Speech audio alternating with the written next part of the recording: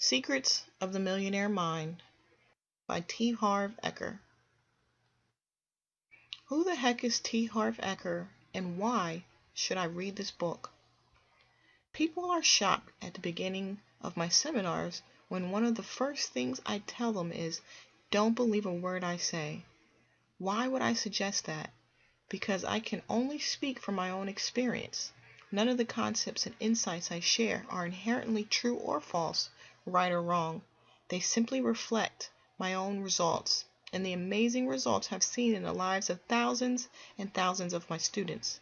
Having said that, however, I believe that if you use the principles you learn in this book, you will totally transform your life. Don't just read this book. Study it as if your life depended on it. Then try the principles out for yourself. Whatever works, keep doing. Whatever doesn't, you're welcome to throw away. I know I may be biased, but when it comes to money, this may be the most important book you have ever read. I understand that's a bold statement, but the fact is, this book provides the missing link between your desire for success and your achievement of success. As you've probably found out by now, those are two different worlds. No doubt you've read other books, listened to tapes or CDs, gone to courses, and learned about numerous get-rich systems, be they in real estate, stocks, or business. But what happened? For most people, not much. They get a short blast of energy, and then it's back to the status quo. Finally, there's an answer. It's simple. It's law, and you're not going to circumvent it. It all comes down to this. If your subconscious financial blueprint is not set for success, nothing you learn, nothing you know, and nothing you do will make much of a difference. In the pages of this book, we will demystify for you why some people are destined to be rich and others are destined for a life of struggle. You will understand the root causes of success, mediocrity, or financial failure and begin changing your financial future for the better. You will understand how childhood influences shape our financial blueprint and how these influences can lead to self-defeating thoughts and habits. You will experience powerful declarations that will help you replace your non-supportive ways of thinking with mental wealth files so that you think and succeed just as rich people do. You will also learn practical, step-by-step strategies for increasing your income and building wealth.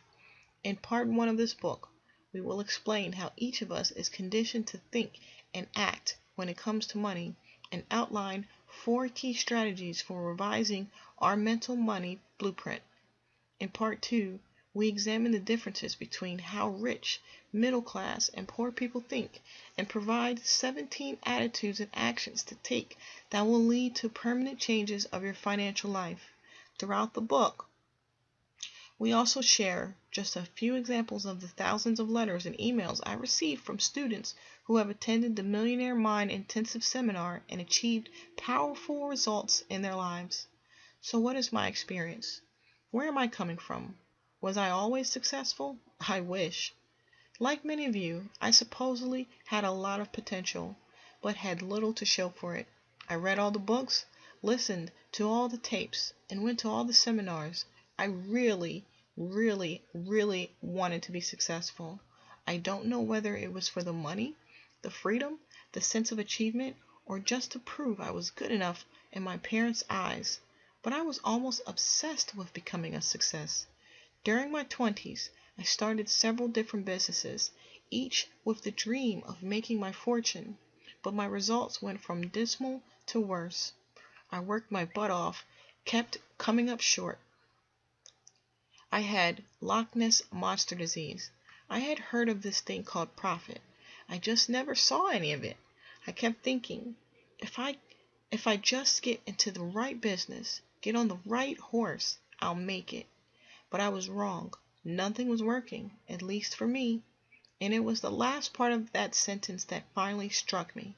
How come others were succeeding in the exact same business I was in, and I was still broke? What happened to Mr. Potential? So I began doing some serious soul searching. I examined my true beliefs and saw that even though I said I really wanted to be rich, I had some deep-rooted worries about it. Mostly I was afraid that I might fail, or worse, succeed and then somehow lose it all. Then I'd really be a schmuck. Worse, I would blow the one thing I had going for me, my story, that I had all this potential. What if I found out I didn't have what it took and I was destined to a life of struggle? Then, as luck would have it, I got some advice from an extremely rich friend of my father's. He was at my parents' house playing cards with the boys and, in passing, noticed me. This was the third time I'd moved back home, and I was living in the lower level suite, otherwise known as the basement. I suppose my dad had complained to him of my woeful existence because when he saw me he had the sympathy in his eyes usually reserved for the bereaved at a funeral. He said, "Harv, I started at the same way as you. A complete disaster." Great, I thought. This was making me feel a lot better. I should let him know that I was busy watching the paint peel off the wall. He kept going. "But then I got some advice that changed my life, and I'd like to pass it on to you." Oh no, here comes the father-son lecture, and he's not even my father. Finally he came out with it. "Harv, if you're not doing as well as you'd like, all that means is there's something you don't know." Being a brash young man at the time, I thought I knew pretty well everything, but alas, my bank account said something different. So I finally began to listen. He continued, "Did you know that most rich people think in very similar ways?" I said no, I never really considered that. To which he replied, "It's not an exact science, but for the most part, rich people think a certain way, and poor people think a completely different way, and those ways of thinking determine their actions, and therefore determine their results." He went on, "If you thought the way rich people do, and did what rich people do you think you could become rich too?" I remember answering with all the confidence of a mush ball, "I think so." Then he replied, "All you have to do is copy how rich people think." Being the skeptic I was at the time, I said, "So what are you thinking right now?" To which he replied, "I'm thinking that rich people keep their commitments, and mine is to your dad right now. The guys are waiting for me. See ya." Although he walked out, what he said sank in. Nothing else was working in my life, so I figured, what the heck, and threw myself wholeheartedly into studying rich people and how they think. I learned everything I could about the inner workings of the mind, but concentrated primarily on the psychology of money and success. I discovered that it was true. Rich people really do think differently from poor and even middle-class people. Eventually, I became aware of how my own thoughts were holding me back from wealth.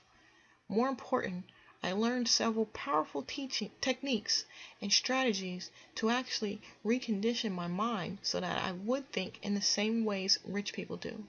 Finally, I said, "Enough yakking about it. Let's put it to the test." I decided to attempt yet another business because I was really into health and exercise. I opened one of the first retail fitness stores in North America.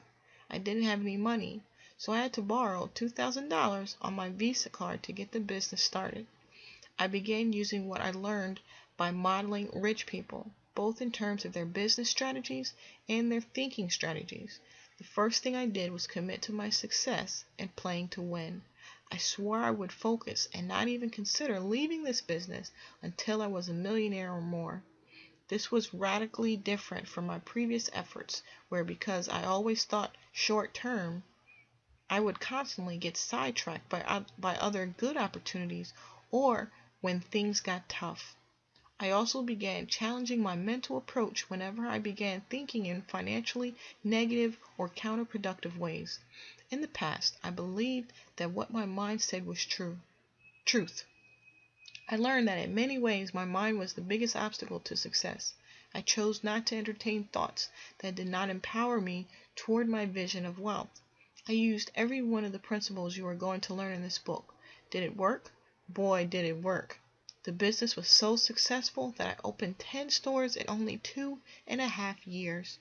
I then sold half the company shares to a Fortune 500 company for $1.6 million.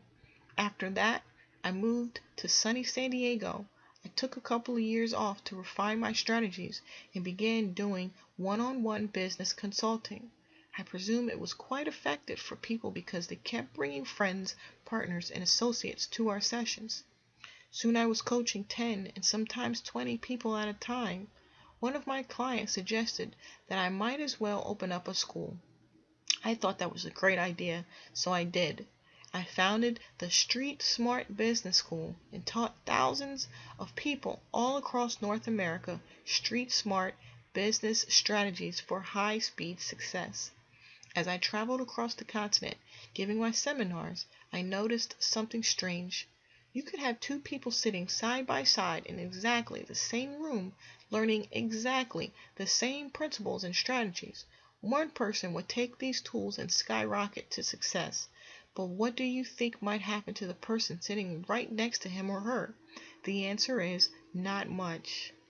That's when it became obvious that you can have the greatest tools in the world, but if you've got a teeny link in your toolbox, I'm pointing to my head right now, you've got a problem.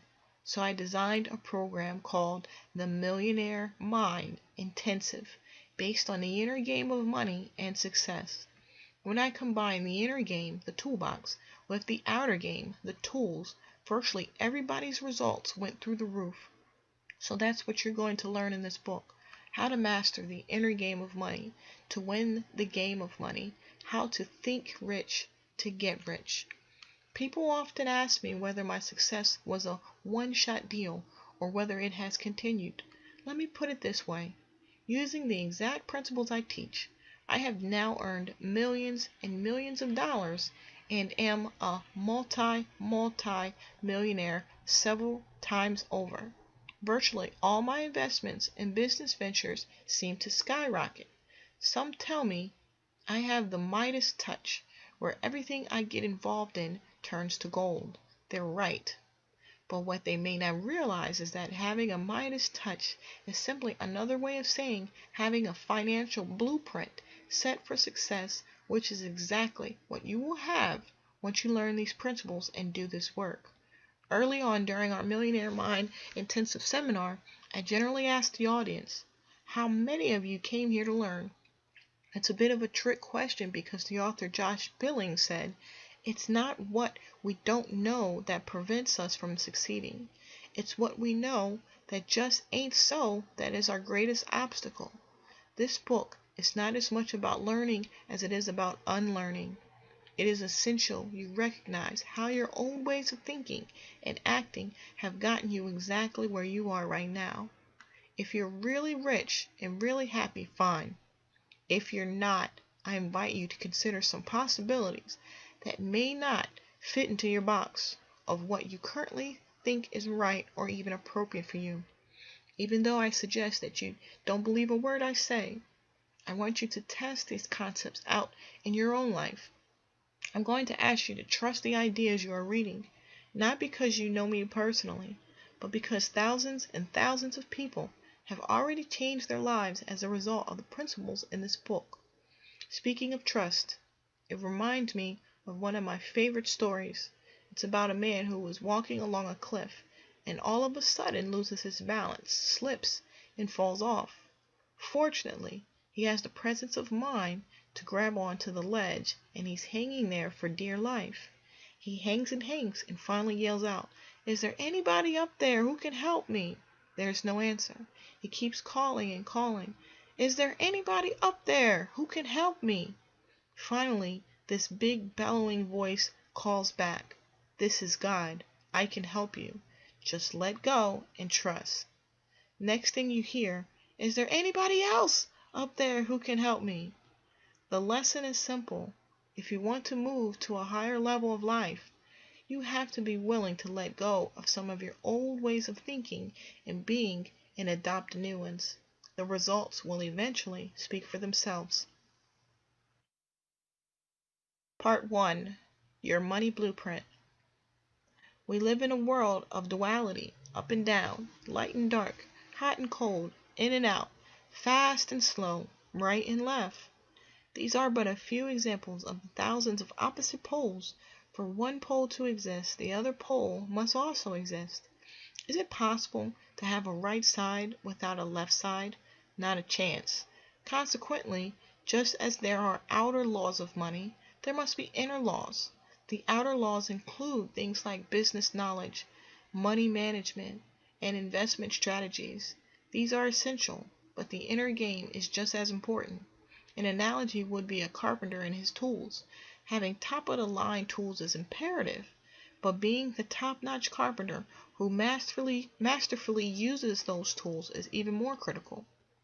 I have a saying, it's not enough to be in the right place at the right time. You have to be the right person in the right place at the right time. So who are you? How do you think? What are your beliefs? What are your habits and traits? How do you really feel about yourself? How confident are you in yourself? How well do you relate to others? How much do you trust others? Do you truly feel that you deserve wealth? What is your ability to act in spite of fear, in spite of worry, in spite of inconvenience, in spite of discomfort? Can you act when you're not in the mood? The fact is that your character, your thinking, and your beliefs are a critical part of what determines the level of your success. One of my favorite authors, Stuart Wilde, puts it this way: the key to success is to raise your own energy. When you do, people will naturally be attracted to you, and when they show up, bill them. Wealth principle: your income can grow only to the extent you do. Why is your money blueprint important? Have you heard of people who have blown up financially? Have you noticed how some people have a lot of money and then lose it, or have excellent opportunities, start well, but then go sour on them? Now you know the real cause. On the outside, it looks like bad luck, a downturn in the economy, a lousy partner, whatever. On the inside, however, it's another matter. That's why if you come into big money when you're not ready for it on the inside, the chances are your wealth will be short-lived and you will lose it. The vast majority of people simply do not have the internal capacity to create and hold on to large amounts of money and the increased challenges that go with more money and success. That, my friends, is the primary reason they don't have much money. A perfect example is lottery winners. Research has shown again and again that regardless of the size of their winnings, most lottery winners eventually return to their original financial state, the amount they can comfortably handle. On the other hand, the opposite occurs for self-made millionaires. Notice that when self-made millionaires lose their money, they usually have it back within a relatively short time. Donald Trump is a good example. Trump was worth billions, lost everything, and then a couple of years later got it all back again and more. Why does this phenomenon occur? Because even though some self-made millionaires may lose their money, they never lose the most important ingredient to their success, their millionaire mind. Of course, in the Donald's case, it's his billionaire mind. Do you realize Donald Trump could never be just a millionaire? If Donald Trump had a net worth of only $1 million, how do you think he'd feel about his financial success? Most people would agree that he'd probably feel broke, like a financial failure. That's because Donald Trump's financial thermostat is set for billions, not millions. Most people's financial thermostats are set for generating thousands, not millions of dollars. For some people's financial thermostats are set for generating hundreds, not even thousands. And some people's financial thermostats are set for below zero. They're freaking freezing, and they don't have a clue as to why. The reality is that most people do not reach their full potential. Most people are not successful. Research shows that 80% of individuals will never be financially free in the way they'd like to be, and 80% will never claim to be truly happy. The reason is simple. Most people are unconscious. They are a little asleep at the wheel. They work and think on a superficial level of life, based only on what they can see. They live strictly in the visible world. The roots create the fruits. Imagine a tree. Let's suppose this tree represents the tree of life. On this tree, there are fruits. In life, our fruits are called our results. So we look at the fruits, our results, and we don't like them. There aren't enough of them. They're too small, or they don't taste good. So what do we tend to do? Most of us put even more attention and focus on the fruits, our results. But what is it that actually creates those particular fruits? It's the seeds and the roots that create those fruits.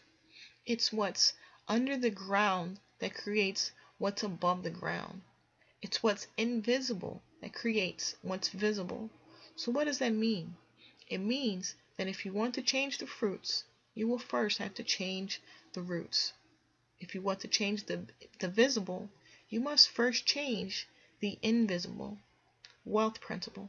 If you want to change the fruits, you will first have to change the roots. If you want to change the visible, you must first change the invisible. Of course, some say that seeing is believing. The question I have for such people is, why do you bother paying your electric bill? Although you cannot see electricity, you can certainly recognize and use its power. If you have any doubt as to whether it exists, stick your finger in an electric socket and I guarantee that your doubts will quickly disappear. In my experience, what you cannot see in this world is far more powerful than anything you can see. You may or may not agree with this statement, but to the extent that you do not apply this principle in your life, you must be suffering. Why?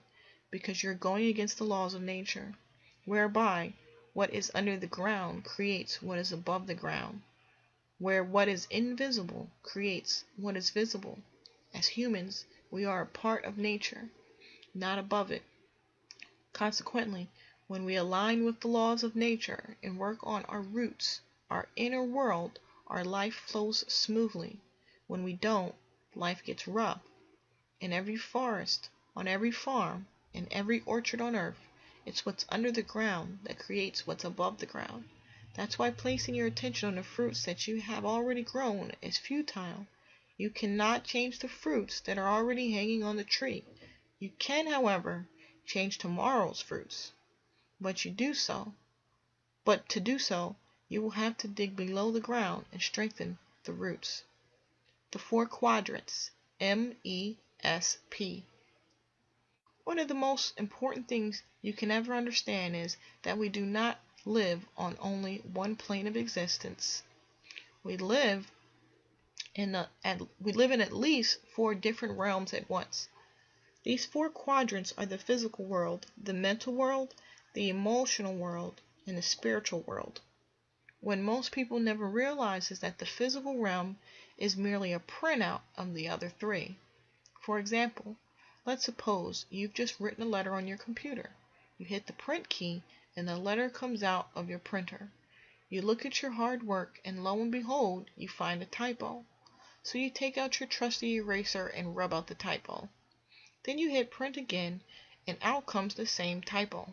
Oh my gosh, how could this be? You just erased it. So this time you get a bigger eraser and you rub even harder and longer. You even study a 300-page manual called Effective Erasing. Now you've got all the tools and knowledge you need. You're ready. You hit print and there it is again. No way, you cry out, stunned in amazement. How could this be? What's going on here? Am I in the Twilight Zone? What's going on here is that the real problem cannot be changed in the printout, the physical world. It can only be changed in the program, the mental, emotional, and spiritual worlds. Money is a result. Wealth is a result. Health is a result. Illness is a result. Your weight is a result. We live in a world of cause and effect. Wealth principle. Money is a result. Wealth is a result. Health is a result. Illness is a result. Your weight is a result. We live in a world of cause and effect. Have you ever heard someone assert that a lack of money was a bit of a problem. Now hear this. A lack of money is never, ever, ever a problem. A lack of money is merely a symptom of what is going on underneath. Lack of money is the effect, but what is the root cause? It boils down to this. The only way to change your outer world is to first change your inner world. Whatever results you're getting, be they rich or poor, good or bad, positive or negative, always remember that your outer world is simply a reflection of your inner world.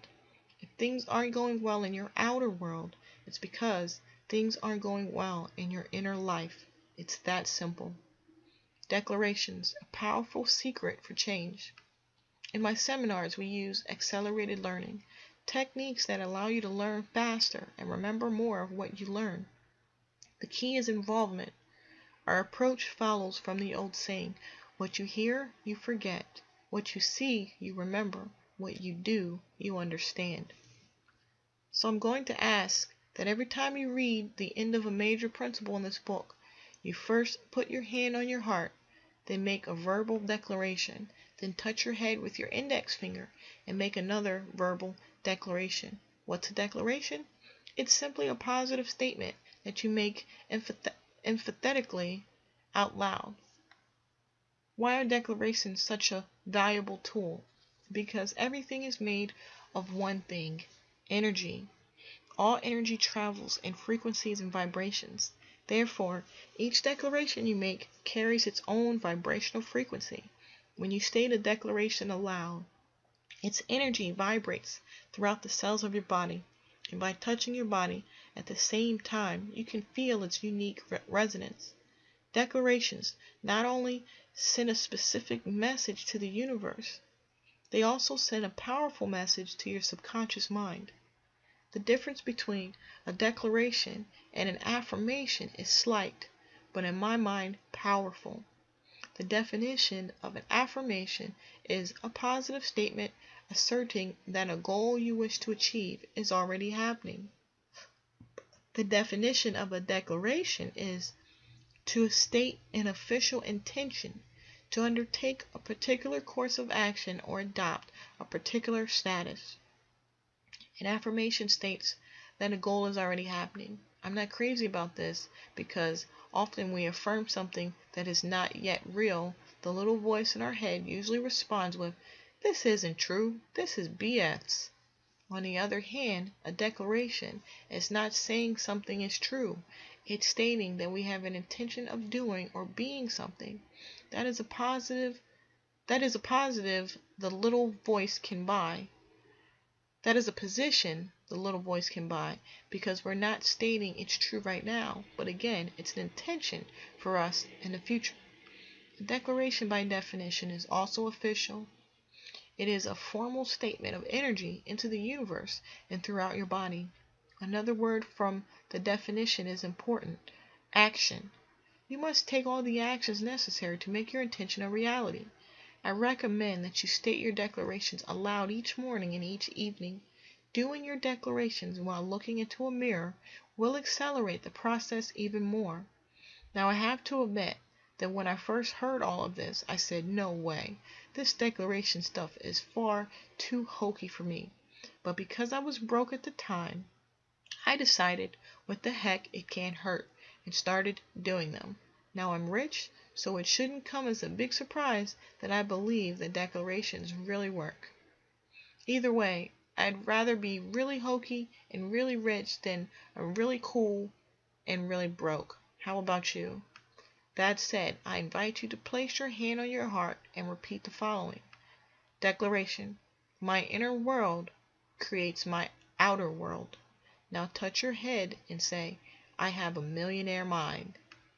As a special bonus, if you go to www.millionairemindbook.com and click on free book bonuses, we will give you a free list of all the declarations in this book presented in calligraphy in a printable format suitable for framing. What is your money blueprint and how is it formed? Whether I'm appearing on radio or television, I'm well known for making the following statement. Give me 5 minutes and I can predict your financial future for the rest of your life. Wealth principle. Give me 5 minutes and I can predict your financial future for the rest of your life. How? In a short conversation, I can identify what's called your money and success blueprint. Each of us has a personal money and success blueprint already embedded in our subconscious mind. And this blueprint, more than anything and everything else combined, will determine your financial destiny. What is a money blueprint? As an analogy, let's consider the blueprint for a house, which is a preset plan or design for that particular home. In the same way, your money blueprint is simply your preset program or way of being in relation to money. I want to introduce you to an extremely important formula. It determines how you create your reality and wealth. Many of the most respected teachers in the field of human potential have used this formula as a foundation for their teachings, called the process of manifestation. It goes like this: T to the F to the A equals R. Wealth principle. Thoughts lead to feelings. Feelings lead to actions. Actions lead to results. Your financial blueprint consists of a combination of your thoughts, feelings, and actions in the arena of money. So how is your money blueprint formed? The answer is simple.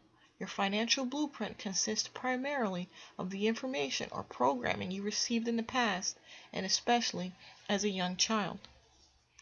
Who were the primary sources of this programming or conditioning? For most people, the list includes parents, siblings, friends, authority figures, teachers, religious leaders, media, and your culture, to name a few. Let's take culture. Isn't it true that certain cultures have one way of thinking and dealing with money, while other cultures have a different approach?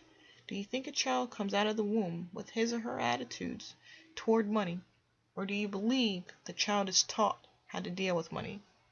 That's right, every child is taught how to think about and act in relation to money.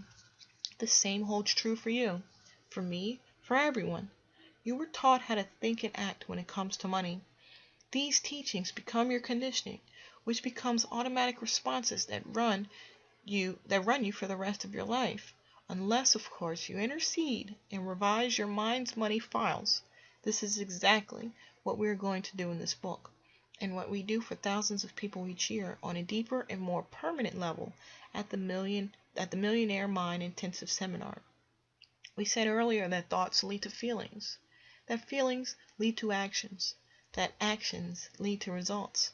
So here's an interesting question. Where do your thoughts come from? Why do you think differently from the next person? Your thoughts originate from the files of information you have in the storage cabinets of your mind. So where does this information come from? It comes from your past programming. That's right, your past conditioning determines every thought that bubbles up in your mind. That's why it's often referred to as the conditioned mind. To reflect this understanding, we can now revise our process of manifestation in the following manner. P to T to F to A equals R. Your programming leads to your thoughts. Your thoughts lead to your feelings. Your feelings lead to your actions. Your actions lead to your results. Therefore, just as is done with the personal computer by changing your programming, you take the first initial step to changing your results. So how are we conditioned? We are conditioned in 3 primary ways in every arena of life, including money. Verbal programming. What did you hear when you were young? Modeling. What did you see when you were young? Specific incidents. What did you experience when you were young? The 3 aspects of conditioning are important to understand, so let's go over each of them. In part 2 of this book, you will learn how to recondition yourself for wealth and success. The first influence, verbal programming. Let's begin with verbal programming. What did you hear about money, wealth, and rich people when you were growing up? Did you ever hear phrases like, Money is the root of all evil. Save your money for a rainy day. Rich people are greedy. Rich people are criminals. Filthy rich. You have to work hard to make money. Money doesn't grow on trees. You can't be rich and spiritual. Money doesn't buy happiness. Money talks. The rich get richer and the poor get poorer. That's not for people like us. Not everyone can be rich.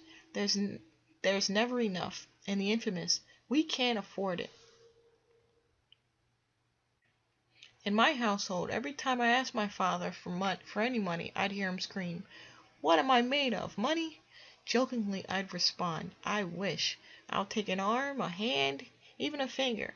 He never laughed once. Here's the rub. All the statements you heard about money when you were young remain in your subconscious mind as part of the blueprint that is running your financial life. Verbal conditioning is extremely powerful. For example, when my son Jesse was 3 years old, he ran over to me and excitingly said, "Daddy, let's go see the Ninja Turtle movie. It's playing near us." For the life of me, I couldn't figure out how this toddler could already be a master of geography. A couple of hours later, I got my answer in the form of a TV commercial advertising the movie, which had at the end of the usual tagline, "Now playing at a theater near you." Another example of the power of verbal conditioning came at the expense of one of our Millionaire Mind seminar participants. Stephen didn't have a problem earning money. His challenge was keeping it. At the time Stephen came to the course, he was earning over $800,000 a year and had been doing so for the past 9 years. Yet he was still barely scraping by. Somehow he managed to spend his money, lend it, or lose it all by making poor investment decisions. Whatever the reason, his net worth was exactly zero. Stephen shared with us that when he was growing up, his mom always used to say, "Rich people are greedy. They make their money off the sweat of the poor. You should have just enough to get by. After that, you're a pig." It doesn't take a rocket scientist to figure out what was going on inside Stephen's subconscious mind. No wonder he was broke. He was verbally conditioned by his mother to believe that rich people are greedy. Therefore, his mind linked up rich with greedy, which of course is bad. Since he didn't want to be bad, subconsciously, he couldn't be rich. Stephen loved his mom and didn't want her to disapprove of him. Obviously, based on her beliefs, if he were to get rich, she wouldn't approve. Therefore, the only thing for him to do was to get rid of any extra money beyond just getting by. Otherwise, he'd be a pig. Now you would think that in choosing between being rich and being approved by mom, or anyone else for that matter, most people would take being rich. Not a chance. The mind just doesn't work that way. Surely riches would seem to be the logical choice. But when the subconscious mind must choose between deeply rooted emotions and logic, emotions will almost always win. Wealth principle. When the subconscious mind must choose between deeply rooted emotions and logic, emotions will almost always win. Let's get back to our story. In less than 10 minutes at the course, using some extremely effective experimental techniques, Stephen's money blueprint changed dramatically. In only 2 years, he went from being broke to becoming a millionaire. At the course, Stephen began to understand that these non-supportive beliefs were his mom's, based on her past programming, and not his. We then took it up a step further and helped him to create a strategy whereby he wouldn't lose his mother's approval if he got rich. It was simple. His mom loved Hawaii, so Stephen invested in a beachfront condo on Maui. He sends her there for the entire winter. She's in heaven, and so is he. First, she now loves that he's rich and tells everyone how generous he is. Second, he doesn't have to deal with her for 6 months of the year. Brilliant. In my own life, after a slow start, I began doing well in business, but never seemed to make money with my stocks. In becoming aware of my money blueprint, I recalled that when I was young, each day after school, my dad would sit down at the dinner table with the newspaper check the stock pages, slam his fist on the table and shout, "Those stinking stocks!" He then spent the next half hour ranting about how stupid the whole system is and how you have a better chance of making money playing the slot machines in Las Vegas. Now that you understand the power of verbal conditioning, can you see that it's no wonder I couldn't make any money in the stock market? I was literally programmed to fail, programmed to unconsciously pick the wrong stock at the wrong price at the wrong time. Why? To subconsciously validate my money blueprint that said, stocks stink. All I can say is by digging out this massive, toxic weed from my inner financial garden, I began getting inundated with more fruits. Virtually the day after I reconditioned myself, the stocks I chose began to boom, and I've continued to have amazing success in the stock market ever since. It seems incredibly strange, but when you really understand how the money blueprint works, it makes perfect sense. Again, your subconscious conditioning determines your thinking. Your thinking determines your decisions, and your decisions determine your actions, which eventually determine your outcomes. There are 4 key elements of change, each of which is essential in reprogramming your financial blueprint. They are simple but profoundly powerful. The first element of change is awareness. You can't change something unless you know it exists. The second element of change is understanding. By understanding where your way of thinking originates, you can recognize that it has to come from outside you. The third element of change is disassociation. Once you realize this way of thinking isn't you, you can separate yourself from it and choose in the present whether to keep it or to let it go. Based on who you are today and where you want to be tomorrow, you can observe this way of thinking and see it for what it is, a file of information that was stored in your mind a long, long time ago and may not hold any truth or value for you anymore. The fourth element of change is reconditioning. We will begin this process in part 2 of this book, where we will introduce you to the mental files that generate wealth. Should you want to take this step further, I invite you to attend the Millionaire Mind Intensive Seminar, where you will be led through a series of powerful experiential techniques that will rewire your subconscious on a cellular and permanent level, retraining your mind to respond supportively in terms of money and success. The elements of frequency and ongoing support are also important for lasting change to occur. So I've got another gift to help you. If you go to www.millionairemindbook.com and click on Free Book Bonuses, you can subscribe to the Millionaire Mind Thought of the Week. Every 7 days you will receive a profound lesson that can assist your success. Meanwhile, let's go back to our discussion on verbal conditioning and the steps you can take now to begin revising your blueprint, your money blueprint. Steps for change, verbal programming. Awareness. Write down all the statements you heard about money, wealth, and rich people when you were young. Understanding. Write down how you believe these statements have affected your financial life so far. Disassociation. Can you see that these thoughts represent only what you learned and are not part of your anatomy and not who you are? Can you see that you have a choice in the present moment to be different? Declaration. Place your hand over your heart and say, what I heard about money isn't necessarily true. I choose to adapt new ways of thinking that support my happiness and success. Touch your head and say, I have a millionaire mind. The second influence, modeling. The second way we are conditioned is also called modeling. What were your parents and guardians like in the arena of money when you were growing up? Did one or both of them manage their money well, or did they mismanage it? Were they spenders or savers? Were they shrewd investors or were they non-investors? Were they risk takers or conservative? Was money consistently there, or was the flow more sporadic? Did money come easily in your family, Or was it always a struggle? Was money a source of joy in your household or the cause of bitter arguments? Why is this information important? You've probably heard the saying, monkey see, monkey do. Well, humans aren't far behind. As kids, we learn just about everything from modeling.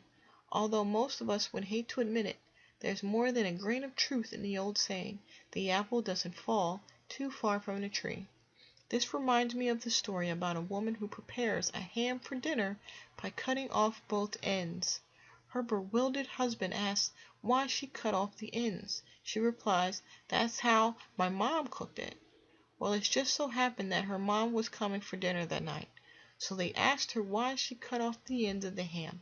Mom replies, "That's how my mom cooked it." So they decided to call Grandma on the phone and ask why she cut off the ends of the ham. Her answer, "Because my pan was too small." The point is that generally speaking, we tend to be identical to one or a combination of our parents in the arena of money. For example, my dad was an entrepreneur. He was in the home building business.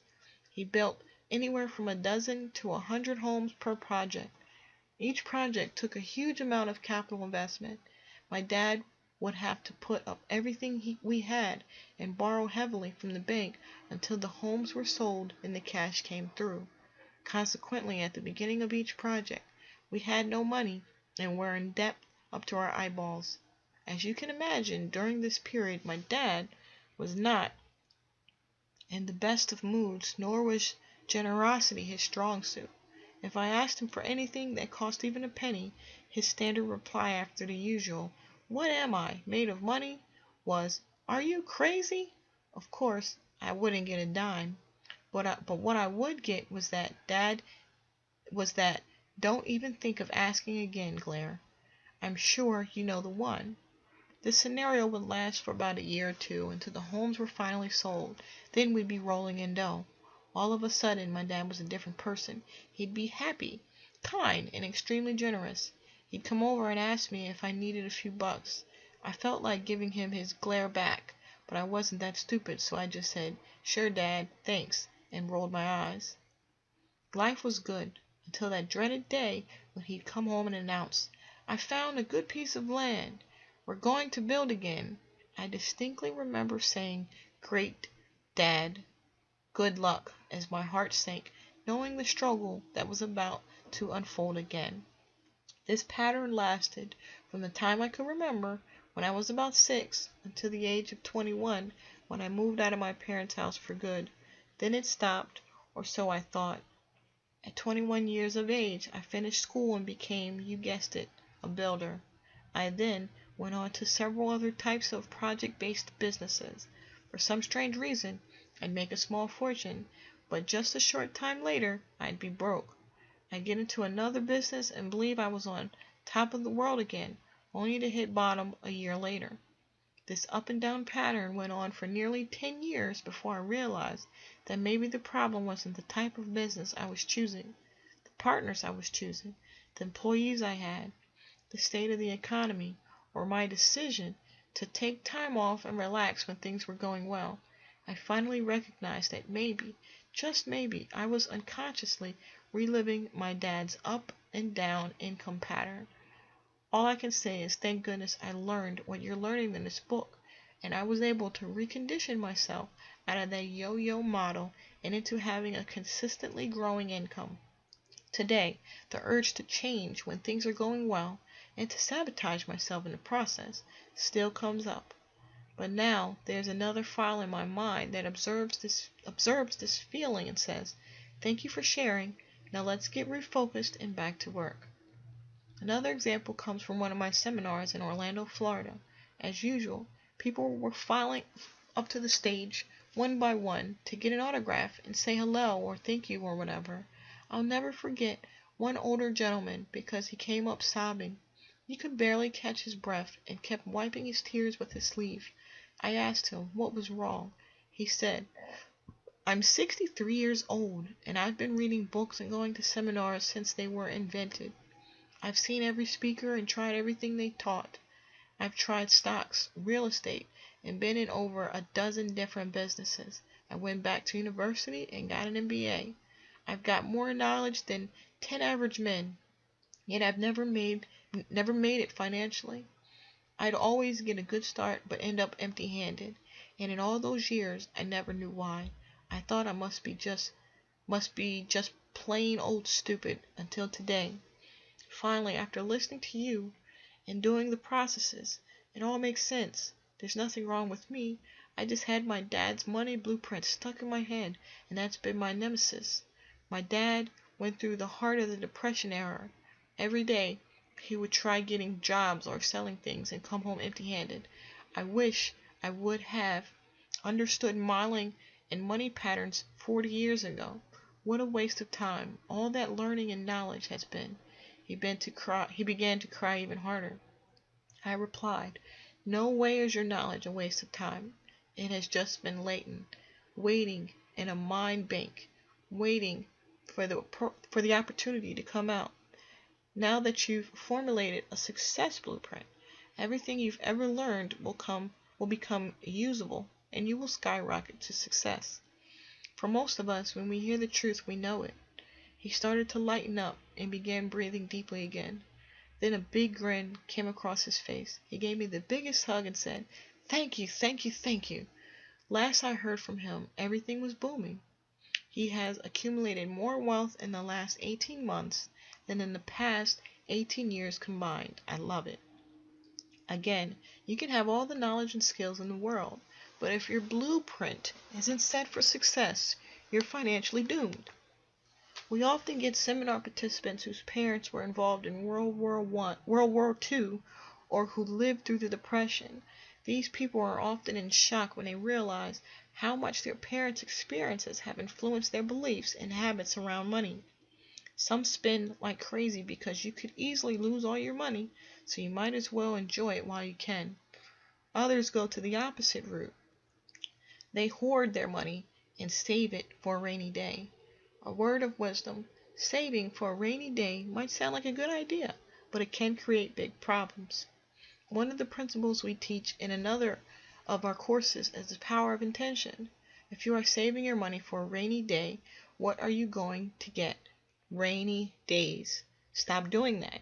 Instead of saving for a rainy day, focus on saving for a joyous day, or for the day you win your financial freedom. Then, by virtue of the law of intention, that's exactly what you will get. Earlier, we said that most of us tend to be identical to one or both parents in the arena of money. But there's also the flip side of the coin. Some of us end up being exactly the opposite of one or both parents. Why would that happen? Do the words anger and rebellion ring a bell? In short, it just depends on how ticked off you were at them. Unfortunately, as little kids, we can't say to our parents, "Mom and Dad, have a seat. I'd like to discuss something with you. I'm not fond of the way you're managing your money, or, for that matter, your lives, and therefore, when I become an adult, I'll be doing things quite differently. I hope you understand. Good night now, and pleasant dreams." No. It doesn't go quite that way. Instead, when our buttons are pushed, we generally freak out, and what comes out sounds more like, "I hate you. I'll never be like you. When I grow up, I'm going to be rich. Then I'll get whatever I want, whether you like it or not." Then we run to our bedroom, slam the door, and start pounding our pillow or whatever else is at hand to vent our frustration. Many people who come from poor families become angry and rebellious about it. Often, they either go out and get rich or at least have the motivation to do so. But there's one little hiccup, which is actually a big burp. Whether such people get rich or work their buns off trying to become successful, they are not usually happy. Why? Because the root of their wealth or motivation for the money is anger and resentment. Consequently, money and anger become linked in their minds, and the more money such individuals have or strive for, the angrier they get. Eventually, the higher self says, "I'm tired of being angry and stressed out. I just want to be peaceful and happy." So they ask the same mind that created the link what to do about the situation, to which their mind answers, "If you want to get rid of your anger, you're going to have to get rid of your money." So they do. they subconsciously get rid of their money. They overspend, or make a poor investment decision, or get a financially disastrous divorce, or they sabotage their success in some other way. But no matter, because now these folks are happy, right? Wrong. Things are even worse because now they're not just angry, they're broke and angry. They got rid of the wrong thing. They got rid of the money instead of the anger, the fruit instead of the root. Meanwhile, the real issue is, and always was, the anger between them and their parents. And until that anger is resolved, they will never be truly happy or peaceful, regardless of how much money they have or don't have. The reason or motivation you have for making money or creating success is vital. If your motivation for acquiring money or success comes from a non-supportive root, such as fear, anger, or the need to prove yourself, your money will never bring you happiness. Wealth principle. If your motivation for acquiring money or success comes from a non-supportive root, such as fear, anger, or the need to prove yourself, your money will never bring you happiness. Why? Because you can't solve any of these issues with money. Take fear, for instance. During my seminars, I asked the audience, how many of you would cite fear as your primary motivation for success? Not many people put up their hand. However, then I asked, how many of you would cite security as one of your main motivators for success? Almost everyone puts up his or her hand. But get this, security and fear are both motivated by the same thing. Seeking security comes from insecurity, which is based in fear. So, will more money dissolve the fear? You wish. But the answer is absolutely not. Why? Because money is not the root of the problem. Fear is. What's even worse is that fear is not just a problem, it's a habit. Therefore, making more money will only change the kind of fear we have. When we were broke, we were most likely afraid we never make it or never have enough. Once we make it, however, our fear usually changes to, what if I lose what I've made, or everyone's going to want what I have, or I'm going to get creamed in taxes. In short, until we get to the root of this issue and dissolve the fear, no amount of money will help. Of course, given a choice, most of us would rather worry about having money and losing it than not having money at all, but neither are overly enlightened ways to live. As with those of us driven by fear, many people are motivated to achieve financial success to prove they are good enough. We'll cover this challenge in detail in part 2 of this book, but for now, just realize that no amount of money can ever make you good enough. Money can't make you something you already are. Again, as with fear, the always having to prove yourself issue becomes your habitual way of living. You don't even recognize it's running you. You call yourself a high achiever, a hard driver, determined, and all these traits are fine. The only question is why. What is the root engine that drives all of this? For people who are driven to prove they are good enough, no amount of money can ease the pain of that inner wound that makes everything and everyone in their life not enough. No amount of money, or anything else for that matter, will ever be enough for people who feel they are not good enough themselves. Again, it's all about you. Remember, your inner world reflects your outer world. If you believe you are not enough, you will validate that belief and create the reality that you don't have enough. On the other hand, if you believe you are plenty, you will validate that belief and create plenty of abundance. Why? Because plenty will be your root, which will then become your natural way of being. By unlinking your money motivation from anger, fear, and the need to prove yourself, you can install new links for earning your money through purpose, contribution, and joy. That way, you'll never have to get rid of your money to be happy. Being a rebel, or the opposite of your parents, is not always a problem.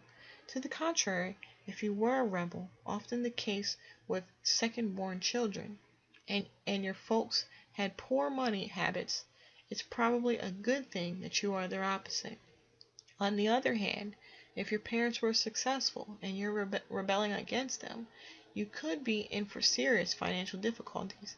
Either way, what's important is to recognize how your way of being relates to one or both of your parents in the arena of money. Steps for change modeling. Awareness. Consider the ways of being and habits each of your parents had around money and wealth. Write down how you may be identical or opposite to either of them. Understanding. Write down the effect this modeling has had on your financial life. Disassociation.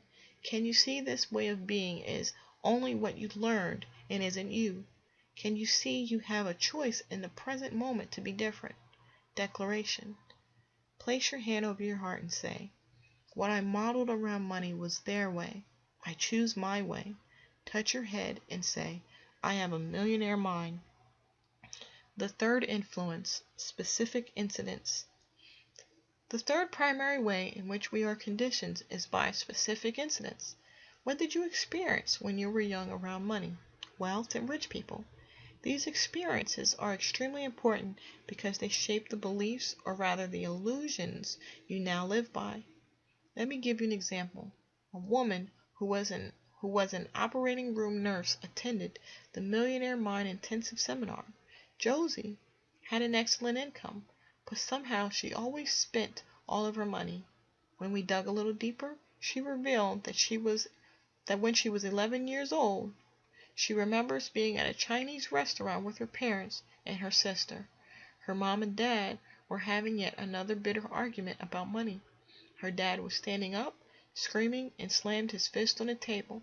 She remembers him turning red, then blue, and falling to the floor from a heart attack.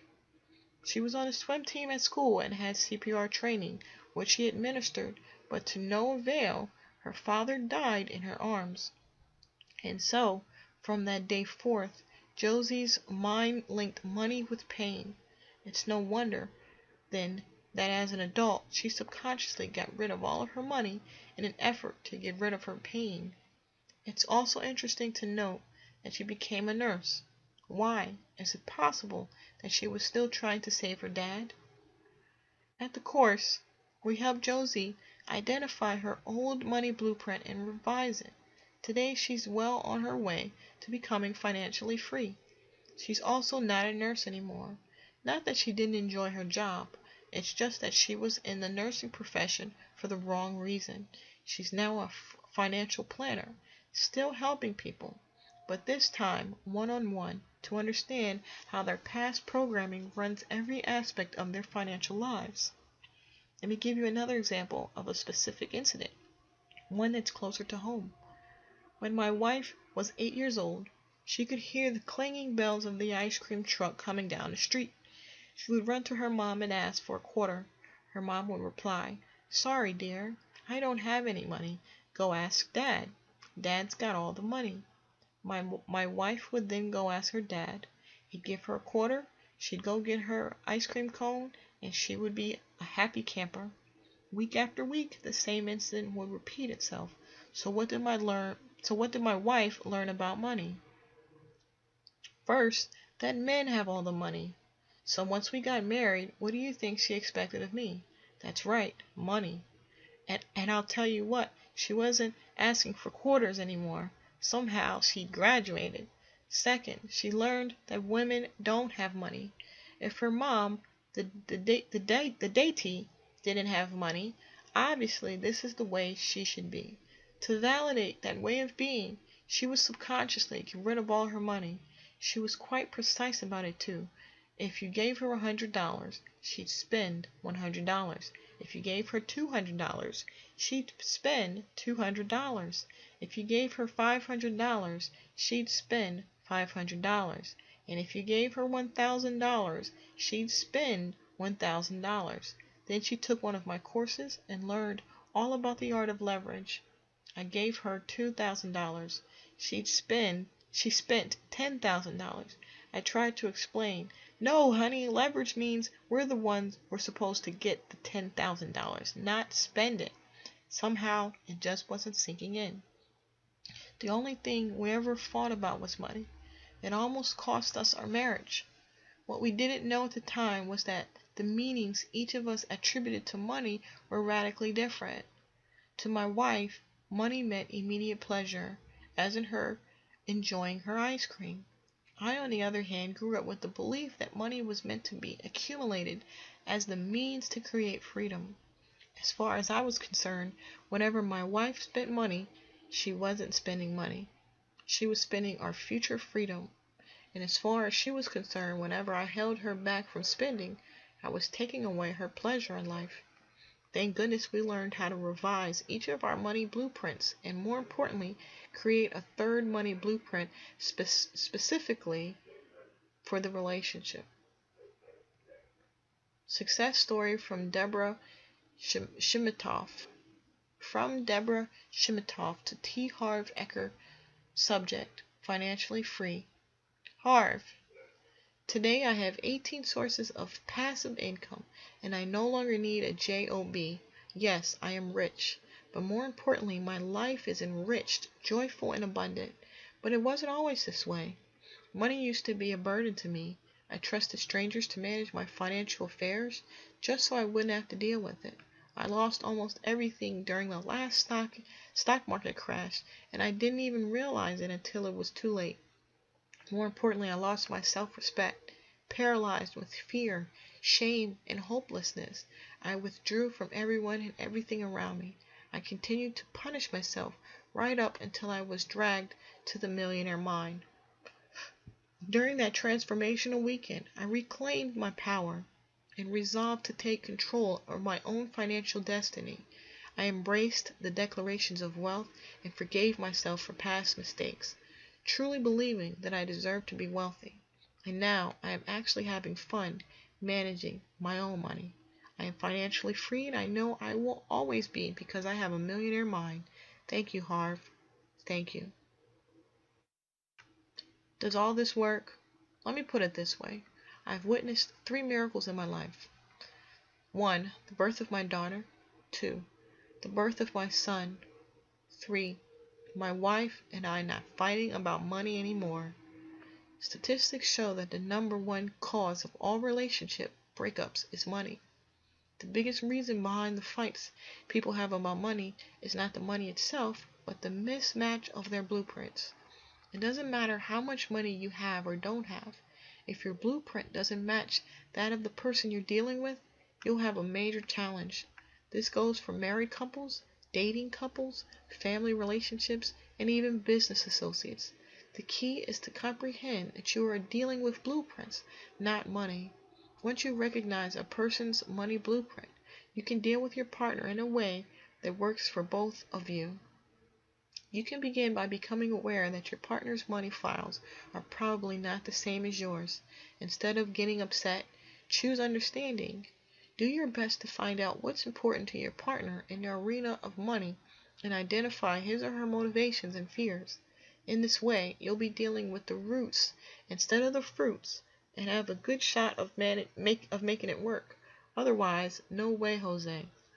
One of the most important things you will learn, should you decide to attend the Millionaire Mind Intensive Seminar, is how to recognize your partner's money blueprint, as well as how to create a brand new blueprint between both of you that helps you as partners get what you really want. It is truly a blessing to be able to do this, as it alleviates one of the biggest causes of pain for most people. Steps for change. Specific incidents. Here's an exercise you can do with your partner. Sit down and discuss the history each of you brings to your thoughts about money, what you heard when you were young, what was modeled in your family, and any emotional incidents that occurred. Also find out what money really means to your partner. Is it pleasure or freedom or security or status? This will assist you in identifying each other's current money blueprint and may help you discover why you might be disagreeing in this arena. Next, discuss what you want today, not as individuals, but as a partnership. Decide and agree upon your general goals and attitudes with regard to money and success. Then create a list of these attitudes and actions you both agree to live by and write them down. Post them on the wall.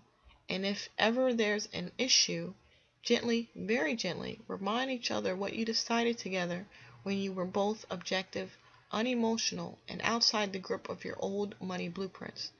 Awareness.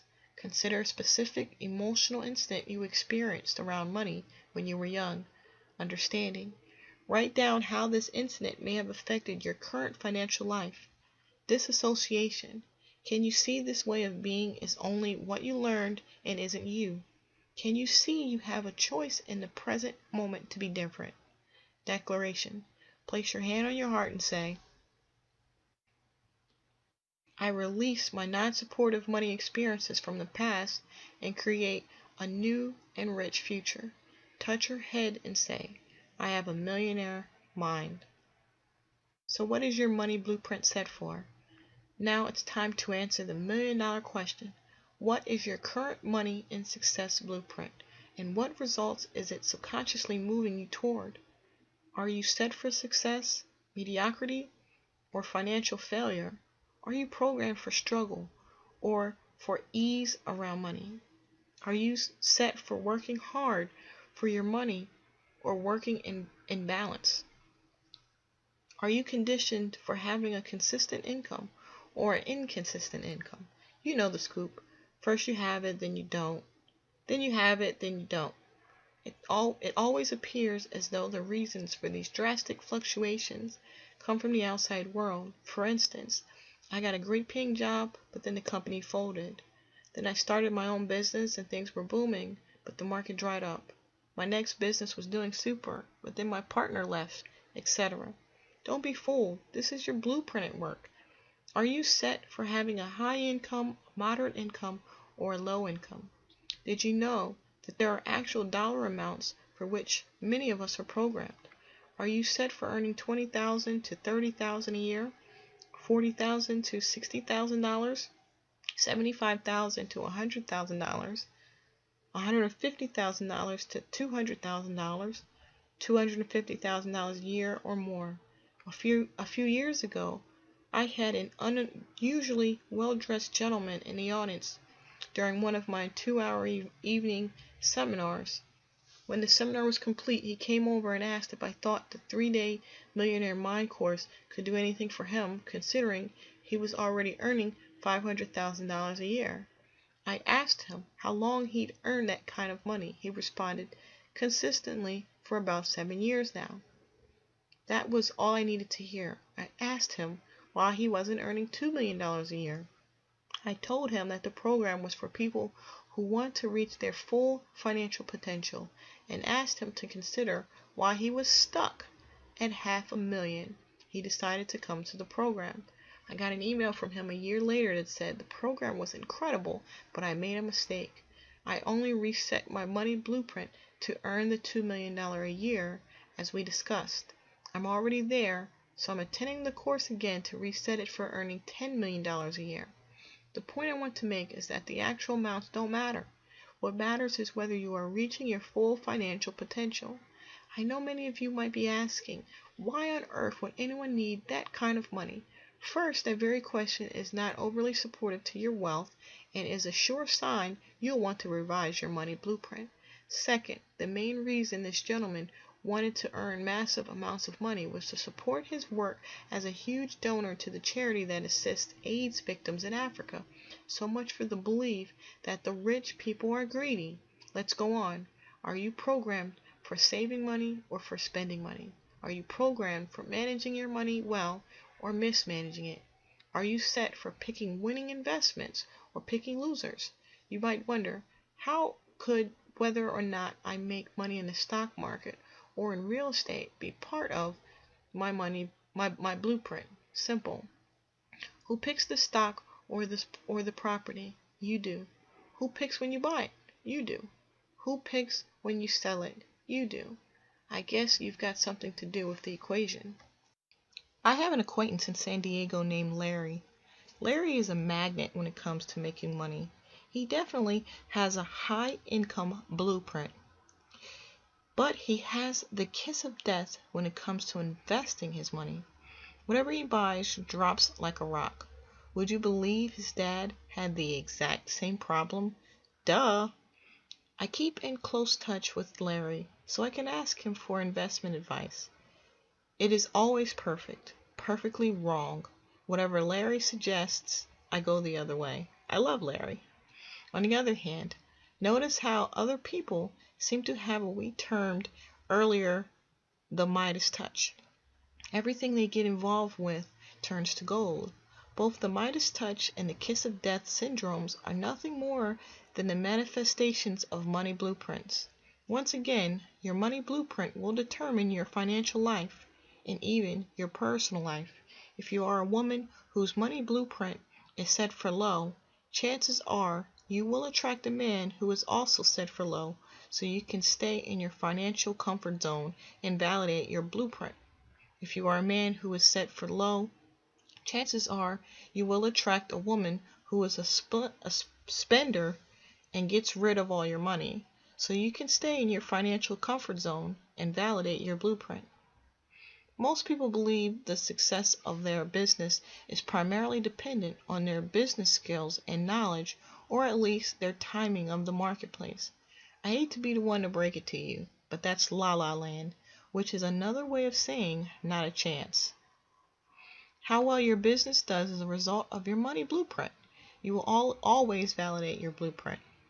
If you have a blueprint that is set for earning $100,000 a year, that's exactly how well the business will do, enough to earn you about $100,000 a year. If you are a salesperson and your blueprint is set for earning $50,000 a year, and somehow you make a huge sale that makes you $90,000 that year, either the sale will cancel, or if you do end up with $90,000, get ready for a crummy year to follow to make up for it and bring you back to the level of your financial blueprint. On the other hand, if you're set for earning $50,000 and you've been in a slump for a couple of years, don't worry, you'll get it back. You'll get it all back. You have to. It's the subconscious law of the mind and money. Someone in this position would probably walk across the street, get hit by a bus, and end up with exactly $50,000 a year in insurance. It's simple. One way or another, if you're set for $50,000 a year, eventually that's what you'll get. So again, how can you tell what your money blueprint is set for? One of the most obvious ways is to look at your results. Look at your bank account. Look at your income. Look at your net worth. Look at your success with investments. Look at your business success. Look at whether you're a spender or a saver. Look at whether you manage money well. Look at how consistent or inconsistent you are. Look at how hard you work for your money. Look at your relationships that involve money. Is money a struggle, or does it come to you easily? Do you own a business, or do you have a job? Do you stick with one business or job for a long time, or do you jump around? Your blueprint is like a thermostat. If the temperature in the room is 72 degrees, chances are good that the thermostat is set for 72 degrees. Now here's where it gets interesting. Is it possible that because the window is open and it is cold outside, the temperature in the room can drop to 65 degrees? Of course, but what will eventually happen? The thermostat will kick in and bring the temperature back to 72. Also, is it possible that because the window is open and it's hot outside, the temperature in the room can go up to 77 degrees? Sure it could, but what would eventually happen? The thermostat will kick in and bring the temperature back to 72. The only way to permanently change the temperature in the room is to reset the thermostat. In the same way, the only way to change your level of financial success permanently is to reset your financial thermostat, otherwise known as your money blueprint. Wealth principle. The only way to permanently change the temperature in the room is to reset the thermostat. In the same way, the only way to change your level of financial success permanently is to reset your financial thermostat. You can try anything and everything else you want. You can develop your knowledge in business and marketing, in sales and negotiations, and in management. You can become an expert in real estate or the stock market. All of these are tremendous tools, but in the end, without an inner toolbox that is big enough and strong enough for you to create and hold on to large amounts of money, all the tools in the world will be useless to you. Once again, it's simple arithmetic. Your income can grow only to the extent that you do. Fortunately or unfortunately, your personal money and success blueprint will tend to stay with you for the rest of your life unless you identify and change it. And that is exactly what we will continue to do in part 2 of this book, and do even further with you at the Millionaire Mind Intensive Seminar. Remember that the first element of all change is awareness. Watch yourself. Become conscious. Observe your thoughts, your fears, your beliefs, your habits, your actions, and even your inactions. Put yourself under a microscope. Study yourself. Most of us believe that we live our lives based on choice. Not usually. Even if we're really enlightened, we might make just a few choices during the average day that reflect our awareness of ourselves in the present moment. But for the most part, we're like robots, running on automatic, ruled by our past conditioning and old habits. That's where consciousness comes in. Consciousness is observing your thoughts and actions so that you can live from true choice in the present moment rather than being run by programming from the past. Wealth principle.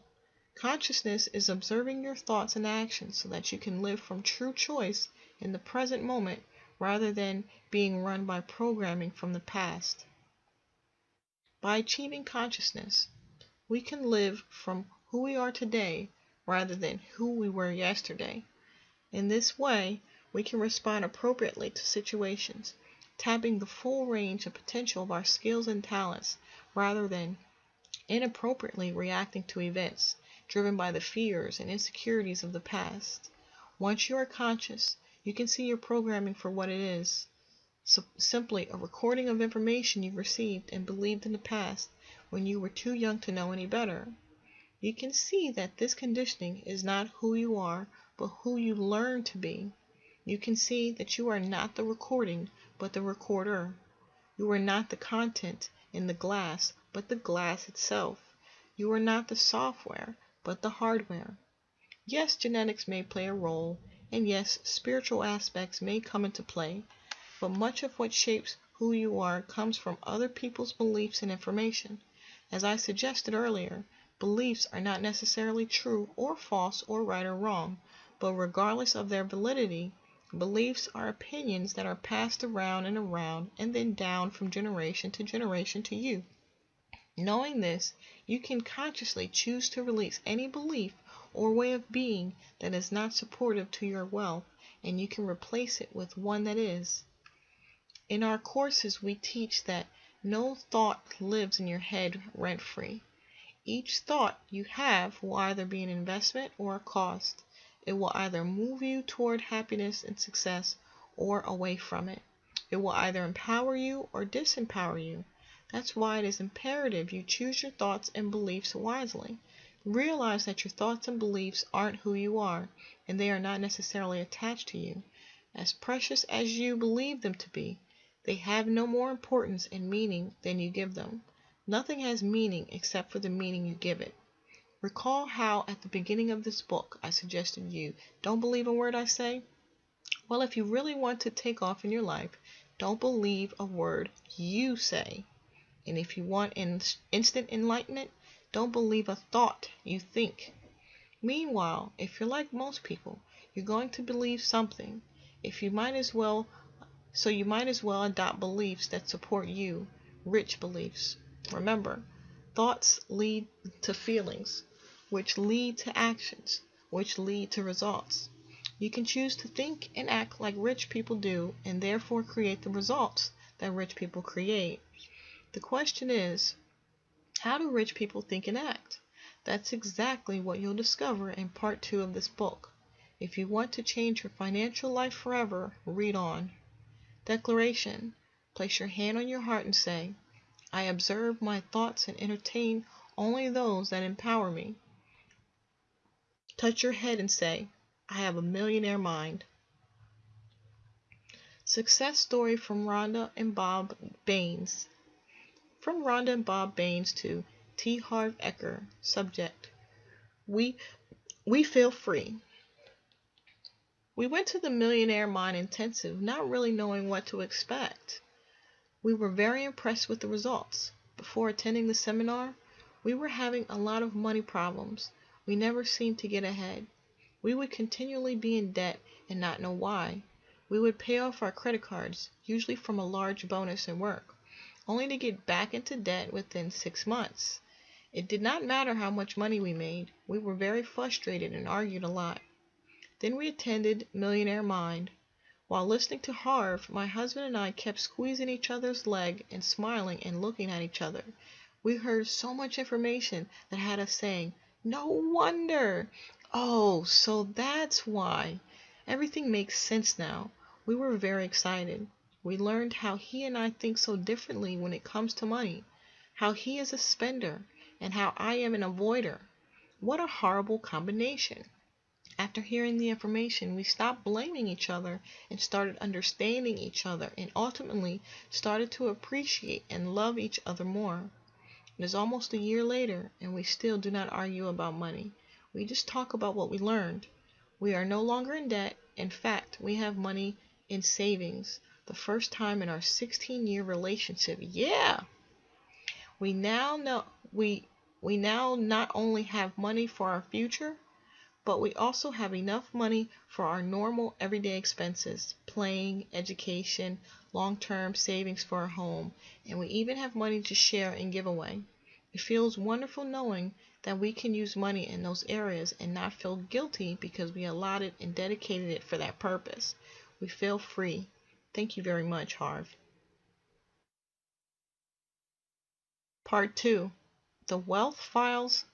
17 ways rich people think and act differently from poor and middle class people. In part 1 of this book, we discussed the process of manifestation. Recall that thoughts lead to feelings, feelings lead to actions, and actions lead to results. Everything begins with your thoughts, which are produced by your mind. Isn't it amazing that our mind is pretty much the basis for our life, and yet most of us have no clue as to how this powerful apparatus functions? So let's start by taking a simple look at how your mind works. Metaphorically, your mind is nothing more than a big file cabinet, similar to what you'd find in your office or home. All information that comes in is labeled and filed in folders so that it's easy to retrieve to help you survive. Did you hear that? I didn't say thrive, I said survive. In every situation, you go to the files in your mind to determine how to respond. Say, for example, you're considering a financial opportunity. You automatically go to your file labeled money and from there decide what to do. The only thoughts you can have about money will be what are stored in your money file. That's all you can think about because that's all that is in your mind under that category. You decide based on what you believe is logical, sensible, and appropriate for you at that time. You make what you think is the right choice. The problem, however, is that your right choice may not be a successful choice. In fact, what makes perfect sense to you may consistently produce perfectly poor results. For instance, let's say my wife is in the mall. That shouldn't be too hard for me to imagine. She sees this green purse. It's on sale for 25% off. She immediately goes to her mind files with the question, should I get this purse? In a nanosecond, her mind files come back with the answer. You've been looking for a green purse to go with those green shoes you bought last week. Plus, it's just the right size. Buy it. As she rushes to the checkout counter, her mind is not only thrilled that she's going to have this beautiful purse, but glowing with pride that she got it for 25% off. To her mind, this purchase makes sense. She wants it, she believes she needs it, and it is such a deal. However, at no point did her mind come up with the thought, true, this is a really nice purse, and true, this is a great deal. But right now, I'm $3,000 in debt, so I'd better hold off. She didn't come up with that information because no file in her head contains that. The file of, when you're in debt, don't buy anymore, was never installed in her and doesn't exist. which means that particular choice is not an option. Do you catch my drift? If you got files in your cabinet that are non-supportive to financial success, those will be the only choices you can make. They'll be natural, automatic, and make perfect sense to you. But in the end, they will still produce financial failure or mediocrity at best. Conversely, if you've got mind files that support financial success, you will naturally and automatically make decisions that produce success. You won't have to think about it. Your normal way of thinking will result in success, kind of like Donald Trump. His normal way of thinking produces wealth.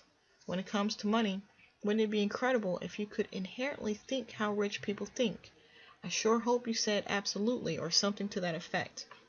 While you can, as we stated previously, the first step to any change is awareness, meaning the first step to thinking the way rich people think is to know how rich people think. Rich people think very differently from poor and middle class people. They think differently about money, wealth, themselves, other people, and pretty well every other facet of life. In part 2 of this book, we're going to examine some of these differences, and as part of your reconditioning, install 17 alternative wealth files into your mind. With new files come new choices. You can then catch yourself when you are thinking like poor and middle class people and consciously shift your focus to how rich people think. Remember, you can choose to think in ways that will support you in your happiness and success instead of ways that don't. Wealth principle. You can choose to think in ways that will support you in your happiness and success instead of ways that don't. A few caveats to begin. First, in no way, shape, or form do I mean to degrade poor people or want to appear to be without compassion for their situation. I do not believe that rich people are better than poor people. They're just richer. At the same time, I want to make sure you get the message, so I'm going to make the distinctions between rich and poor as extreme as possible. Second, when I discuss rich, poor, and middle class people, what I am referring to is their mentality, how different folks think and act, rather than the actual amount of money they've got to their value to society, or their value to society. Third, I will be generalizing big time. I understand that not all rich and not all poor people are the way I'm describing them to be. Again, my objective is to make sure you get the point of each principle and use it. Fourth, for the most part, I will not always be referring to the middle class specifically, because middle class people usually have a mix of rich and poor mentalities. Again, my goal is for you to become aware of where you fit on the scale and to think more like the rich if you want to create more wealth. Fifth, several of the principles in this section may appear to deal more with habits and actions than with ways of thinking. Remember, our actions come from our feelings, which come from our thoughts. Consequently, every rich action is preceded by a rich way of thinking. Finally, I'm going to ask you to be willing to let go of being right.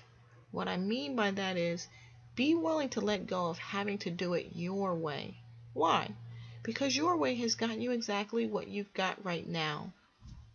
If you want more of the same, keep doing it your way.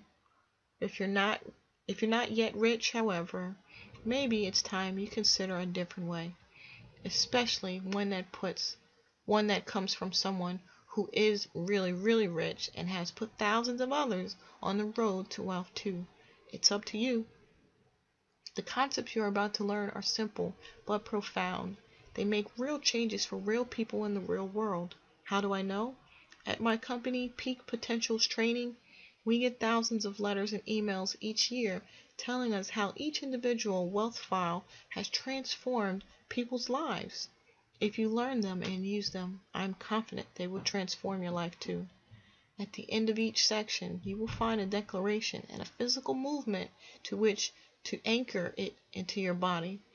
You will also find actions to take to support you in adopting this wealth file. It is imperative you put each file into action in your life as quickly as possible so that the knowledge can move to a physical, cellular level and create lasting and permanent change. Most people understand we are creatures of habit, but what they don't realize is that there are actually two kinds of habits: doing habits and not doing habits. Everything you are not doing right now, you are in the habit of not doing. The only way to change these not doing habits into doing habits is to do them. Reading will assist you, but it's a whole different world when you go from reading to doing. If you are truly serious about success, prove it and do the actions suggested. Wealth file number 1. Rich people believe, I create my life. Poor people believe, life happens to me. If you want to create wealth, it is imperative that you believe that you are at the steering wheel of your life, especially your financial life. If you don't believe this, then you must inherently believe that you have little or no control over your life, and therefore you have little or no control over your financial success. That is not a rich attitude. Did you ever notice that it's usually poor people who spend a fortune playing the lottery? They actually believe their wealth is going to come from someone picking their name out of a hat. They spend Saturday night glued to the TV, excitingly watching the draw to see if wealth is going to land on them this week. Sure, everyone wants to win the lottery, and even rich people play for fun once in a while. But first, they don't spend half their paycheck on tickets, and second, winning the lotto is not their primary strategy for creating wealth. You have to believe that you are the one who creates your success, that you are the one who creates your mediocrity, and that you are the one creating your struggle around money and success. Consciously or unconsciously, it's still you. Instead of taking responsibility for what's going on in their lives, poor people choose to play the role of the victim. A victim's predominant thought is often poor me. So presto, by virtue of the law of intention, that's literally what victims get. They get to be poor. Notice that I say they play the role of victim. I didn't say they are victims. I don't believe anyone is a victim. I believe people play the victim because they think it gets them something. We'll discuss this in more detail shortly. That said, how can you tell when people are playing the victim? They leave 3 obvious clues. Now, before we talk about these clues, I want you to realize that I fully understand that none of these ways of being has anything to do with anyone reading this book. But maybe, just maybe, you might know someone who can relate. And maybe, just maybe, you might know that person intimately. Either way, I suggest you pay close attention to this section. Victim clue number 1, blame. When it comes to why they're not rich, most victims are professionals at the blame game. The object of this game is to see how many people and circumstances you can point the finger at without ever looking at yourself.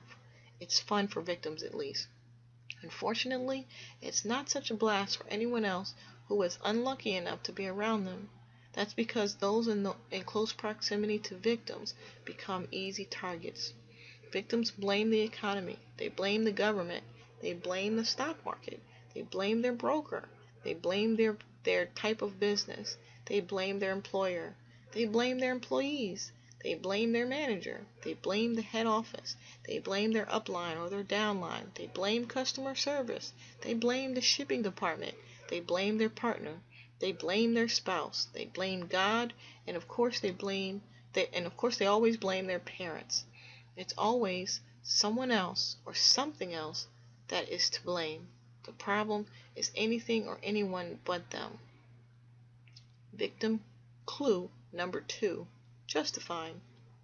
If victims aren't blaming, you often find them justifying or rationalizing their situation by saying something like, money's not really important. Let me ask you this question. If you said that your husband or your wife or your boyfriend or your girlfriend or your partner or your friend weren't all that important, would any of them be around for long? I don't think so, and neither would money. At my live seminars, some participants always come up to me and say, you know, Harv, money's not really that important. I look them directly in the eyes and say, you're broke, right? They usually look down at their feet and meekly reply with something like, well, Right now I'm having a few financial challenges, but I interrupt. No, it's not just right now, it's always. You've always been broke or close to it, yes or no? Yes or yes?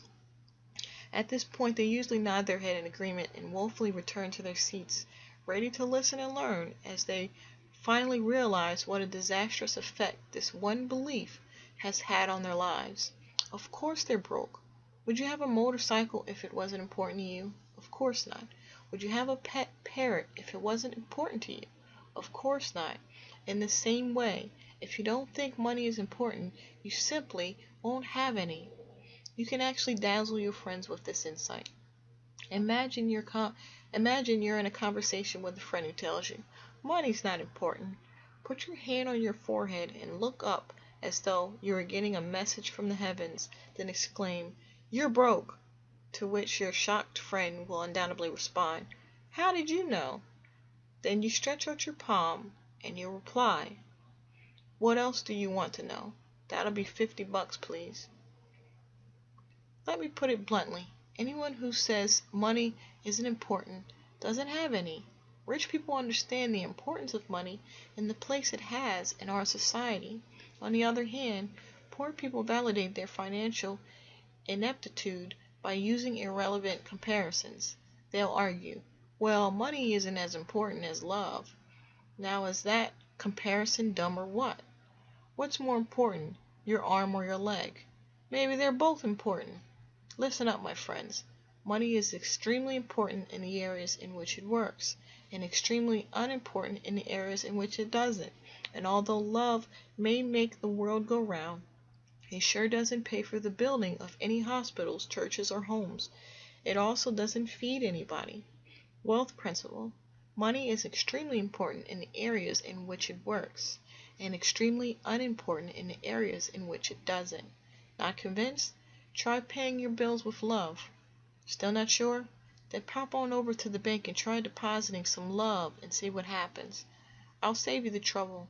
The teller will look at you as if you've just gone AWOL from the loony bin and scream only one word, "Security!" No rich people believe money is not important, and if I fail to persuade you and you still somehow believe that money's not important, then I have only two words for you. You're broke.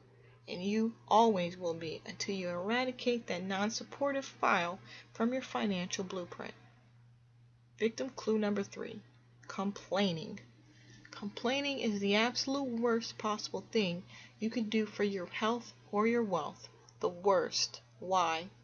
I'm a big believer in a universal law that states, what you focus on expands.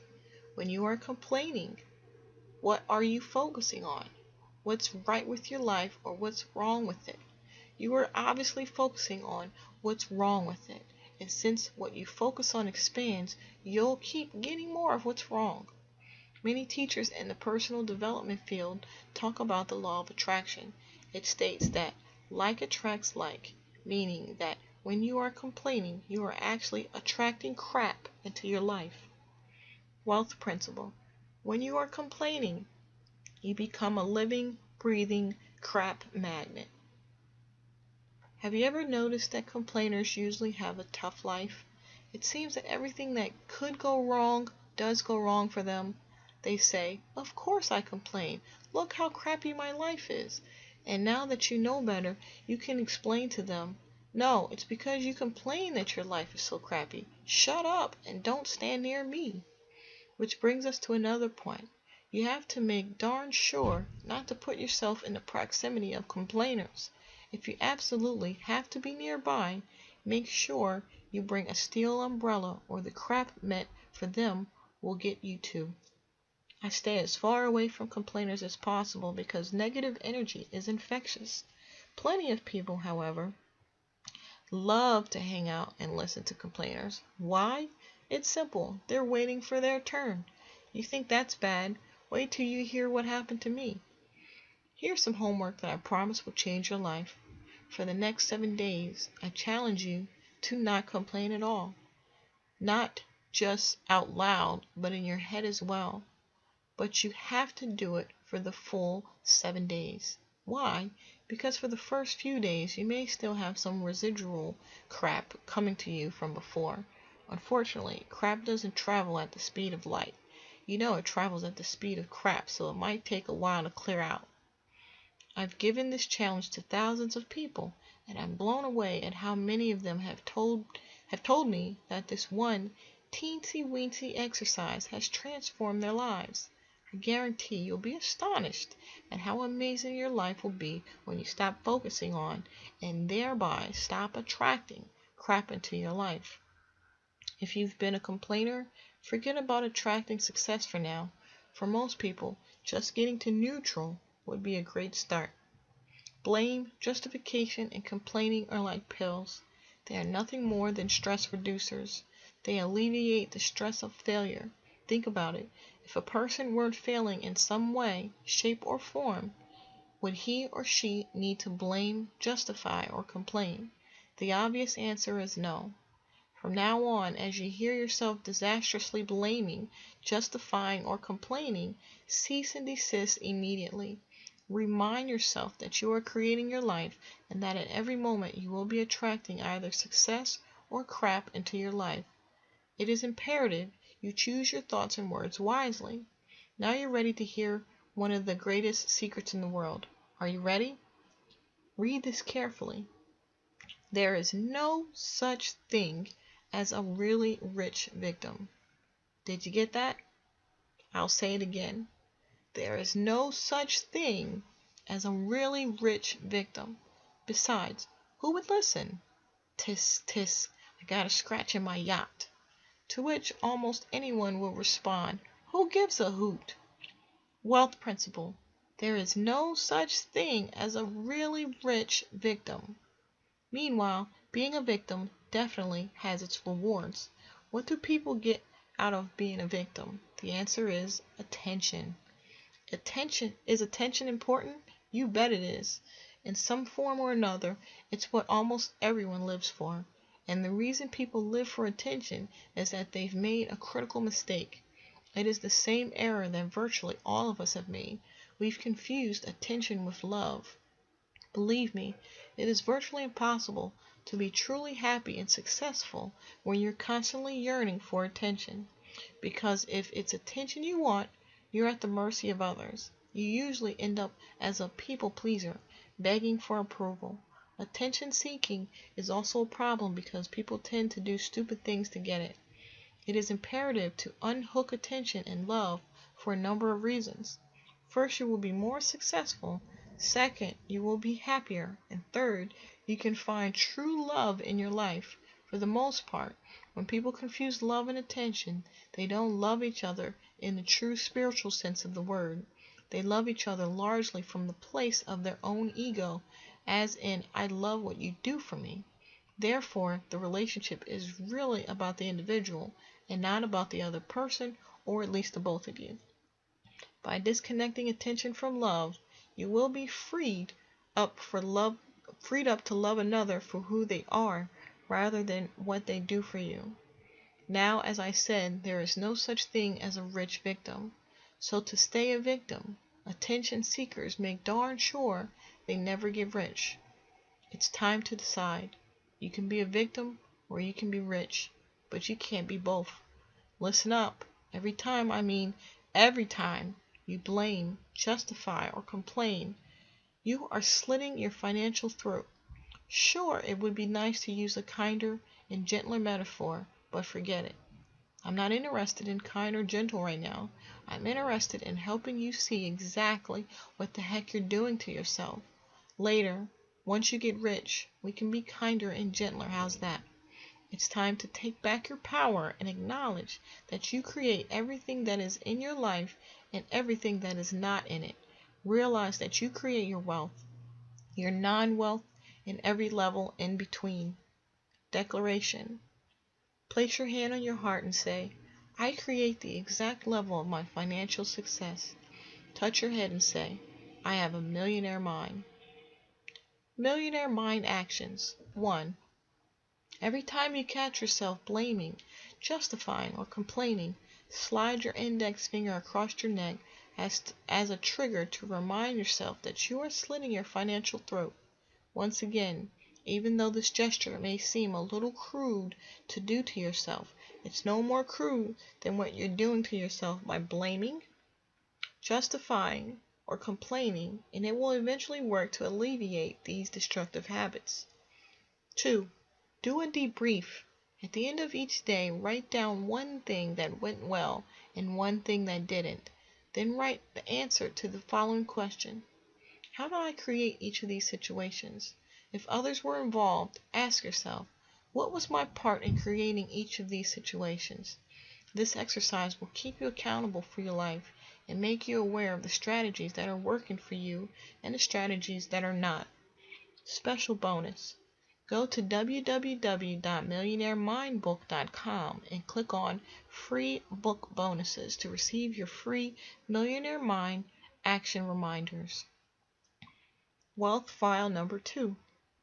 Rich people play the money game to win. Poor people play the money game to not lose. Poor people play the money game on defense rather than offense. Let me ask you, if you were to play any sport or any game strictly on defense, what are the chances of your winning that game? Most people would agree, slim and none. Yet that's exactly how most people play the money game. Their primary concern is survival and security instead of creating wealth and abundance. So what is your goal? What is your objective? What is your true intention? The goal of truly rich people is to have massive wealth and abundance. Not just some money, but lots of money. So what is the big goal of poor people? To have enough to pay the bills, and on time would be a miracle. Again, let me remind you of the power of intention. When your intention is to have enough to pay the bills, that's exactly how much you'll get. Just enough to pay the bills and not a dime more. Middle class people at least go a step further. Too bad it's a tiny step. Their big goal in life also happens to be their favorite word in the whole wide world. They just want to be comfortable. I hate to break the news to you, but there's a huge difference between being comfortable and being rich. I have to admit, I didn't always know that. But one of the reasons I believe I have the right to even write this book is that I've had the experience of being on all three sides of the proverbial fence. I've been extremely broke, as in having to borrow $1 for gas for my car. But let me qualify that. First, it wasn't my car. Second, that dollar came in the form of 4 quarters. Do you know how embarrassing it is for an adult to pay for gas with 4 quarters? The kid at the pump looked at me as if I were some kind of vending machine robber and then just shook his head and laughed. I don't know if you can relate, but it was definitely one of my financial low points and unfortunately just one of them. Once I got my act together, I graduated to the level of being comfortable. Comfortable is nice. At least you go out to decent restaurants for a change. But pretty much all I could order was chicken. Now there's nothing wrong with chicken, if that's what you really want, but often it's not. In fact, people who are only financially comfortable usually decide on what to eat by looking at the right side of the menu, the price side. What would you like for dinner tonight, dear? I'll have this $7.95 dish. Let's see what it is. Surprise, surprise, it's the chicken for the 19th time this week. When you're comfortable, you don't dare allow your eyes to look at the bottom of the menu. For if you did, you might come across the most forbidden words in the middle class dictionary, market price. And even if you were curious, you'd never ask what the price actually is. First, because you know you can't afford it.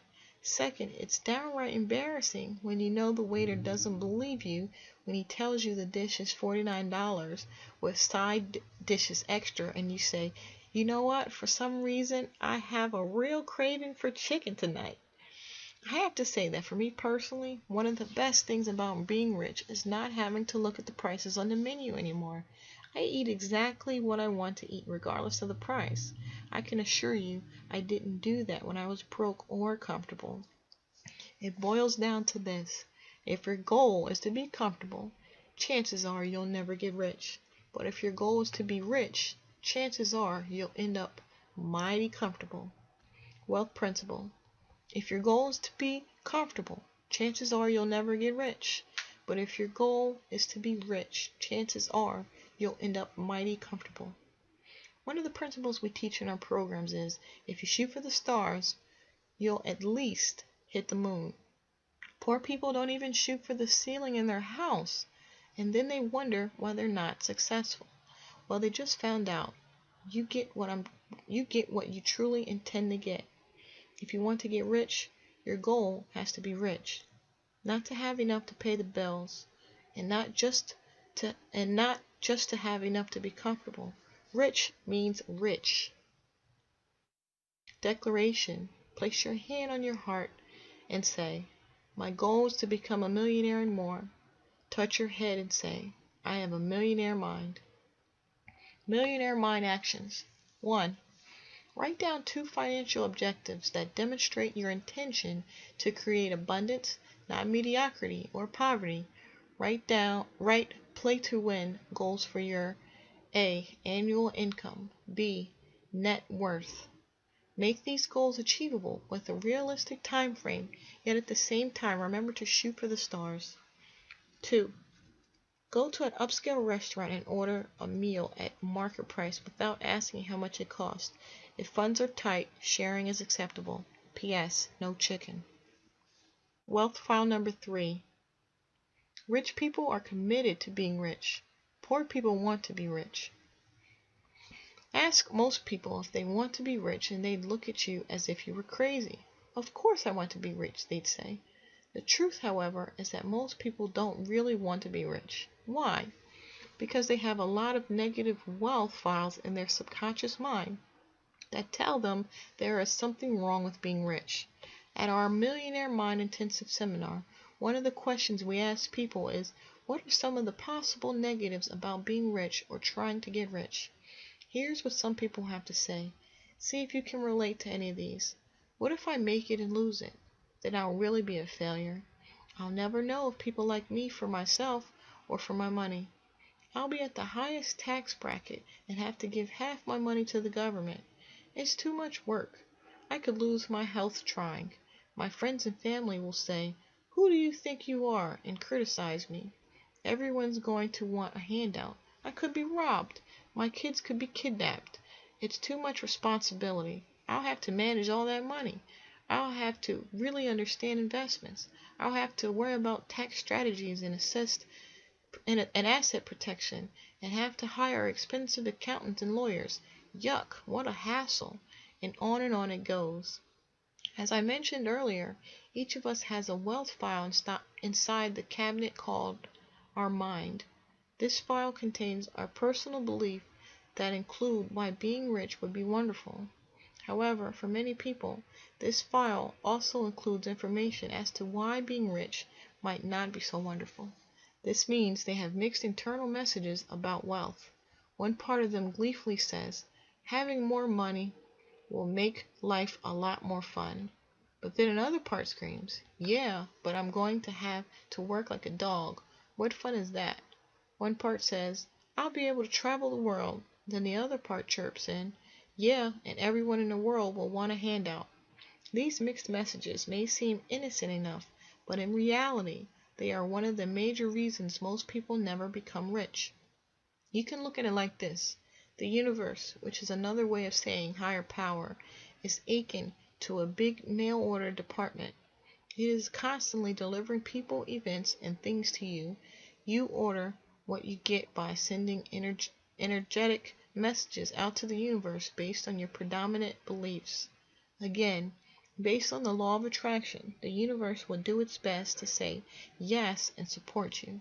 But if you have mixed messages in your file, the universe can't understand what you want. One minute the universe hears that you want to be rich, so it begins sending you opportunities for wealth. But then it hears you say, rich people are greedy, so the universe begins to support you in not having much money. But then you think, having a lot of money makes life so much more enjoyable. So the poor universe, dazed and confused, restarts sending you opportunities for more money. The next day, you're in an uninspired mood, so you think, money's not that important. The frustrated universe finally screams, make up your freaking mind. I'll get you what you want. Just tell me what it is. The number one reason most people don't get what they want is that they don't know what they want. Rich people are totally clear that they want wealth. They are unwavering in their desire. They are fully committed to creating wealth. As long as it's legal, moral, and ethical, they will do whatever it takes to have wealth. Rich people do not send mixed messages to the universe. Poor people do. By the way, when you read that last paragraph, if a little voice inside your head said something to the effect of, rich people don't care if it's legal, moral, or ethical, you are definitely doing the right thing in reading this book. You'll soon find out what a detrimental way of thinking that is. Wealth principle. The number one reason most people don't get what they want is that they don't know what they want. Poor people have plenty of good reasons as to why getting and actually becoming rich might be a problem. Consequently, they are not 100% certain they really want to be rich. Their message to the universe is confusing. Their message to others is confusing. And why does all this confusion happen? Because their message to themselves is confusing. Earlier we talked about the power of intention. I know it might be hard to believe, but you always get what you want, what you subconsciously want, not what you say you want. You might emphatically deny this and respond, that's crazy. Why would I want to struggle? And my question for you is exactly the same. I don't know. Why would you want to struggle? If you want to discover the reason, I invite you to attend the Millionaire Mind Intensive Seminar where you will identify your money blueprint. The answer will be staring you in the face. Put bluntly, if you are not achieving the wealth you say you desire, there's a good chance it's because, first, you subconsciously don't really want wealth, or second, you're not willing to do what it takes to create it. Let's explore this further. There are actually 3 levels of so-called wanting. The first level is, I want to be rich.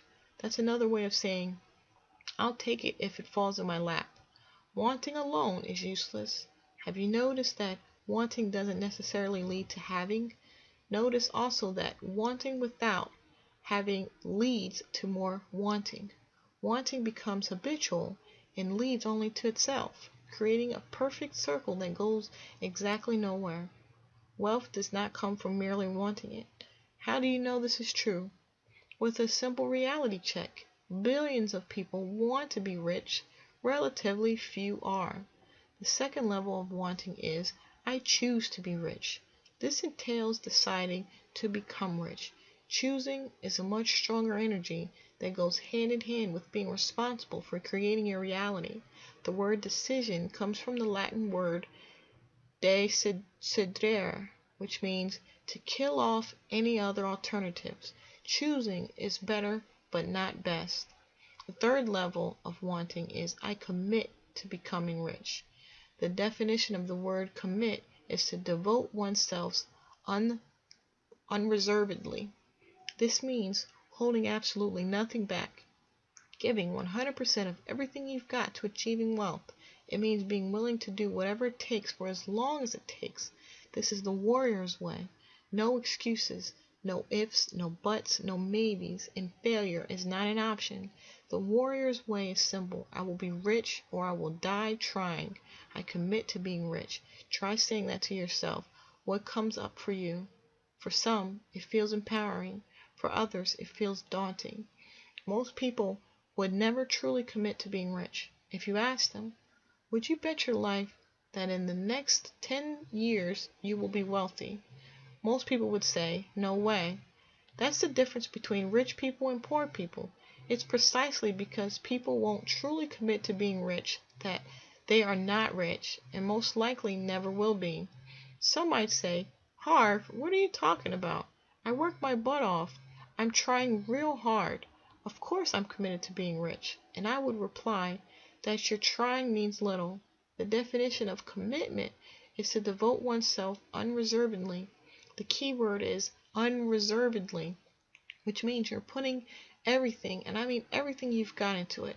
Most people I know who are not financially successful have limits on how much they are willing to do, how much they are willing to risk, and how much they are willing to sacrifice.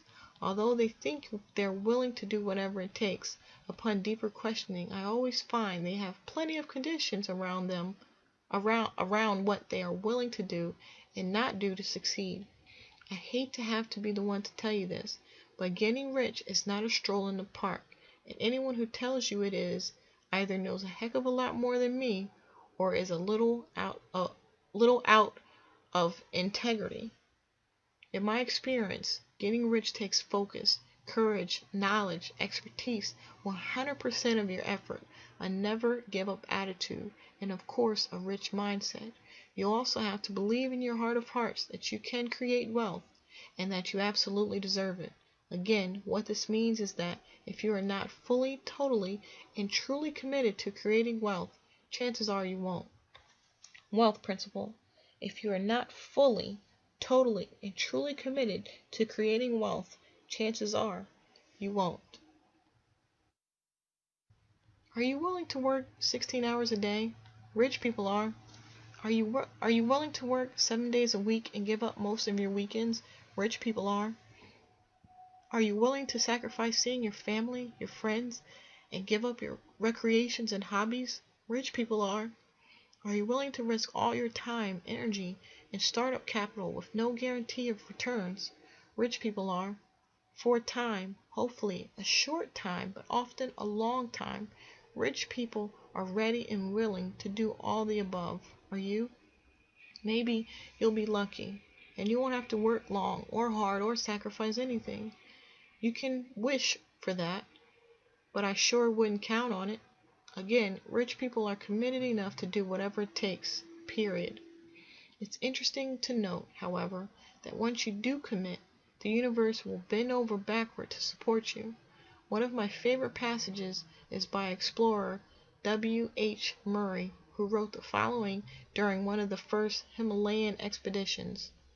Until one is committed, there is hesitancy, the chance to draw back, always ineffectiveness. Concerning all acts of initiative and creation, there is one elementary truth, the ignorance of which kills countless ideas and splendid plans. At the moment one definitely commits oneself, then Providence moves too. A whole stream of events issues from the decision, raising in one's favor all manner of unforeseen incidents, meetings, and material assistance, which no man could have dreamt would have come his way. In other words, the universe will assist you, guide you, support you, and even create miracles for you, but first you have to commit. Declaration. Place your hand on your heart and say, I commit to being rich. Touch your head and say, I have a millionaire mind. Millionaire mind actions. 1. Write a short paragraph on exactly why creating wealth is important to you. Be specific. 2. Meet with a friend or family member who is willing to support you.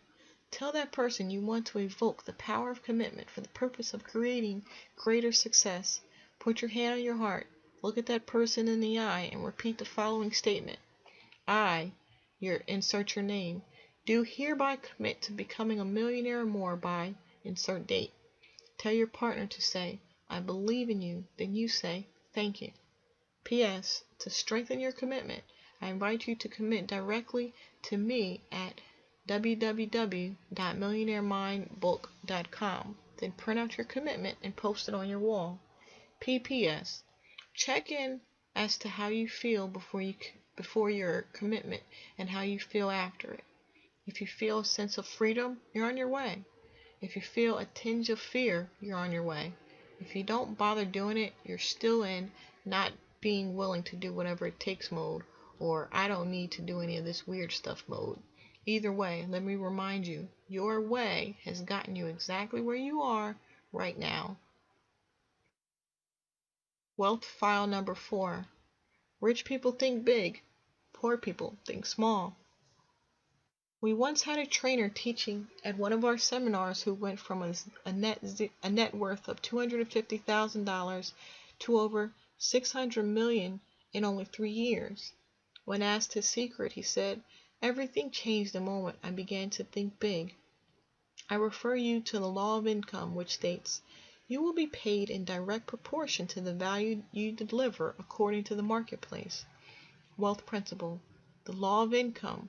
You will be paid in direct proportion to the value you deliver according to the marketplace. The key word is value. It's important to know that 4 factors determine your value in the marketplace: supply, demand, quality, and quantity. In my experience, the factor that presents the biggest challenge for most people is the quantity. The quantity factor simply means how much of your value do you actually deliver to the marketplace. Another way of stating this is, how many people do you actually serve or affect? In my business, for instance, some trainers prefer teaching small groups of 20 people at a time. Others are comfortable with 100 participants in a room. Others like an audience of 500, and still others love audiences of 1,000 to 5,000 or more. There is a difference in income among these trainers. You better believe there is. Consider the network marketing business. Is there a difference in income between someone who has 10 people in his or her downline and someone who has 10,000 people? I would think so. Nearly the beginning of this book, I mentioned that I owned a chain of retail fitness stores. From the moment I even considered going into this business, my intention was to have 100 successful stores and affect tens of thousands of people. My competitor, on the other hand, who started 6 months after me, had the intention of owning 1 successful store. In the end, she earned a decent living. I got rich. How do you want to live your life? How do you want to play the game? Do you want to play in the big leagues or in the little leagues? In the majors or the minors? Are you going to play big or play small? It's your choice. Most people choose to play small. Why? First, because of fear. They're scared to death of failure, and they're even more frightened of success. Second, people play small because they feel small. They feel unworthy. They don't feel they're good enough or important enough to make a real difference in people's lives. But hear this, your life is not just about you. It's also about contributing to others. It's about living true to your mission and reason for being here on this earth at this time. It's about adding your piece of the puzzle to the world. Most people are so stuck in their egos that everything revolves around me, and more me. But if you want to be rich, in the truest sense of the word, it can't only be about you. It has to include adding value to other people's lives. One of the greatest inventors and philosophers of our time, Buckminster Fuller, said, "The purpose of our lives is to add value to the people of this generation and those that follow."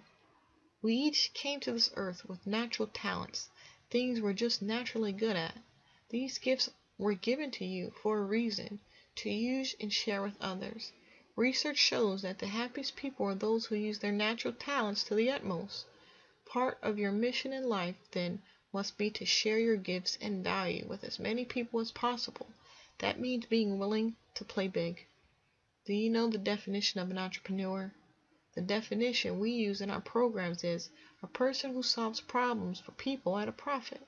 That's right, an entrepreneur is nothing more than a problem solver. So I ask you, would you rather solve problems for more people or fewer people? If you replied more, then you need to start thinking bigger and decide to help massive numbers of people, thousands, even millions. The byproduct is that the more people you help, the richer you become, mentally, emotionally, spiritually, and definitely financially. Make no mistake, every person on this planet has a mission. If you are living right now, there's a reason for it. Richard Bach, in his book Jonathan Livingston Seagull, is asked, "How will I know when I've completed my mission?" The answer, if you are still breathing, you are not done. What I've witnessed is too many people not doing their job, not fulfilling their duty, or dharma as it's called in Sanskrit. I watch too many people playing far too small, and too many people allowing their fear-based the ego selves, to rule them. The result is that too many of us are not living up to our full potential in terms of both our own lives and our contribution to others. It comes down to this: if not you, then who? Again, everyone has his or her unique purpose. Maybe you're a real estate investor or buy properties to rent them out and make money on cash flow and appreciation. What's your mission? How do you help? There's a good chance you add value to your community by helping families find affordable housing they may not otherwise be able to find. Now the question is, how many families and people can you assist? Are you willing to help 10 instead of 1? 20 instead of 10? 100 instead of 20? This is what I mean by playing big. In her wonderful book, A Return to Love, author Marianne Williamson puts it this way: you are a child of God. Your playing small does not serve the world. There is nothing enlightened about shrinking so that other people won't feel insecure around you. We are all meant to shine as children do. We were born to make manifest the glory of God that is within us. It is not just in some of us, it is in everyone. And as we let our own light shine, we unconsciously give other people permission to do the same. As we are liberated from our own fear, our presence automatically liberates others. The world doesn't need more people playing small. It's time to stop hiding out and start stepping out. It's time to stop needing and start leading. It's time to start shining. It's time to start sharing your gifts instead of hoarding them or pretending they don't exist. It's time you started playing the game of life in a big way. In the end, small thinking and small actions lead to being broke and unfulfilled. Big thinking and big actions.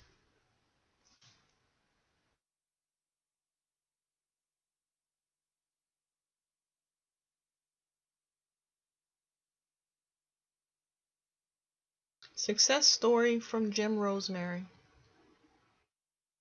From Jim Rosemary to T. Harv Eker.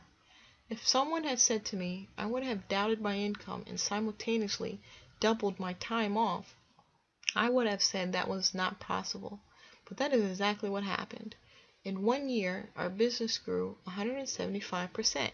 And in that same year, we took a total of 7 weeks of vacation time, much of that spent at additional peak potential seminars.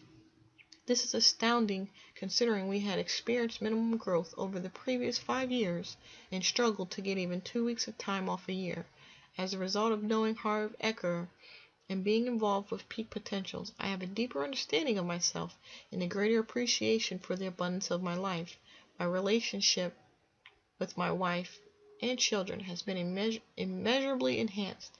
I now see more opportunities than I ever thought possible. I feel that I truly am on the right path to success in all its facets.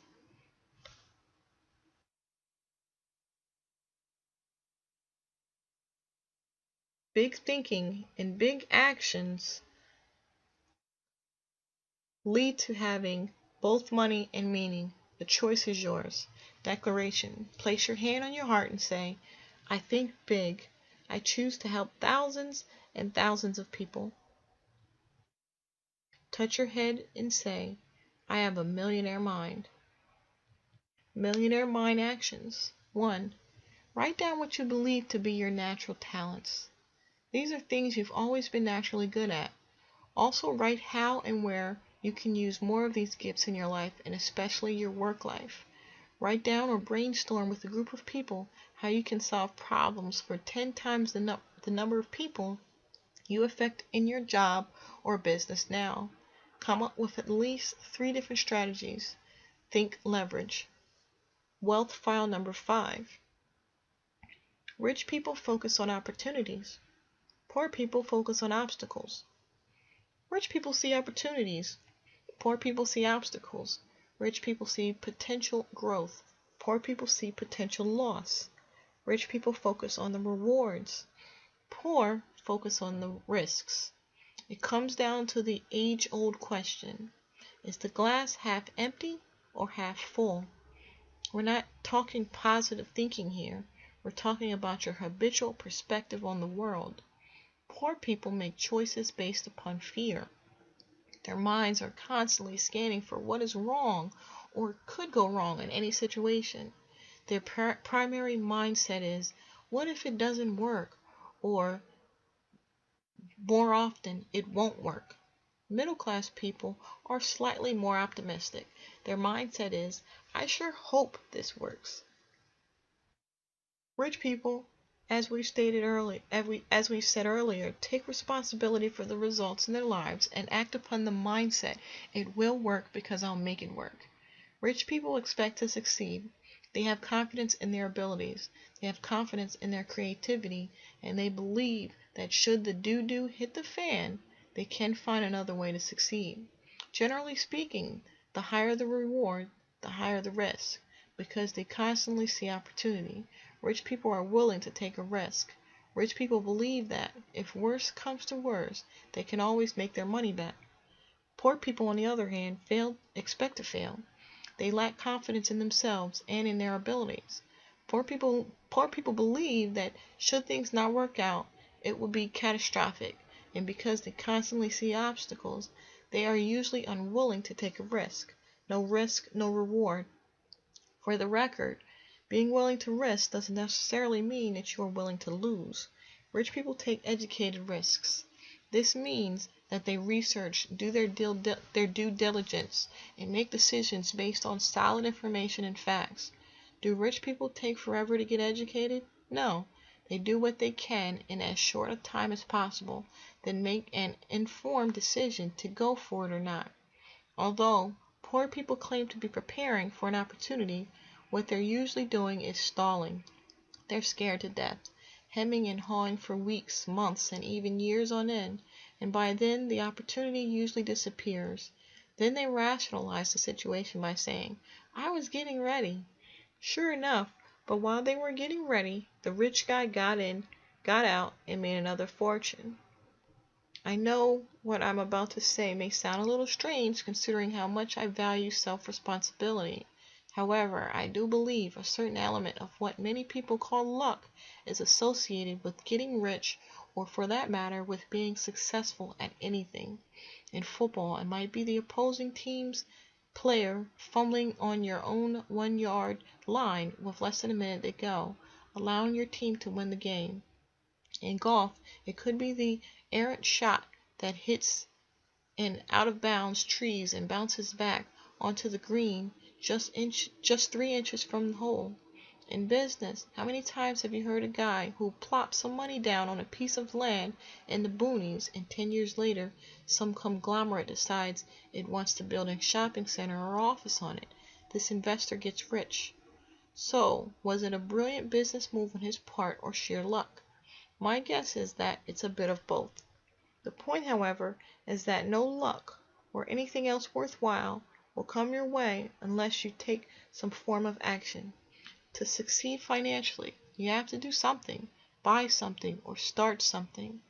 And when you do, is it luck, or is it the universe or a higher power supporting you in its miraculous ways for having the courage and commitment to go for it? As far as I'm concerned, who cares what it is? It happens. Another key principle pertinent here is that rich people focus on what they want, while poor people focus on what they don't want. Again, the universal law states, what you focus on expands. Because rich people focus on their opportunities in everything, opportunities abound for them. Their biggest problem is handling all the incredible money-making possibilities they see. On the other hand, because poor people focus on the obstacles in everything, obstacles abound for them, and their biggest problem is handling all the incredible obstacles they see. It's simple. Your field of focus determines what you find in life. Focus on opportunities, and that's what you find. Focus on obstacles, and that's what you find. I'm not saying that you don't take care of the problems. Of course, handle problems as they arise in the present. But keep your eye on the goal. Keep moving toward your target. Put your time and energy into creating what you want. When obstacles arise, handle them, then quickly refocus on your vision. You do not make your life about solving problems. You don't spend all your time fighting fires. Those who do, move backward. You spend your time and energy in thought and deed, moving steadily forward toward your goal. Do you want some simple but extremely rare advice? Here it is. If you want to get rich, focus on making, keeping, and investing your money. If you want to be poor, focus on spending your money. You can read 1,000 books and take 100 courses on success, but it all boils down to that. Remember, what you focus on expands.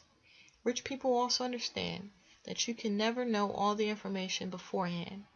In another of our other programs, Enlightened Warrior Training, we train people to access their inner power and succeed in spite of anything. In this course, we teach a principle known as Ready, Fire, Aim. What do we mean? Get ready the best you can in as short a time as possible. Take action, then correct along the way. It's nuts to think you can know everything that may happen in the future. It's delusional to believe you can prepare for every circumstance that might someday occur and protect yourself from it. Did you know that there are no straight lines in the universe? Life doesn't travel in perfectly straight lines. It moves more like a winding river.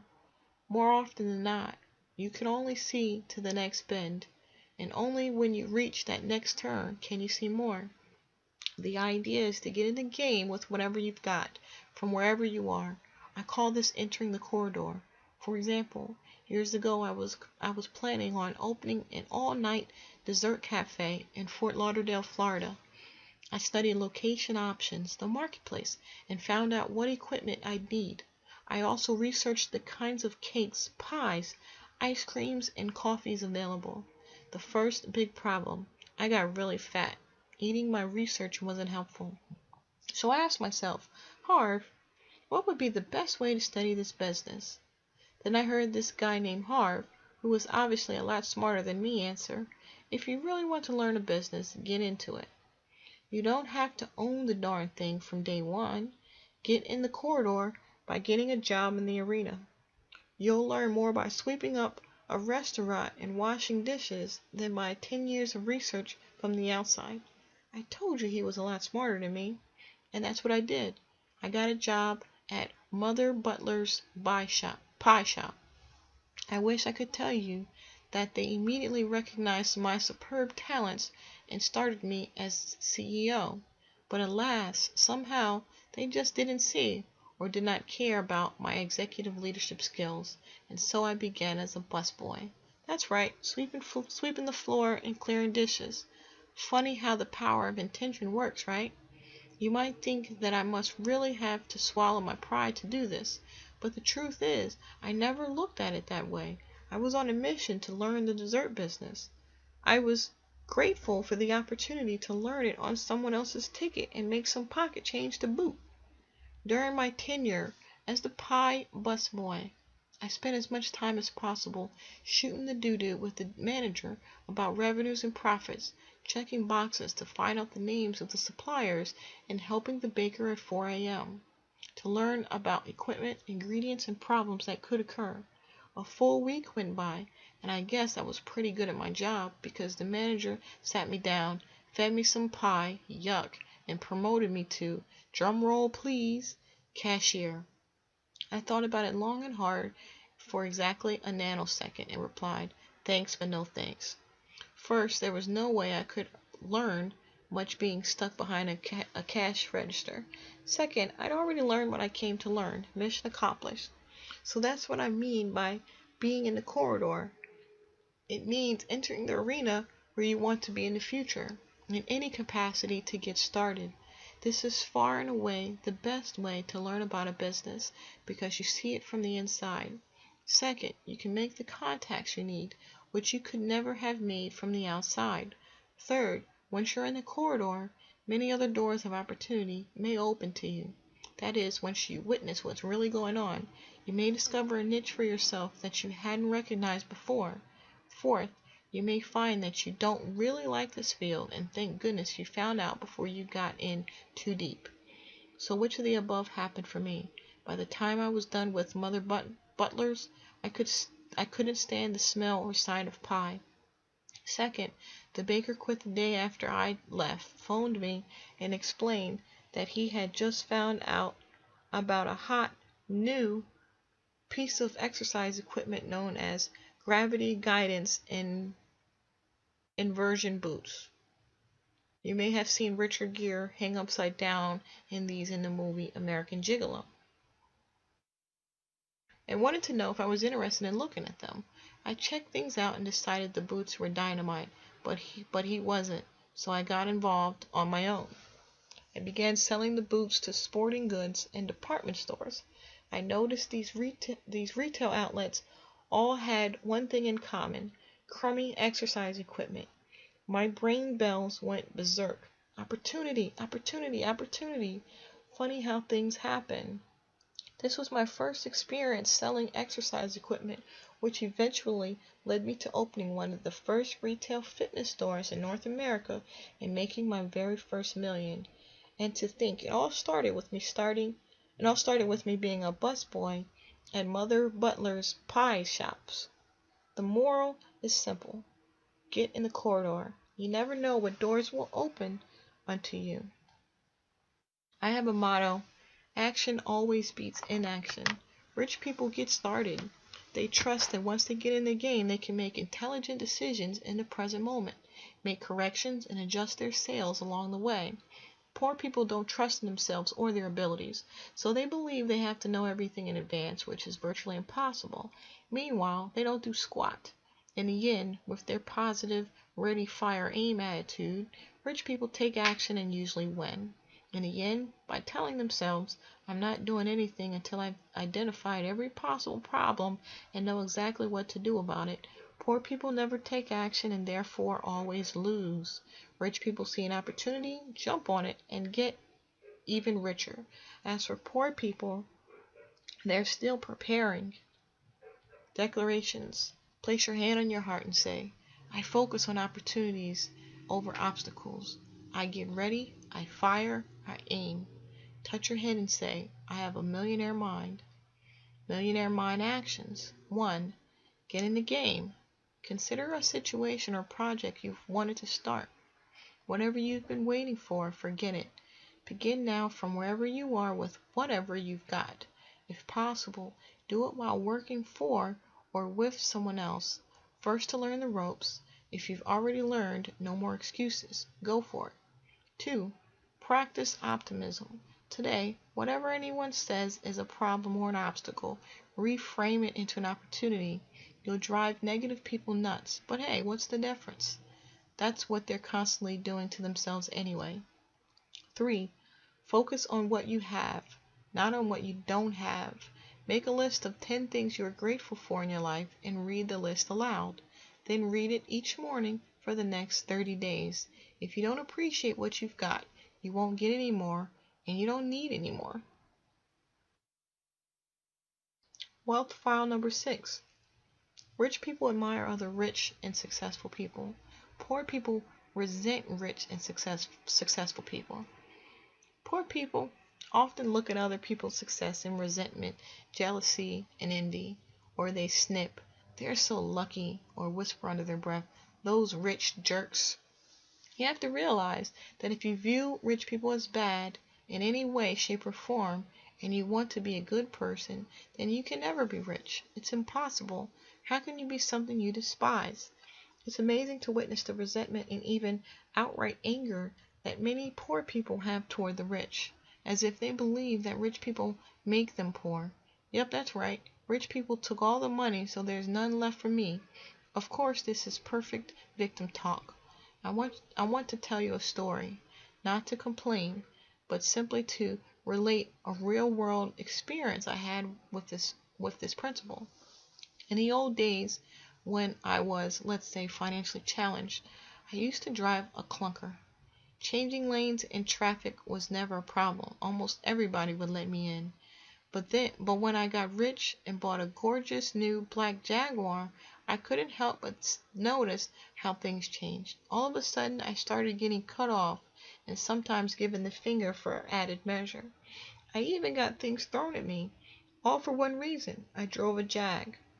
One day I was driving through a lower-end neighborhood in San Diego, delivering turkeys for a charity at Christmas time. I had the sunroof open, and I noticed 4 grimy guys perched in the back of a pickup truck behind me. Out of nowhere, they started playing basketball with my car by attempting to shoot beer cans into my open sunroof. 5 dents and several deep scratches later, they passed me screaming, "You rich bastard!" Of course, I figured this had to be an isolated incident, until just 2 weeks later, in a different lower-end neighborhood, I parked my car on the street and returned to it less than 10 minutes later to discover that the entire side of my car had been keyed. The next time I went to the area of town, I rented a Ford Escort, and amazingly, I didn't have a single problem. I'm not implying that poor neighborhoods have bad people, but in my experience, they sure seem to have plenty of folk who resent the rich. Who knows? Maybe it's some kind of chicken and egg thing. Is it because they're broke or they resent the rich, or because they resent rich people that they're broke? As far as I'm concerned, who cares? It's all the same. They're still poor. It's easy to talk about resenting the rich, but depending on your mood, falling into the trap can happen to anyone, even me. Recently, I was eating dinner in my hotel room about an hour before going on stage to teach an evening session of the Millionaire Mind seminar. I turned on the tube to check the sports scores and found that Oprah was on. Although I'm not a big fan of television, I love Oprah. That woman has affected more people in a positive way than almost anyone else on the planet, and consequently, she deserves every penny she's got and more. Meanwhile, she's interviewing actress Halle Berry. They're discussing how Halle has just received one of the largest film contracts in history for a female actor, $20 million. Halle then says that she doesn't care about the money, but that she fought for this humongous contract to blaze a trail for other women to follow. I heard myself say skeptically, "Yeah, right. Do you think I and everyone else watching the show is an idiot? You should take a hunk of that dough and give your public relations agent a raise." That's the best soundbite writing I've ever heard. I felt the negativity welling up inside me, and just in the nick of time, I caught myself before the energy took me over. "Cancel, cancel, thank you for sharing," I yelled out loud to my mind to drown out that voice of resentment. I couldn't believe it. Here I was, Mr. Millionaire Mind himself, actually resenting Halle Berry for the money she made. I quickly turned it around and began screaming at the top of my lungs. "Way to go, girl! You rock! You let 'em off too cheap. You should have got $30 million. Good for you! You're incredible and you deserve it." I felt a lot better. Regardless of her reason for wanting all that money, the problem wasn't her, it was me. Remember, my opinions make no difference to Halle's happiness or wealth, but they do make a difference to my happiness and wealth. Also remember that thoughts and opinions aren't good or bad, right or wrong, as they enter your mind, but they can sure be empowering or disempowering to your happiness and success as they enter your life. The moment I felt that negative energy run through me, my observation alarms went off, and as I trained myself to do, I immediately neutralized the negativity in my mind. You don't have to be perfect to get rich, but you do need to recognize when your thinking isn't empowering to yourself or others, then quickly refocus on more supportive thoughts. The more you study this book, the faster and easier this process will be. And if you attend the Millionaire Mind Intensive Seminar, you will dramatically accelerate your process. I know I keep mentioning the Millionaire Mind course, but please understand, I wouldn't be so adamant about this program if I didn't see for myself the phenomenal results people get in their lives. in their outstanding book, The 1-Minute Millionaire, my good friends Mark Victor Hansen and Robert Allen quote the poignant story of Russell H. Conwell in his book Acres of Diamonds, which was written over 100 years ago. I say that you ought to get rich, and it is your duty to get rich. How many of my peons brethren say to me, do you, a Christian minister, spend your time going up and down the country advising young people to get rich to get money? Yes, of course I do. They say, isn't that awful? Why don't you preach the gospel instead of preaching about man's making money? Because to make money honestly is to preach the gospel. That is the reason. The men who get rich may be the most honest men you find in the community. Oh, but it says some young man here tonight. I have been told all my life that if a person has money, he is very dishonest and dishonorable and mean and contemptible. My friend, that is the reason you have none, because you have that idea of people. The foundation of your faith is altogether false. Let me say clearly, 98 out of 100 of the rich men and women of America are honest. That is why they are rich. That is why they are trusted with money. That is why they carry on great enterprises and find plenty of people to work with them. Says another young man, I hear sometimes of men that get millions of dollars dishonestly. Yes, of course you do, and so do I.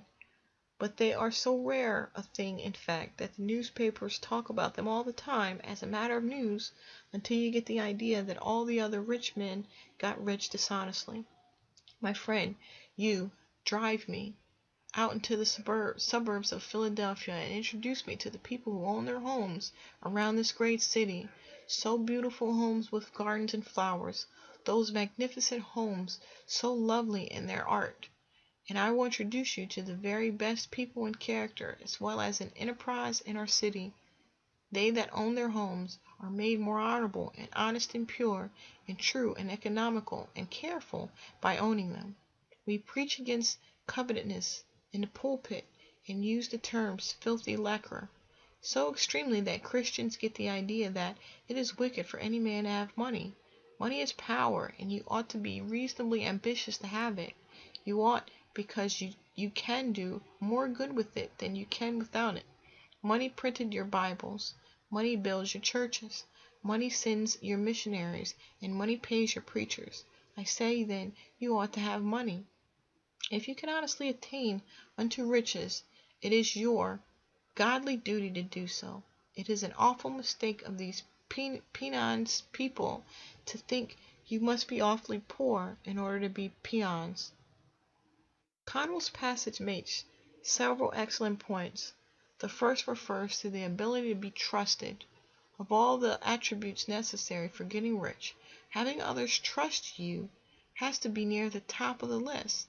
Think about it. Would you do business with a person you didn't trust, at least to some extent? No way. Meaning that to get rich, there's a good chance many people must trust you, and there's a good chance that for many people to trust you, you have to be quite trustworthy. What other traits does a person need to get rich and, even more importantly, stay rich? No doubt there are always exceptions to any rule, but for the most part, who do you have to be to succeed at anything?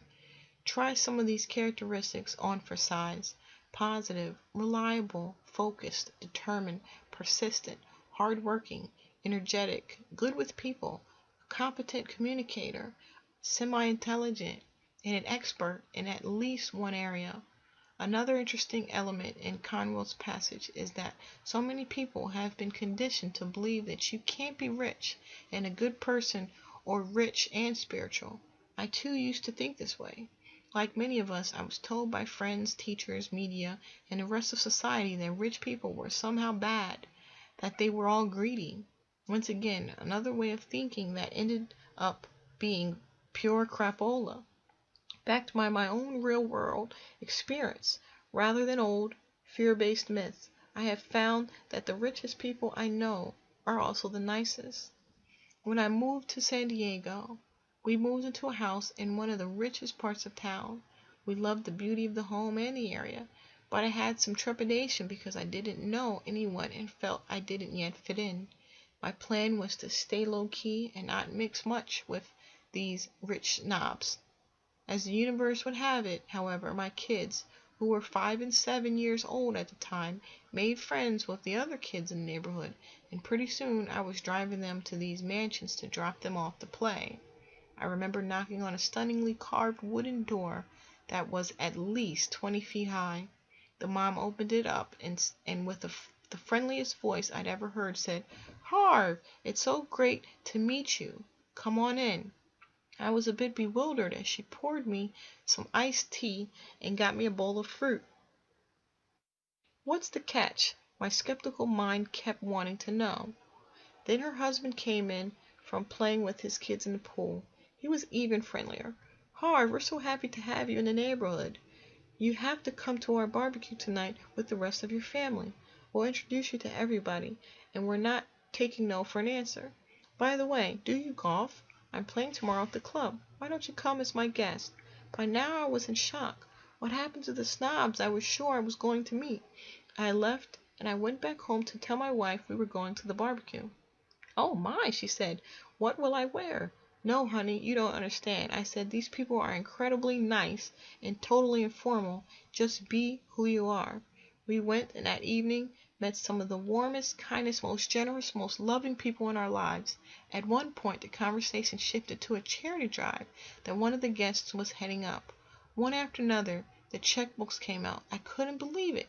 I was actually watching a lineup to give this woman money.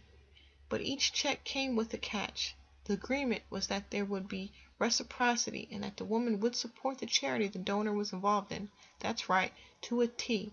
Every person there either headed up or was a major player in a charity.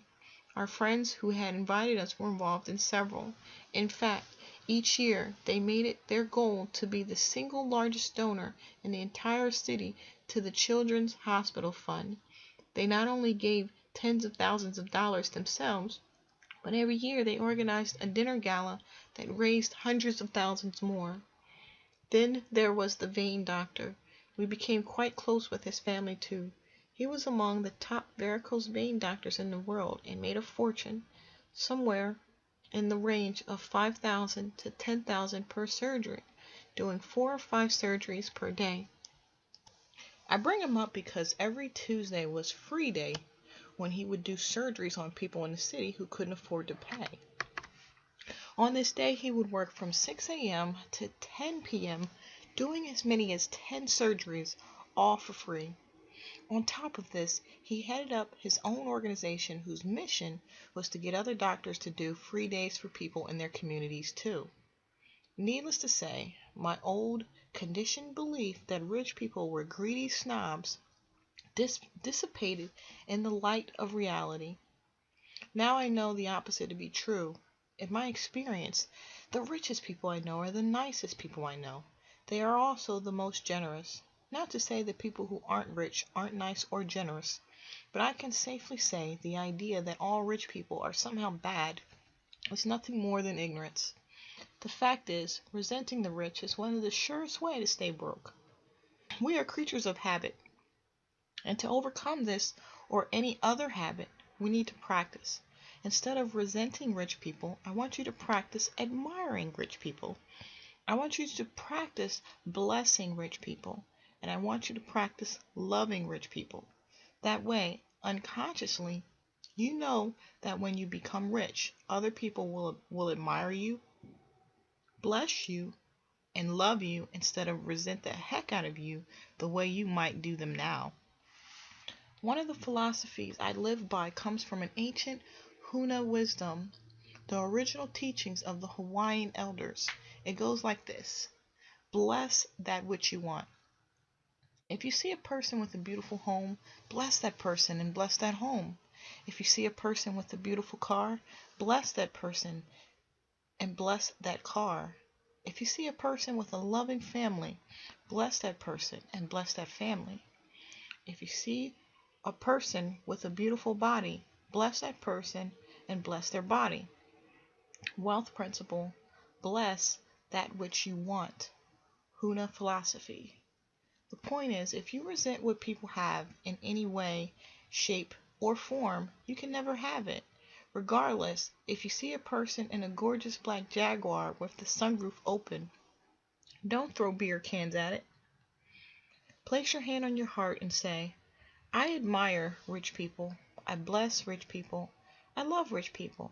And I'm going to be one of those rich people too. Touch your head and say, I have a millionaire mind. Millionaire mind actions. 1. Practice the Huna philosophy. Bless that which you want. Drive around or buy magazines, look at beautiful homes, gorgeous cars, and read about successful businesses. Whatever you see that you like, bless it, and bless the owners or the people involved. 2.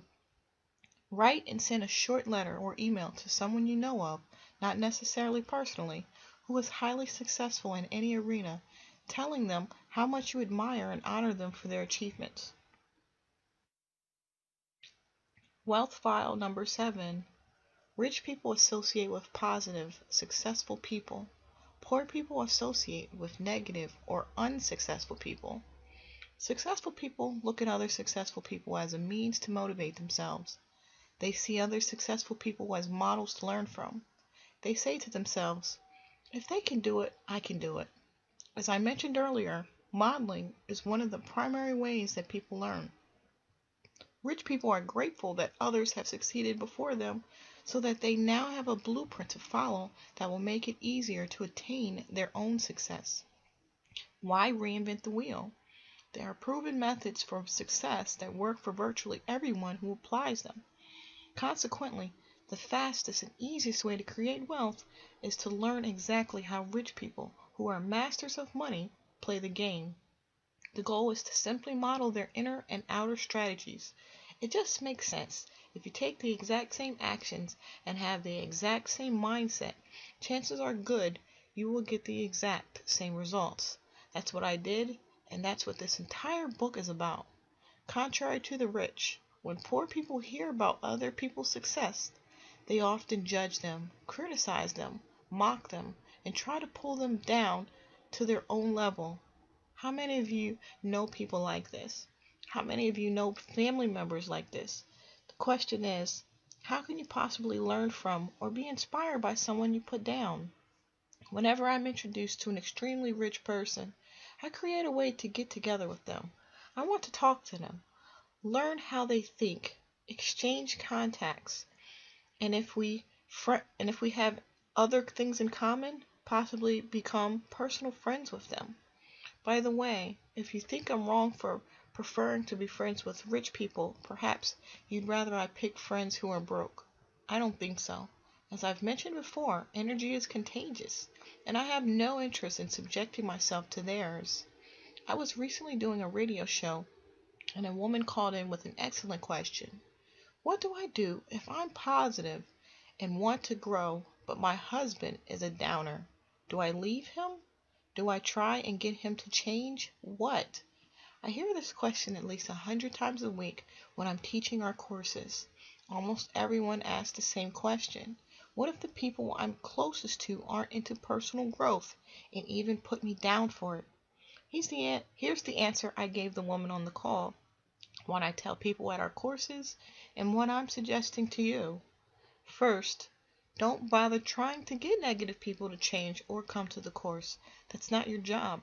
Your job is to use what you've learned to better yourself in your life. Be the model. Be successful. Be happy. Then maybe, and I stress maybe, they'll see the light in you and want some of it. Again, energy is contagious. Darkness dissipates in light. People actually have to work hard to stay dark when light is all around them. Your job is simply to be the best you can be. If they choose to ask you your secret, tell them.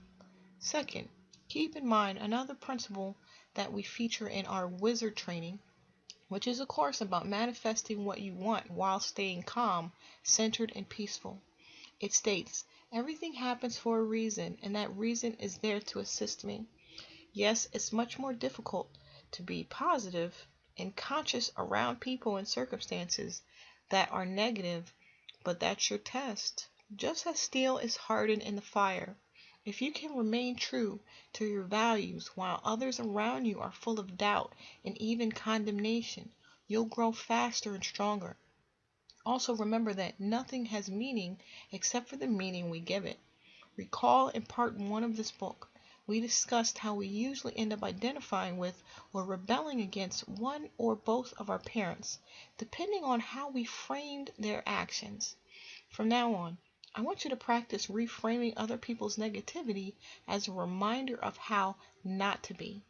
The more negative they are, the more reminders you have about how ugly that way of being really is. I'm not suggesting you tell them this, just do it without condemning them for how they are. For if you do begin to judge, criticize, and put them down for who they are and what they do, then you are no better than them. Worst comes to worst, if you just can't handle their non-supportive energy anymore, if it's bringing you down to a point where you're not able to grow, you may have to make some courageous decisions about who you are and how you want to live the rest of your life. I'm not suggesting you do anything rash, but I, for one, would never live with a person who is negative and pooh-poohed my desire to learn and grow, be it personally, spiritually, or financially. I wouldn't do that to myself because I respect myself and my life, and I deserve to be as happy and successful as possible.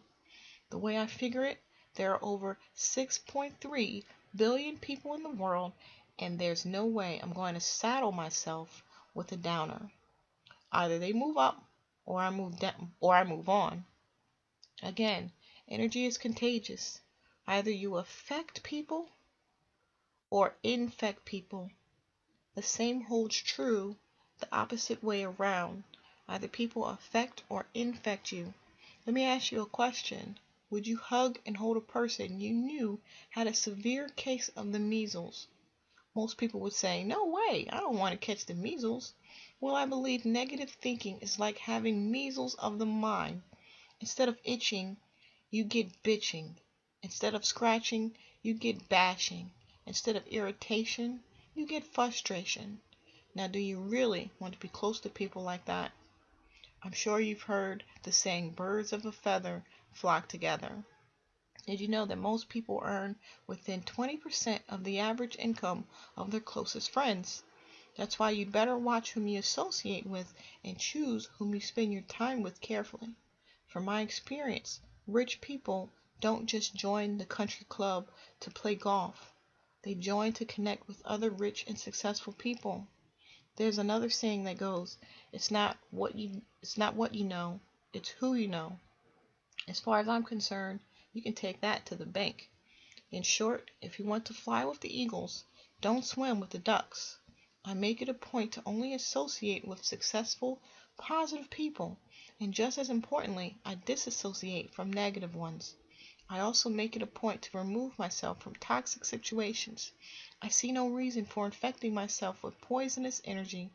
Among these, I would include arguing, gossiping, and backstabbing. I would also include watching mindless television, unless you use it specifically as a relaxation strategy instead of your sole form of entertainment. When I watch TV, it's usually sports. First, because I enjoy seeing masters at anything at work, or in this case, play. And second, because I enjoy listening to the interviews after the games. I love listening to the mindset of champions, and to me, anyone who has made it as far as the big leagues in any sport is a champion. Any athlete at that level has outcompeted tens of thousands of other players to get there at all, which makes each of them incredible to me. I love hearing their attitude when they win. It was a great effort from the entire team. We did well, but we still have improvements to make. It goes to show you that hard work pays off. I also love listening to their attitude when they lose. It's only one game. We'll be back. We're just going to forget about this one and put our focus on the next game.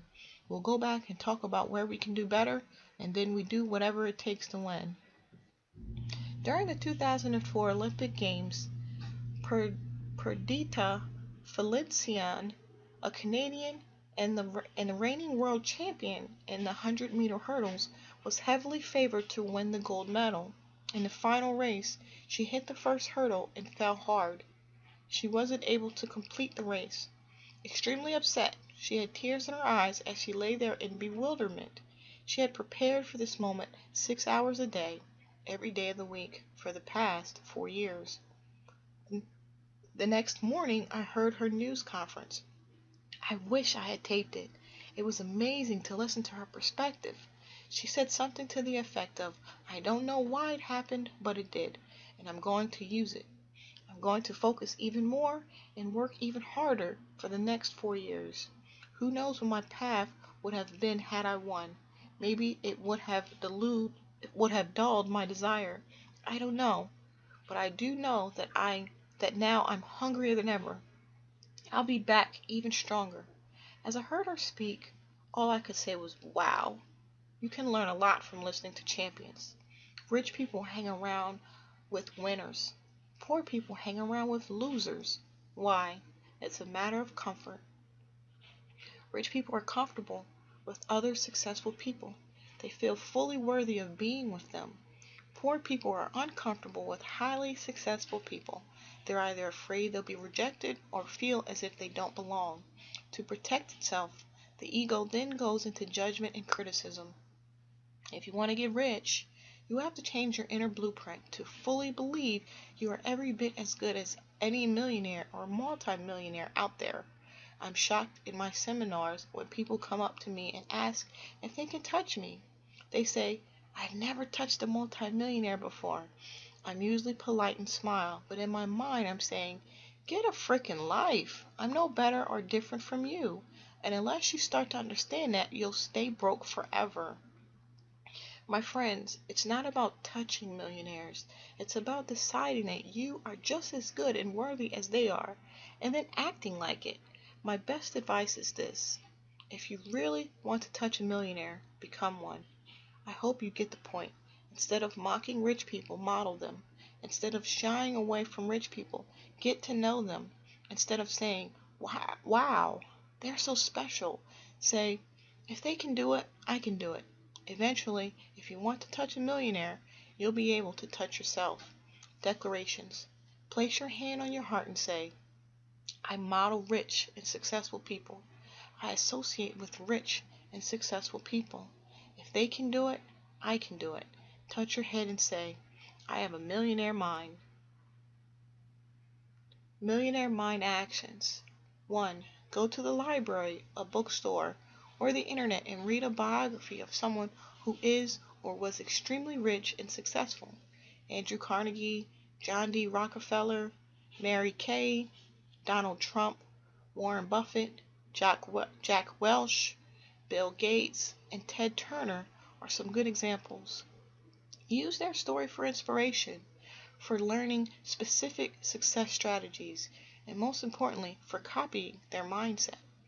2. Join a high-end club, such as for tennis, health, business, or golf. Mingle with rich people in a rich environment.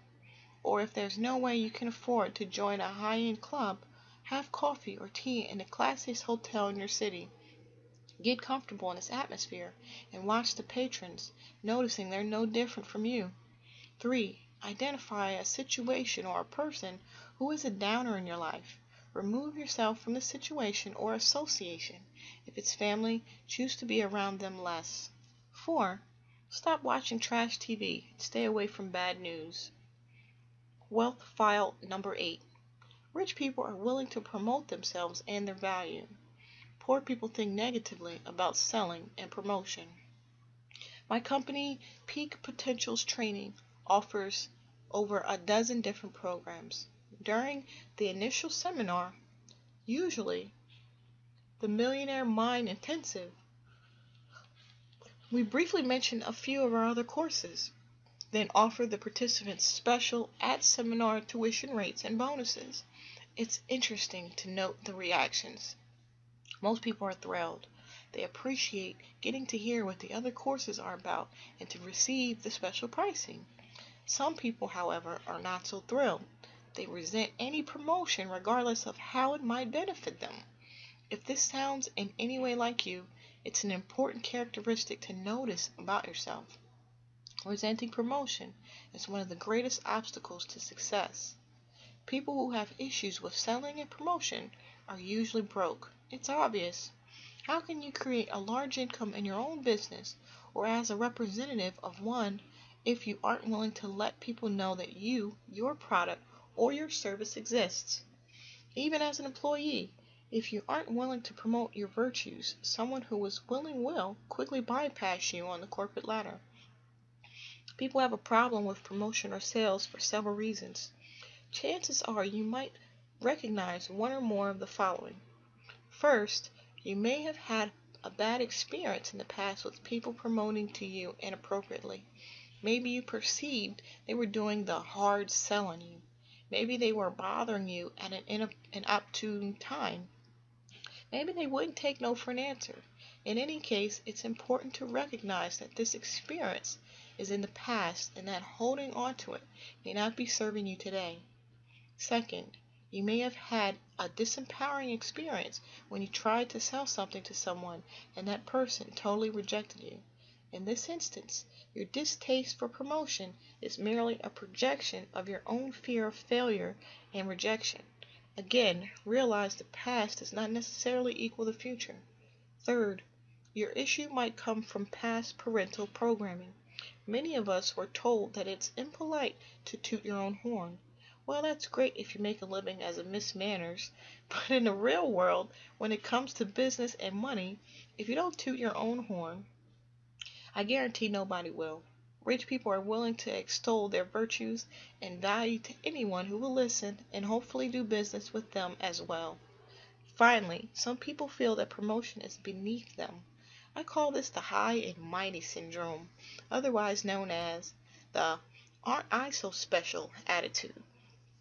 The feeling in this case is that if people want what you have, they should somehow find and come to you. People have this belief are either broke or soon will be, that's for sure. They can hope that everyone's going to scour the land searching for them, but the truth is that the marketplace is crowded with products and services, and even though theirs may be the best, no one will ever know that because they're too snooty to tell anyone. You're probably familiar with the saying, build a better mousetrap, and the world will be the path to your door. Well, that's only true if you add 5 words, if they know about it. Rich people are almost always excellent promoters. They can and are willing to promote their products, their services, and their ideas with passion and enthusiasm. What's more, they're skilled at packaging their value in a way that's extremely attractive. If you think there's something wrong with that, then let's ban makeup for women, and while we're at it, we might as well get rid of suits for men. All that is nothing more than packaging. Robert Kiyosaki, best-selling author of Rich Dad, Poor Dad, a book I highly recommend, points out that every business, including writing books, depends on selling. He notes that he is recognized as a best-selling author, not a best-writing author. One pays a lot more than the other. Rich people are usually leaders, and all great leaders are great promoters. To be a great leader, you must inherently have followers and supporters, which means that you have to be adept at selling, inspiring, and motivating people to buy into your vision. Even the President of the United States of America has to continually sell his ideas to the people, to Congress, and even to his own party to have them implemented. And way before all that takes time. If he doesn't sell himself in the first place, he'll never even get elected. In short, any leader who can't or won't promote will not be a leader for long, be it in politics, business, sports, or even as a parent. I'm harping on this because leaders earn a heck of a lot more money than followers. Wealth principle. Leaders earn a heck of a lot more money than followers. The critical point here isn't whether you like to promote or not. It is why you're promoting. It boils down to your beliefs. Do you really believe in your value? Do you really believe in the product or service you're offering? Do you really believe that what you have will be of benefit to whomever you're promoting it to? If you believe in your value, how could it possibly be appropriate to hide it from people who need it? Suppose you had a cure for arthritis and you met someone who was suffering and in pain with the disease. Would you hide it from him or her? Would you wait for that person to read your mind or guess that you have a product that could help? What would you think of someone who didn't offer suffering people their opportunity because they were too shy, too afraid, or too cool to promote it? More often than not, people who have a problem with promotion don't fully believe in their product or don't fully believe in themselves. Consequently, it's difficult for them to imagine that other people believe so strongly in their value that they want to share it with everyone who comes their way and in any way they can. If you believe that what you have to offer can truly assist people, it's your duty to let as many people as possible know about it. In this way, you not only help people, you get rich. Declaration. Place your hand on your heart and say, I promote my value to others with passion and enthusiasm. Touch your head and say, I have a millionaire mind. Millionaire mind actions. 1. Rate the product or service you are currently offering, or you are planning to offer, from 1 to 10 in terms of how much you believe in its value, 1 being the lowest, 10 being the highest. If your rating result is 7 to 9, revise your product or service to increase the value. If your result is 6 or below, stop offering that product or service and start representing something you truly believe in. 2. Read books, listen to audios and CDs, and take courses on marketing and sales. Become an expert in both of these arenas to a point where you can promote your value successfully and with 100% integrity. Wealth file number 9. Rich people are bigger than their problems. Poor people are smaller than their problems. As I said earlier, getting rich is not a stroll in the park. It is a journey that is full of twists, turns, detours, and obstacles. The road to wealth is fraught with traps and pitfalls, and that's precisely why most people don't take it. They don't want the hassles, the headaches, and the responsibilities. In short, they don't want the problems. Therein lies one of the biggest differences between rich people and poor people. Rich and successful people are bigger than their problems, while poor and unsuccessful people are smaller than their problems. Poor people will do almost anything to avoid problems. They see a challenge and they run. The irony is that in their quest to make sure they don't have any problems, they have the biggest problem of all. They're broke and miserable. The secret to success, my friends, is not to try to avoid or get rid of or shrink from your problems. The secret is to grow yourself so that you are bigger than any problem. Wealth principle. The secret to success is not to try to avoid or get rid of or shrink from your problems. The secret is to grow yourself so that you are bigger than any problem. On a scale of 1 to 10, 1 being the lowest, imagine you are a person with a level 2 strength of character and attitude looking at a level 5 problem. Will this problem appear to be big or little? From a level 2 perspective, a level 5 problem would seem like a big problem. Now imagine you've grown yourself and become a level 8 person. Would the same level 5 problem be a big problem or a little problem? Magically, the identical problem is now a little problem. Finally, imagine you've really worked hard on yourself and become a level 10 person. Now is the same level 5 problem a big problem or a little problem? The answer is that it's no problem. It doesn't even register in your brain as a problem. There's no negative energy around it. It's just a normal occurrence to handle, like brushing your teeth or getting dressed. Note that whether you are rich or poor, playing big or playing small, problems do not go away. If you're breathing, you will always have so-called problems and obstacles in your life. Let me make this short and sweet. The size of the problem is never the issue. What matters is the size of you. This may be painful, but if you're ready to move to the next level of success, you're going to have to become conscious of what's really going on in your life. Ready? Here goes. If you have a big problem in your life, all that means is that you are being a small person. Don't be fooled by appearances. Your outer world is merely a reflection of your inner world. If you want to make a permanent change, stop focusing on the size of your problems and start focusing on the size of you. Wealth principle. If you have a big problem in your life, all that means is that you are being a small person.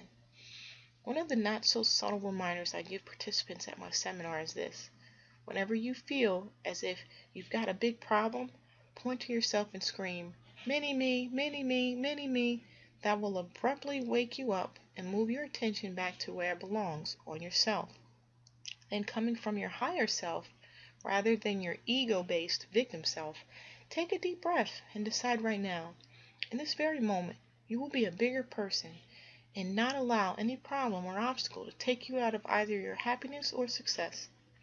The bigger the problems you can handle, the bigger the business you can handle, the bigger the responsibility you can handle, the more employees you can handle, the more customers you can handle, the more money you can handle, and ultimately, the more wealth you can handle. Again, your wealth can only grow to the extent that you do.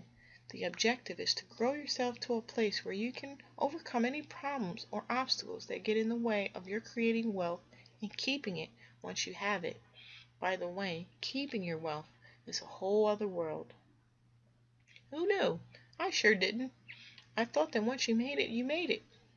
Boy, was I in for a rude awakening as I proceeded to lose my first million almost as fast as I made it. Now in hindsight, I understand what the issue was.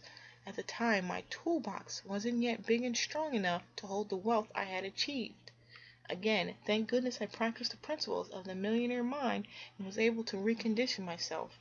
Not only did I make that million back, but because of my new money blueprint, I made millions and millions more.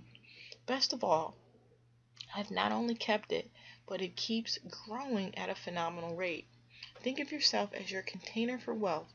If your container is small and your money is big, what's going to happen? You will lose it. Your container will overflow and the excess money will spill out all over the place.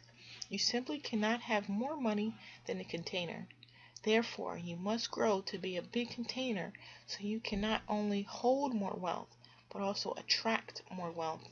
The universe abhors a vacuum, and if you have a very large money container, it will rush in to fill the space.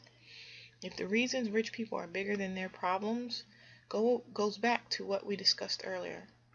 They don't focus on the problem, they focus on their goal. Again, the mind generally focuses on one predominant thing at a time, meaning that either you are whining about the problem or you are working on a solution. Rich and successful people are solution-oriented. They spend their time and energy strategizing and planning the answers to challenges that come up and creating systems to make certain that problem doesn't occur again. Poor and unsuccessful people are problem-oriented. They spend their time and energy bitching and complaining and seldom come up with anything creative to alleviate the problem, let alone make sure it doesn't happen again. Rich people do not back away from problems, do not avoid problems, and do not complain about problems. Rich people are financial warriors.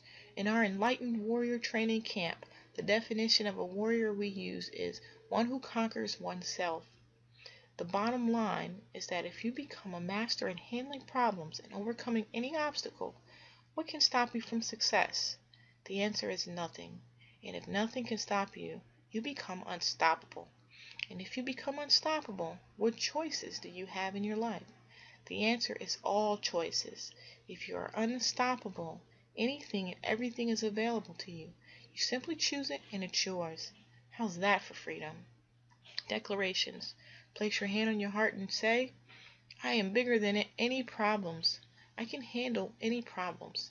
Touch your head and say, I have a millionaire mind. Millionaire mind actions. 1.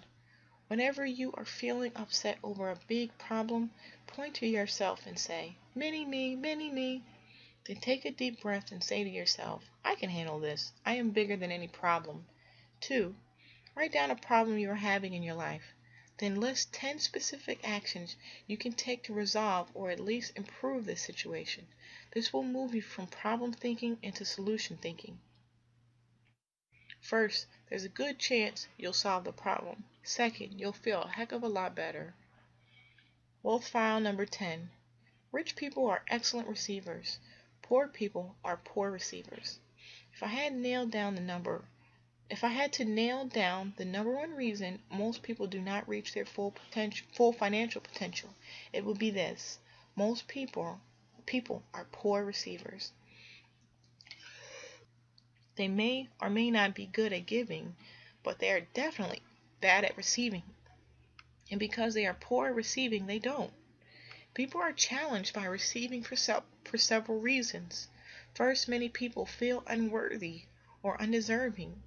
This syndrome runs rampant in our society. I would guess that over 90% of individuals have feelings of not being good enough running through their veins. Where does this low self-esteem come from? The usual, our conditioning. For most of us, it comes from hearing 20 no's for every yes, 10 "you're doing it wrongs" for every "you're doing it right," and 5 "you're stupids" for every "you're awesome." Even if our parents or guardians were incredibly supportive, many of us end up with feelings of not being able to continually measure up to their accolades and expectations. So once again, we're not good enough. In addition, most of us grew up with the element of punishment in our lives. This unwritten rule simply states that if you do something wrong, you will or should be punished. Some of us were punished by our parents, some by our teachers, and some of us in certain religious circles were threatened with the mother of all punishments, not getting into heaven. Of course, now that we're adults, all this is over, right? Wrong. For most people, the conditioning of punishment is so ingrained that, because there's no one around to punish them, when they make a mistake or just aren't perfect, they subconsciously punish themselves. When they were young, this punishment might have come to the form of, "you were bad, so no candy."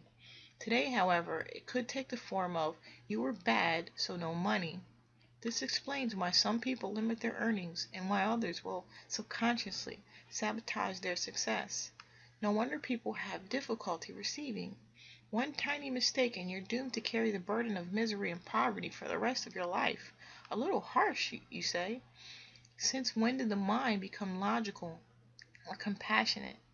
Again, the conditioned mind is a file folder filled with past programming, made-up meanings, and stories of drama and disaster. Making sense is not its strong suit. Here's something I teach at my seminars that might make you feel better. In the end, it doesn't matter whether you feel worthy or not. You can be rich either way. Plenty of wealthy people don't feel overly worthy. In fact, it's one of the major motivations for people to get rich, to prove themselves and their worth to themselves or to others. The idea that self-worth is necessary for net worth is just that, an idea, but it doesn't necessarily hold water in the real world. As we said earlier, getting rich to prove yourself may not make you the happiest camper, so you're better off creating wealth for other reasons. But what's important here is for you to realize that your feeling of unworthiness won't prevent you from getting rich. From a strictly financial point of view, this could actually be a motivational asset. Having said that, I want you to get what I'm going to share with you loud and clear. This could easily be one of the most important moments of your life. Are you ready? Here goes. Recognize that whether you are worthy or not is all a made-up story. Again, nothing has meaning except for the meaning we give it. I don't know about you, but I've never heard of anybody who went through the stamping lineup at birth. Can you imagine God stamping each person's forehead as he or she came through? Worthy, unworthy, worthy, worthy, unworthy. Yuck, definitely unworthy. Sorry, I don't think it works that way. There's no one who comes around and stamps you worthy or unworthy. You do that. You make it up. You decide it. You and you alone determine if you're going to be worthy. It's simply your perspective. If you say you're worthy, you are. If you say you're not worthy, you're not. Either way, you will live into your story. This is so critical. I'm going to repeat that again. You will live into your story. It's that simple. Wealth principle. If you say you're worthy, you are. If you say you're not worthy, you're not. Either way, you will live into your story. So why would people do this to themselves? Why would people make up the story that they're not worthy? It's just the nature of the human mind, the protective part of us that's always looking for what's wrong. Ever notice that a squirrel doesn't worry about these things? Can you imagine a squirrel saying, I'm not going to collect any nuts this year to prepare for winter because I'm not worthy? Doubtful, because these low intelligence creatures will never do that to themselves. Only the most evolved creature on the planet, the human being, has the ability to limit itself like this. One of my own sayings is, if 100-foot oak tree had the mind of a human, it would only grow to be 10 feet tall. So here's my suggestion. Since it's a lot easier to change your story than your own worthiness, instead of worrying about changing your worthiness, change your story. It's a lot faster and cheaper. Simply make up a new and much more supportive story and live into it. Oh, but I couldn't do that, you say. I'm not qualified to decide that I'm worthy. That has to come from someone else. Sorry, I say. That's not quite accurate, which is a nice way of saying bull poop. It wouldn't make a difference what anyone says or said in the past, because you have to believe it and buy into it for it to have any effect, and that can't come from anyone else but you. But just to make you feel better, let's play the game and I'll do for you what I do for thousands of participants at the Millionaire Mind Intensive Seminar. I will personally anoint you. Wealth principle. If 100-foot oak tree had the mind of a human, it would only grow to be 10 feet tall. T. Harv Eker. This is a special ceremony, so I'm going to ask you to eliminate any distractions right now. Stop munching, stop talking on the phone, and stop whatever you're doing. Men, if you like, you can change into a suit and tie, although a tuxedo would be best. Women, a formal evening gown and heels would be perfect. And if you don't have anything that's classy or new enough, this would definitely be an occasion to go buy yourself a brand new dress, designer label preferred. If you're all ready, let's begin. Please kneel down on one knee and bow your head in respect. Ready? Here goes. By the power invested in me, I hereby anoint you as worthy from now on until forevermore. Okay, we're done. You can stand up now and hold your head high because you are finally worthy. Here's some sage advice. Stop buying into that worthiness or unworthiness crap and start taking the actions you need to get rich. You need to take to get rich. The second major reason most people have a problem with receiving is that they have bought into the adage, it's better to give than to receive. Let me put this elegantly as possible. What a crock! That statement is total hogwash, and in case you haven't noticed, it's usually propagated by people and groups who want you to give and them to receive. The whole idea is ludicrous. What's better, hot or cold, big or small, left or right, in or out? Giving and receiving are two sides of the same coin. Whoever decided that it is better to give than to receive was simply bad at math. For every giver, there must be a receiver, and for every receiver, there must be a giver. Wealth principle. For every giver, there must be a receiver, and for every receiver, there must be a giver. Think about it. How could you give if there weren't someone or something there to receive? Both have to be in perfect balance to work 1-to-1, 50-to-50, and since giving and receiving must always equal each other, they must also be equal in importance. Besides, how does it feel to give? Most of us would agree that giving feels wonderful and fulfilling. Conversely, how does it feel when you want to give and the other person isn't willing to receive? Most of us would agree that it feels terrible. So know this, if you are not willing to receive, then you are ripping off those who want to give to you. You are actually denying them the joy and pleasure that comes from giving. Instead, they feel lousy. Why? Again, everything is energy. And when you want to give but can't, that energy cannot be expressed and it gets stuck in you. That stuck energy then turns into negative emotions.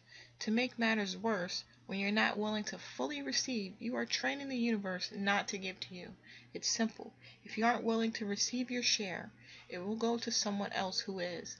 That's not one of the reasons to get rich. That's one of the reasons the rich get richer and the poor get poorer. Not because they're any more worthy, but because they are willing to receive while most poor people are not.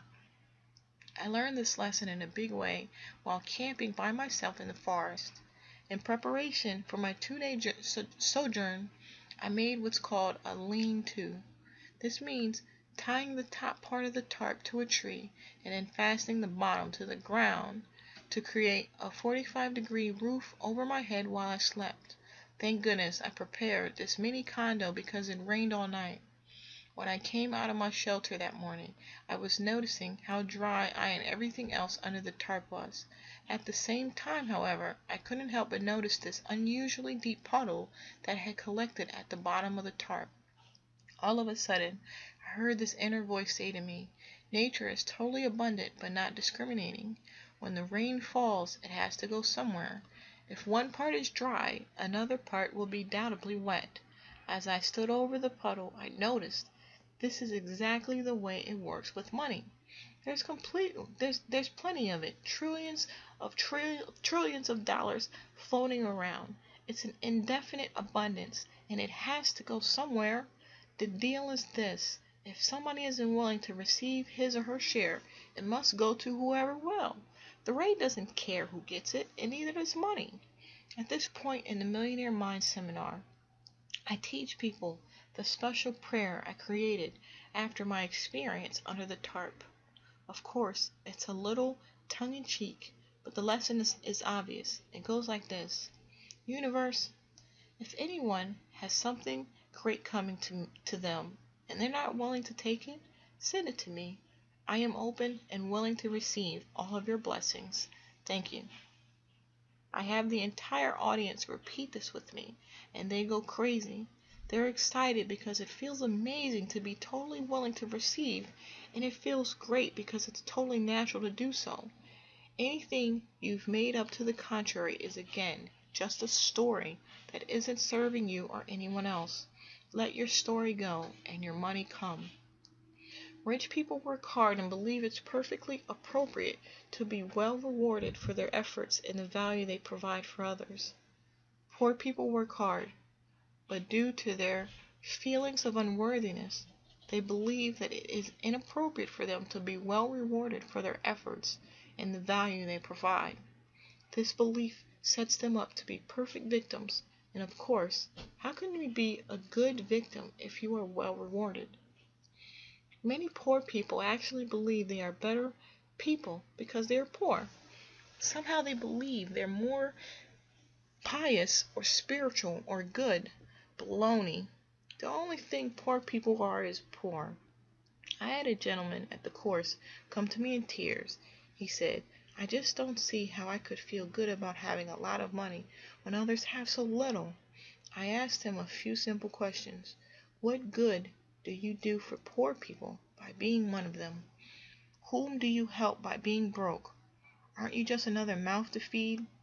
Wouldn't it be more effective for you to create wealth for yourself and then be able to really help others from a place of strength instead of weakness? He stopped crying and said, "For the first time I got it. I can't believe what garbage I've been thinking. Harv, I believe the time has come for me to get rich and along the way help others. Thank you." He went back to his seat a new man. I got an email from him not long ago telling me he's making 10 times what he used to earn and that he's feeling awesome about it. Best of all, he says, it feels tremendous to be able to assist some of his friends and family who are still struggling. This leads me to an important point. If you have the wherewithal to have a lot of money, have it. Why? Because the truth is that we are extremely fortunate to be living in this society, a society whereby each person is in fact rich compared to many other parts of the world. Some people just don't ever have the opportunity to have a lot of money. If you are one of the lucky people who do have the ability, and each of you or you wouldn't be reading this book like this, then use your wherewithal for all it's worth. Get really rich and then help people who don't have the opportunity you did.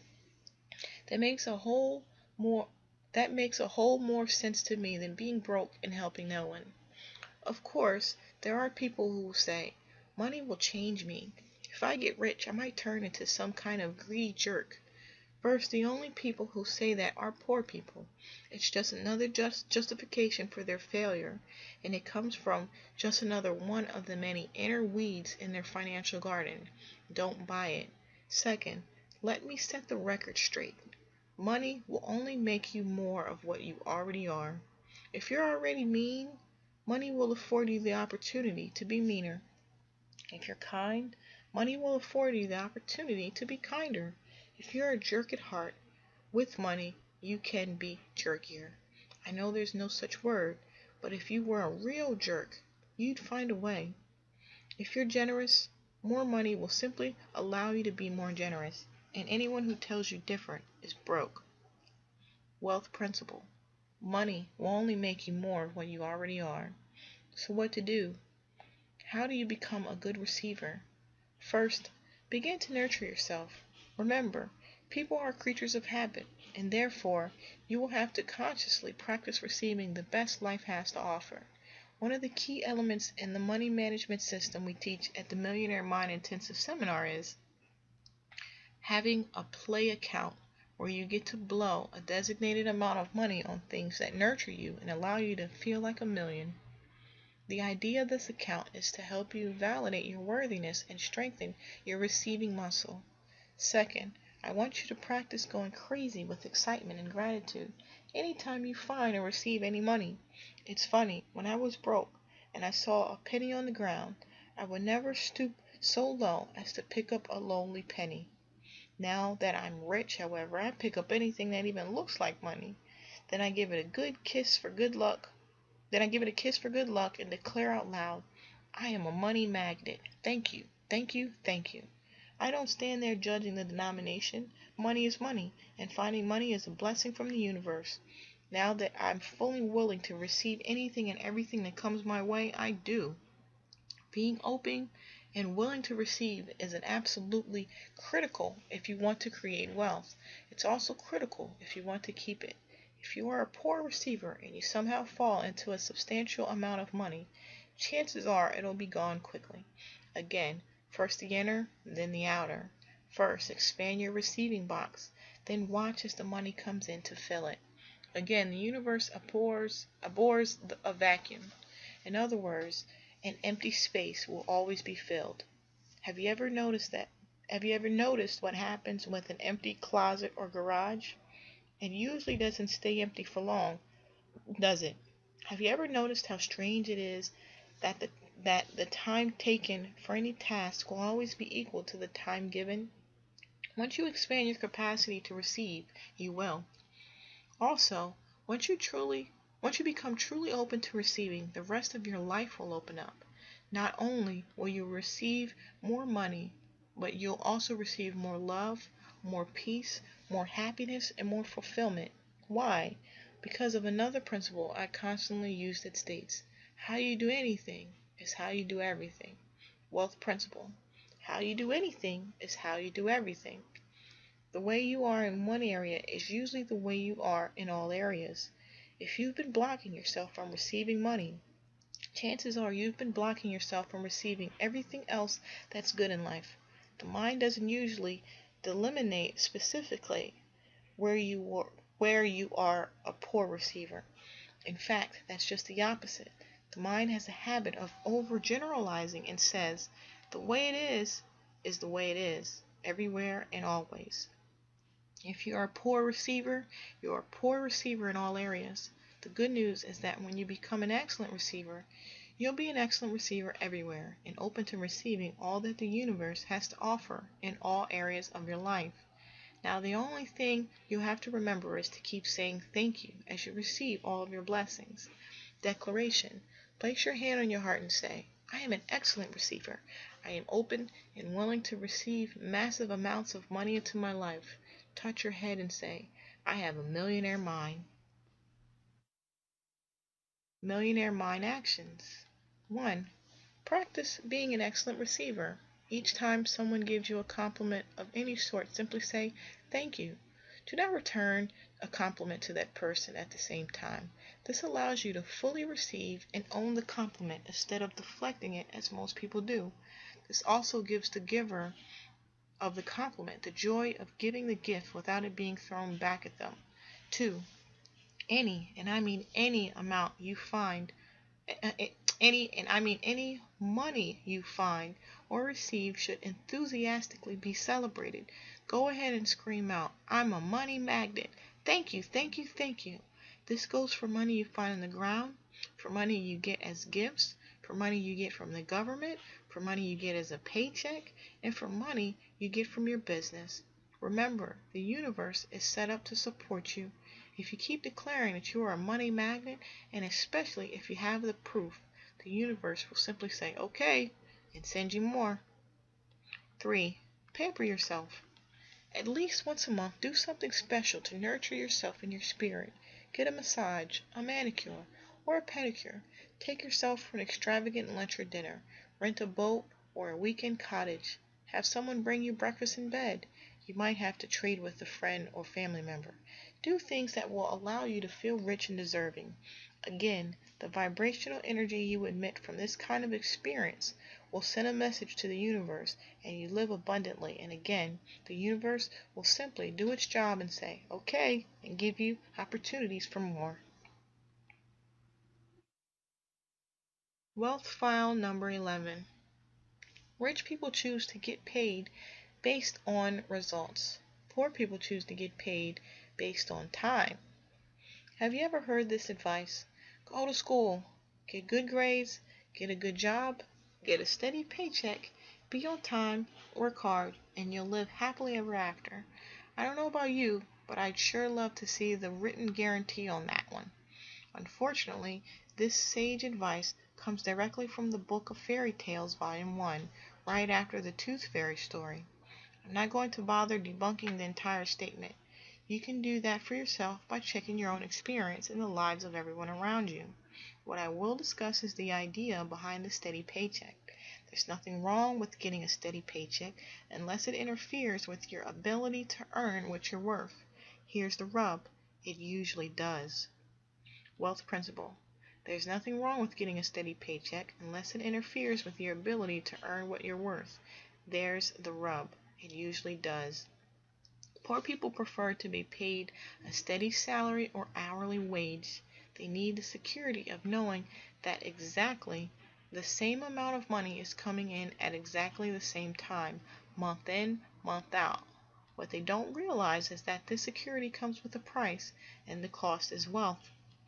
Living based in security is living based in fear. What you're actually saying is, "I'm afraid I won't be able to earn enough based on my performance, so I'll settle for earning just enough to survive or to be comfortable." Rich people prefer to get paid based on the results they produce, if not totally, then at least partially. Rich people usually own their own business in some form. They make their income from their profits. Rich people work on commission or percentages of revenue. Rich people choose stock options and profit sharing in lieu of higher salaries.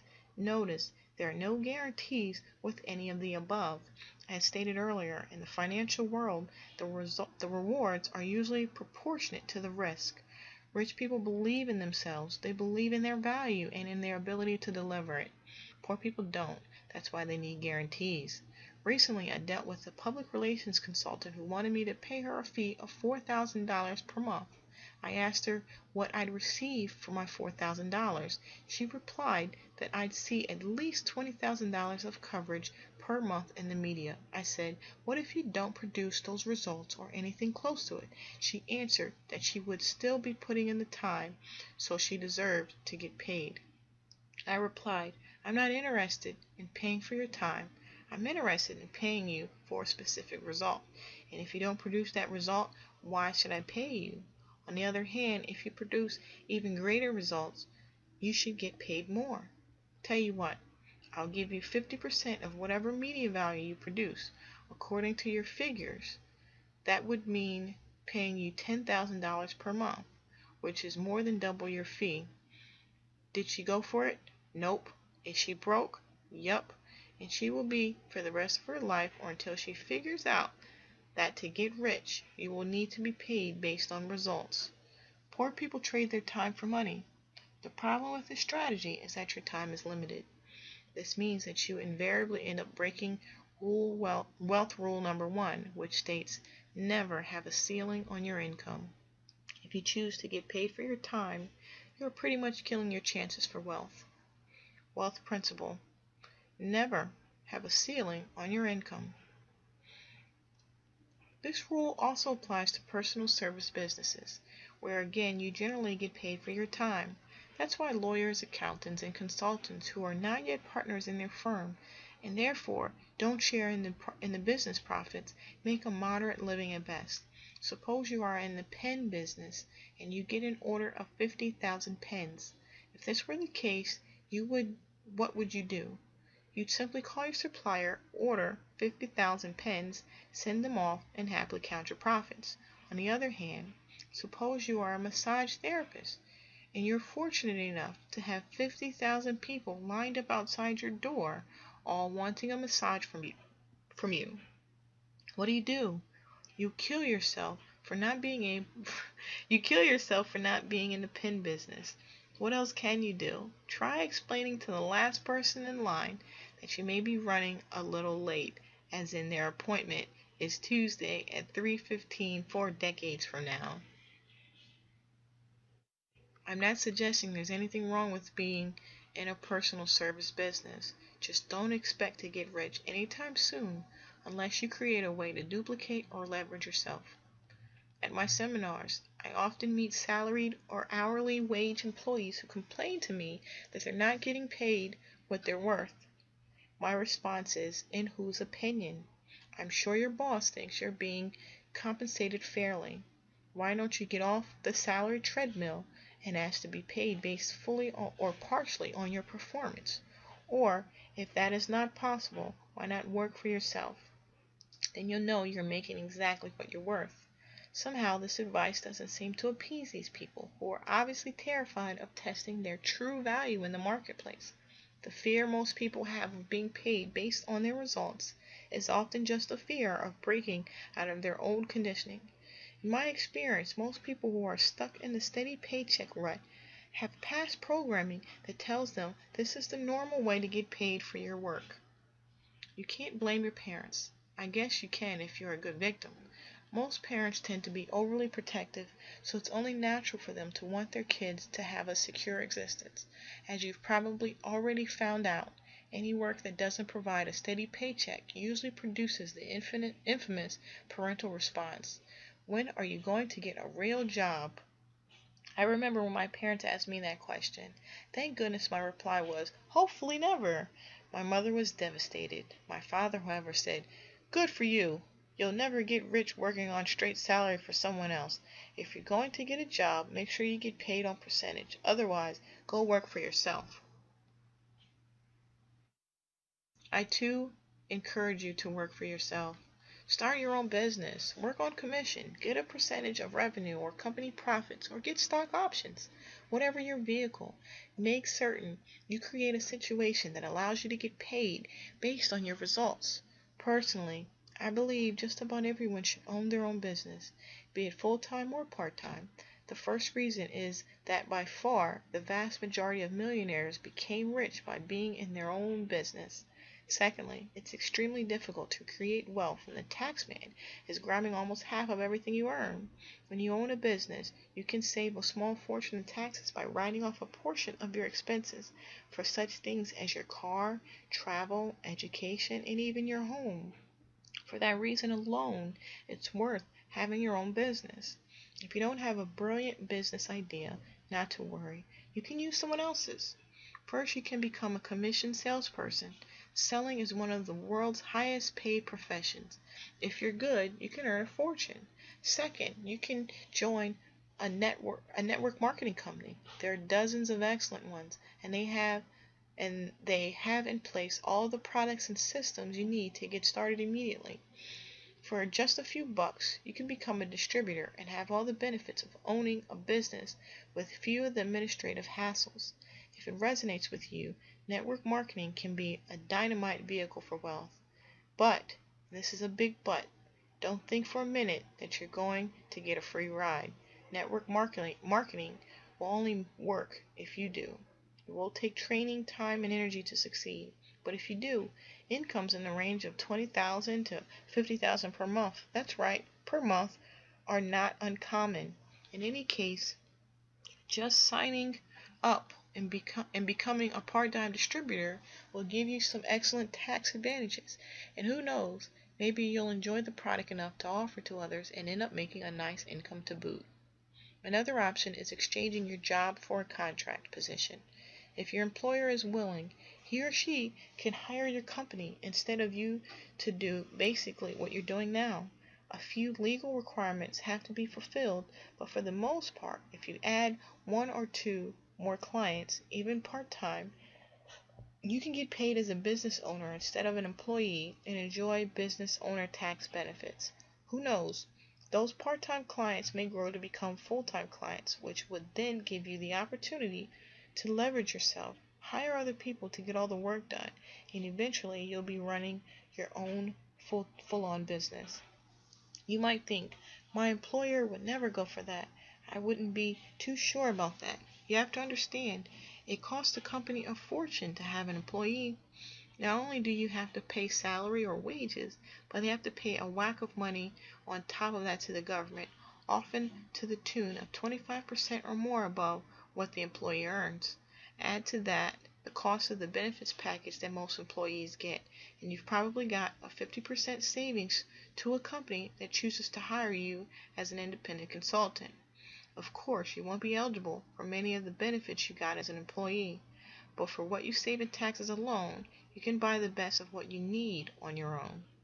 In the end, the only way to earn what you're really worth is to get paid based on your results. Once again, my dad said it best. You'll never get rich working on straight salary for someone else. If you're going to get a job, make sure you get paid on percentage. Otherwise, go work for yourself. Now that's sage advice. Declaration. Place your hand on your heart and say, I choose to get paid based on my results. Touch your head and say, I have a millionaire mind.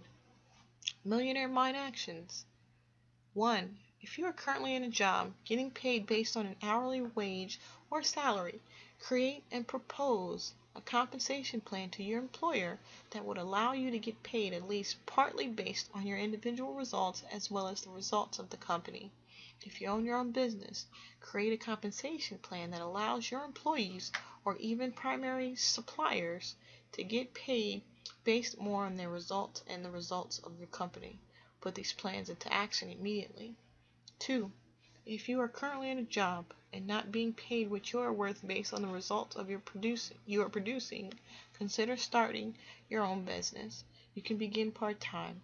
You could easily join a network marketing company or become a coach, teaching others what you know, or offer your independent consulting services back to the company you originally worked for, but this time paid on performance and results rather than only for your time. Success story from Shawnita. Dear Harv, I can't explain how grateful we are that we were introduced to you by one of my wife's friends. At the time, I just received a $10,000 cut in pay. We were desperately looking for options, as we were not making ends meet anymore. At the Millionaire Mind Intensive, we learned the tools that helped us create financial freedom. Once we put the tools in place, miracles started to happen. We were able to purchase 5 homes within the next year, all with a minimum profit of at least $18,000 each. The 5th house had a profit of $300,000, 6 times my previous yearly salary. I was able to quit my job 14 years and become a full-time real estate investor, giving me the free time to be with my family and friends. Your method of teaching at the cellular level has been a great key to our success. I cannot wait for what is ahead. I only wish I'd learned this when I was in my 20s. Thank you. Shawnita Seattle, Washington. Wealth file number 12. Rich people think both. Poor people think either or. Rich people live in a world of abundance. Poor people live in a world of limitations. Of course, both live in the same physical world, but the difference is in their perspective. Poor and most middle-class people come from scarcity.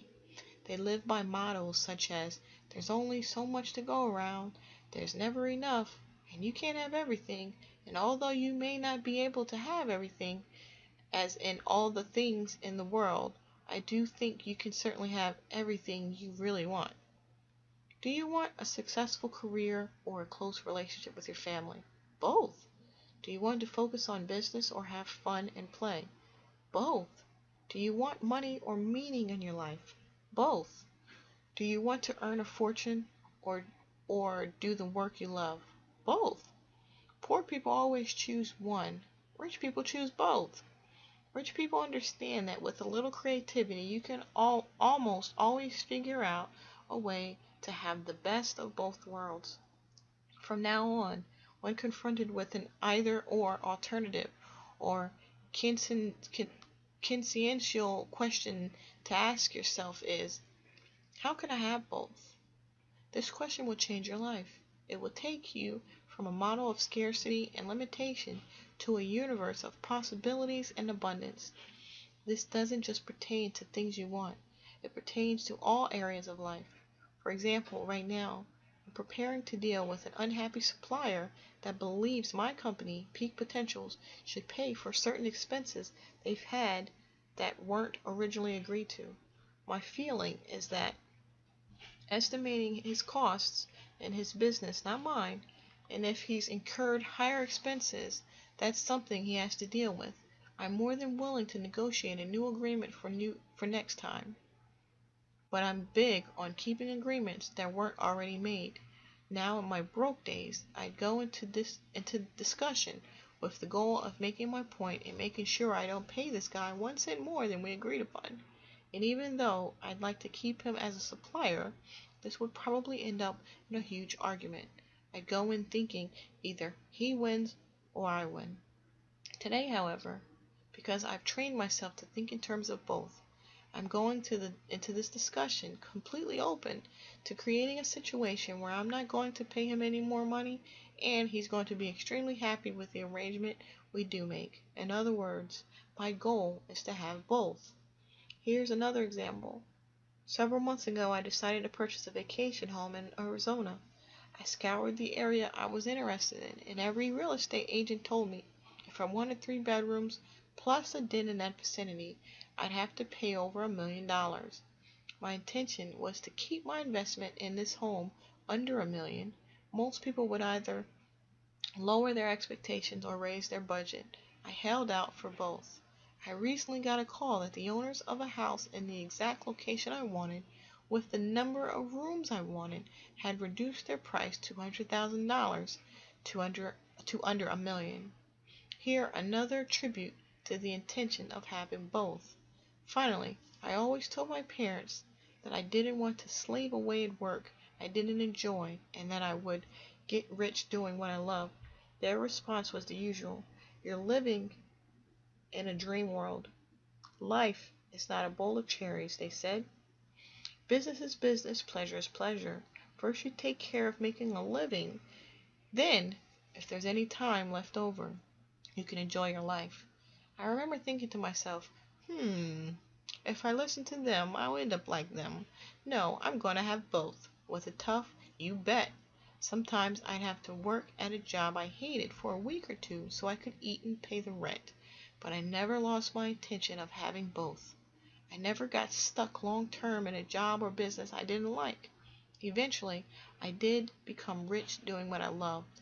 Now that I know it can be done, I continue to pursue only the work and projects that I love. Best of all, I now have the privilege of teaching others to do the same. Nowhere is both thinking more important than when it comes to money.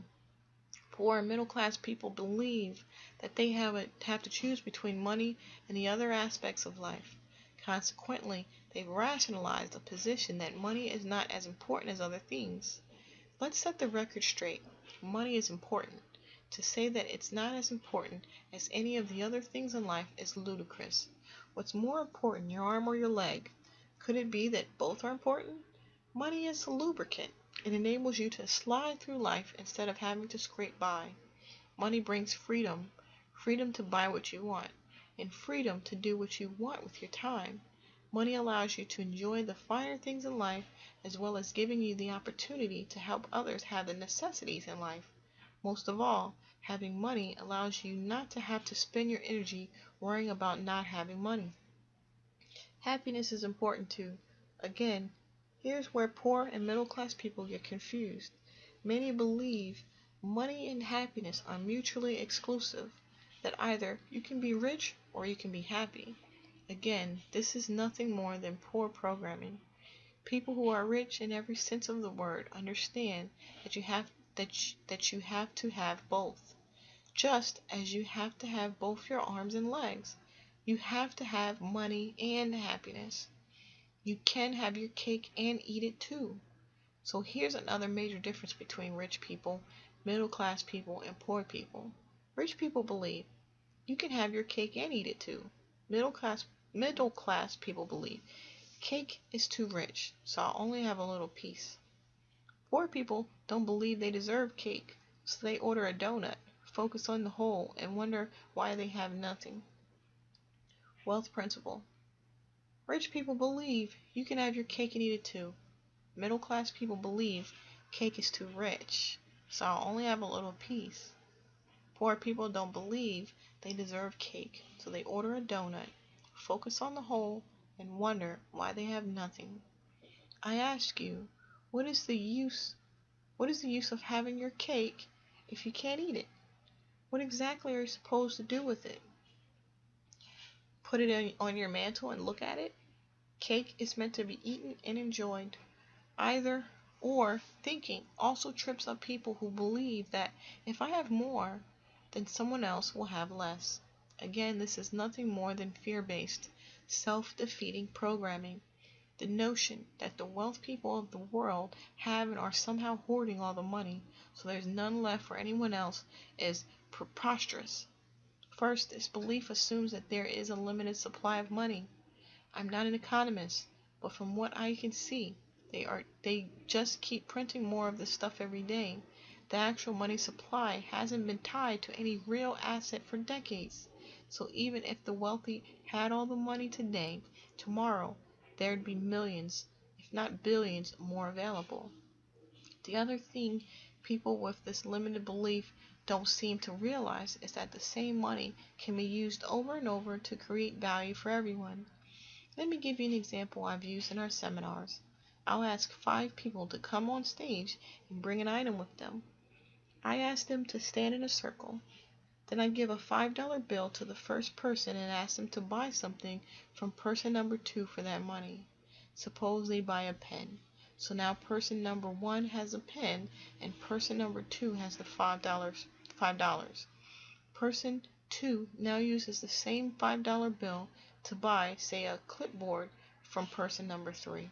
Then person number 3 uses the same $5 bill to buy a notebook from person number 4.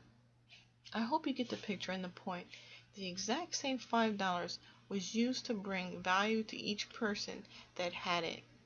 That same $5 went through 5 different people and created $5 worth of value for each and a total of $25 in value for the group.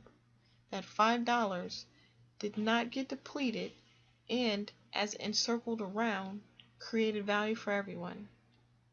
The lessons are clear. First, money does not get depleted.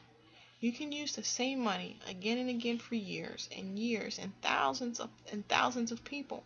Second, the more money you have, the more you can put into the circle, which means other people then have more money to trade for more value. This is exactly the opposite of either or based thinking. To the contrary, when you have money and use it, you and the person you live with, to the contrary, when you have money and use it, You and the person you spend it with both have the value. Put bluntly, if you are so worried about other people and making sure they get their share, as if there is a share, do what it takes to get rich so you can spread more money around. If I can be an example for anything, it would be that you can be a kind, loving, caring, generous, and spiritual person and be really freaking rich. I strongly urge you to dispel the myth that money is in any way bad or that you will be less good or less pure if you are wealthy. That belief is absolute salami, in case you're tired of bologna. And if you keep eating it, you won't just be fat, you'll be broken fat. You'll be fat and broke. Hey, what do you know? Another example of both. My friends, being kind, generous, and loving has nothing to do with what is or isn't in your wallet. Those attributes come from what is in your head. Being pure and spiritual have nothing to do with what is or isn't in your bank account. Those attributes come from what's in your soul. To think money makes you good or bad, one way or another, is either or thinking and just plain programmed garbage. That is not supportive to your happiness and success. It's also not supportive to those around you, especially the children. If you're that adamant about being a good person, then be good enough not to infect the next generation with the disempowering beliefs you may inadvertently have adopted.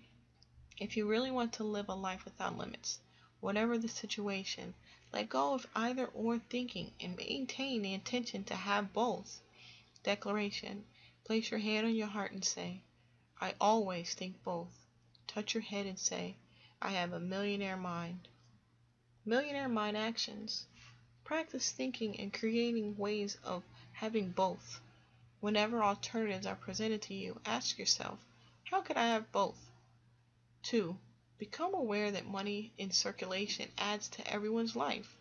Each time you spend money, say to yourself, this money will go through hundreds of people and create value for all of them. 3. Think of yourself as a role model for others, showing that you can be kind, generous, loving, and rich. Wealth found number 13. Rich people focus on their net worth. Poor people focus on their working income. When it comes to money, people in our society typically ask, how much do you make? Seldom do you hear the question, what is your net worth? Few people talk this way, except of course at the country club. In country clubs, the financial discussion almost always centers around net worth. Jim just sold his stock options. He's worth over $3 million. Paul's company just went public. He's worth $8 million. Sue just sold her business. She's now worth $12 million. At the country club, you're not going to hear, hey, did you hear that Joe got a raise? Yeah, and a 2% cost of living allowance to boot. If you did hear that, you'd know you're listening to a guest for the day. Wealth principle. The true measure of wealth is net worth, not working income. The true measure of wealth is net worth, not working income. Always has been, always will be. Net worth is the financial value of everything you own.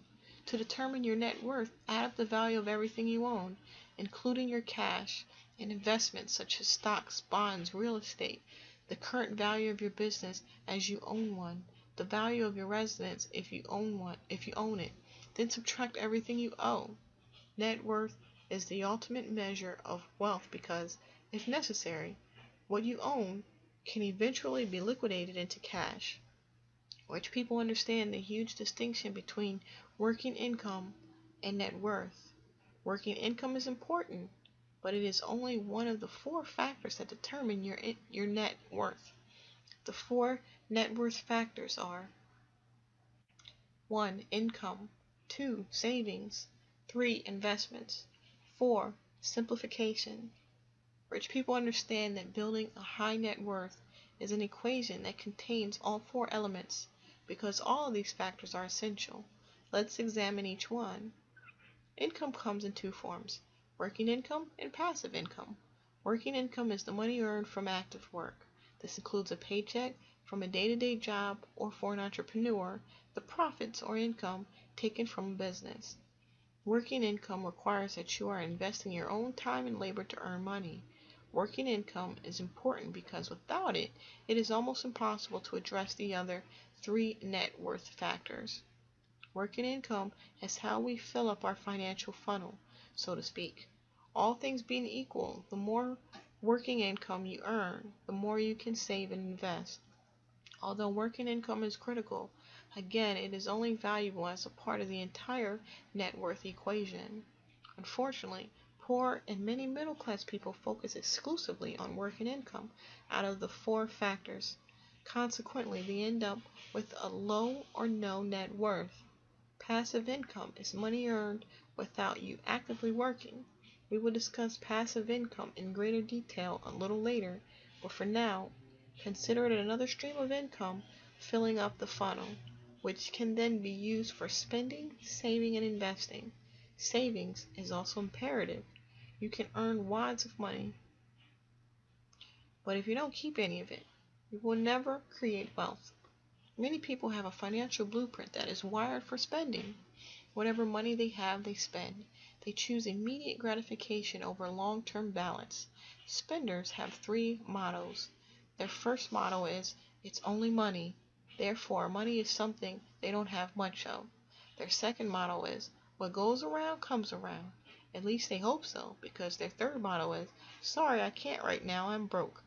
Without creating income to fill the funnel and savings to keep it there, it is impossible to address the next net worth factor. Once you've begun saving a decent portion of your income, then you can move to the next stage and make your money grow through investing. Generally, the better you are at investing, the faster your money will grow and generate a greater net worth. Rich people take the time and energy to learn about investing in investments. They pride themselves on being excellent investors, or at least hiring excellent investors to invest for them. Poor people think investing is only for rich people, so they never learn about it and stay broke. Again, every part of the equation is important. Our fourth net worth factor may well be the dark horse of the bunch, because few people recognize its importance in creating wealth. This is the factor of simplification. It goes hand in hand with saving money, whereby you consciously create a lifestyle in which you need less money to live on. By decreasing your cost of living, you increase your savings and the amount of funds available for investing. To illustrate the power of simplification, here's the story of one of our Millionaire Mind participants. When Sue was only 23, she made a wise choice. She purchased a home. She paid just under $300,000 at the time. 7 years later, in a sizzling hot market, Sue sold her home for over $600,000, meaning she profited over $300,000. She considered buying a new home, but after attending the Millionaire Mind intensive seminar, she recognized that if she invested her money in a secure second mortgage at 10% interest and simplified her lifestyle, she could actually be quite comfortable living on the earnings from her investments and not have to work ever again. Instead of purchasing a new home, she moved in with her sister. Now, at 30 years of age, Sue is financially free. She won her independence not through earning a ton of money, but by consciously scaling back her personal overhead. Yes, she still works because she enjoys it, but she doesn't have to. In fact, she only works 6 months of the year. The rest of the time she spends in Fiji. First, because she loves it, and second, she says her money goes even further there because she lives with the locals rather than a tourist. She doesn't spend a lot. How many people do you know who would love to spend 6 months of each year living on a tropical island, never having to work again at the ripe old age of 30? How about 40, 50, 60, ever? It's all because Sue created a simple lifestyle and consequently doesn't need a fortune to live on. So what will it take for you to be happy financially? If you need to live in a mansion, have 3 vacation homes, own 10 cars, take annual trips around the world, eat caviar, and drink the finest champagne to enjoy your life, that's fine. But recognize You set your bar pretty darn high, and it may take you a long time to get to a point where you're happy. On the other hand, if you don't need all the toys to be happy, you'll probably reach your financial goal a lot sooner. Again, building your net worth is a four-part equation. As an analogy, imagine driving a bus with four wheels. What would be the ride? What would be the ride? What would the ride be like if you were driving on one wheel only? Probably slow, bumpy, full of struggle, sparks, and going in circles. Does that sound familiar? Rich people play the money game on all four wheels. That's why their ride is fast, smooth, direct, and relatively easy. By the way, I use the analogy of a bus because once you are successful, your goal might be to bring others along on the ride with you.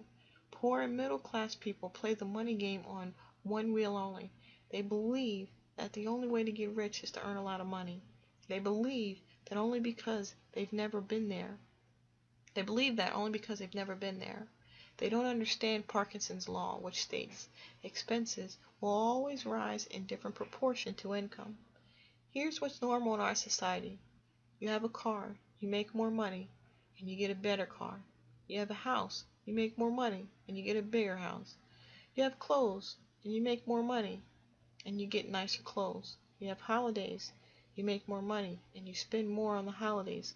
Of course, there are a few exceptions to this rule, very few. In general, as income goes up, expenses almost invariably go up too. That's why income alone will never create wealth.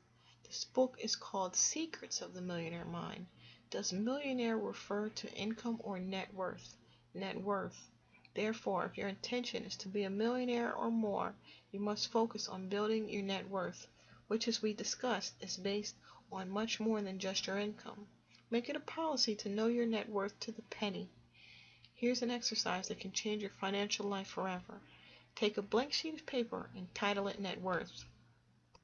Take out a blank sheet of paper and title it Net Worth. Then create a simple chart that begins with 0 and ends with whatever your net worth objective is. Note your current net worth as it is today. Then every 90 days, enter your new net worth. That's it. If you do this, you will find yourself getting richer and richer. Why? Because you will be tracking your net worth. Remember, what you focus on expands. As I often say in our training, where attention goes, energy flows, and results show. Wealth principle. Where attention goes, energy flows, and results show. By tracking your worth, you are focusing on it, and because what you focus on expands, your net worth will expand. By the way, this law goes for every other part of your life. What you track increases. To that end, I encourage you to find and work with a good financial planner.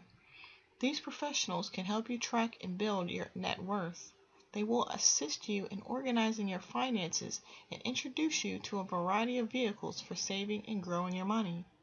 The best way to find a good planner is to seek a referral from a friend or an associate who is happy with the person he or she using. I'm not saying to take everything your planner says as gospel, but I am suggesting that you find a qualified professional and the skills to help you plan and track your finances. A good planner can provide you with the tools, software, knowledge, and recommendations to help you build the kind of investing habits that will produce wealth. Generally, I recommend finding a planner who works with an array of financial products rather than just insurance or just mutual funds. In that way, you can find out about a variety of options, then decide what's right for you. Place your hand on your heart and say, I focus on building my net worth. Touch your head and say, I have a millionaire mind. Millionaire mind actions. 1. Focus on all 4 net worth factors: increasing your income, increasing your savings, increasing your investment returns, and decreasing your cost of living by simplifying your lifestyle. 2. Create a net worth statement. To do this, add the current dollar value of everything you own, your assets, and subtract the total value of everything you owe, your liabilities.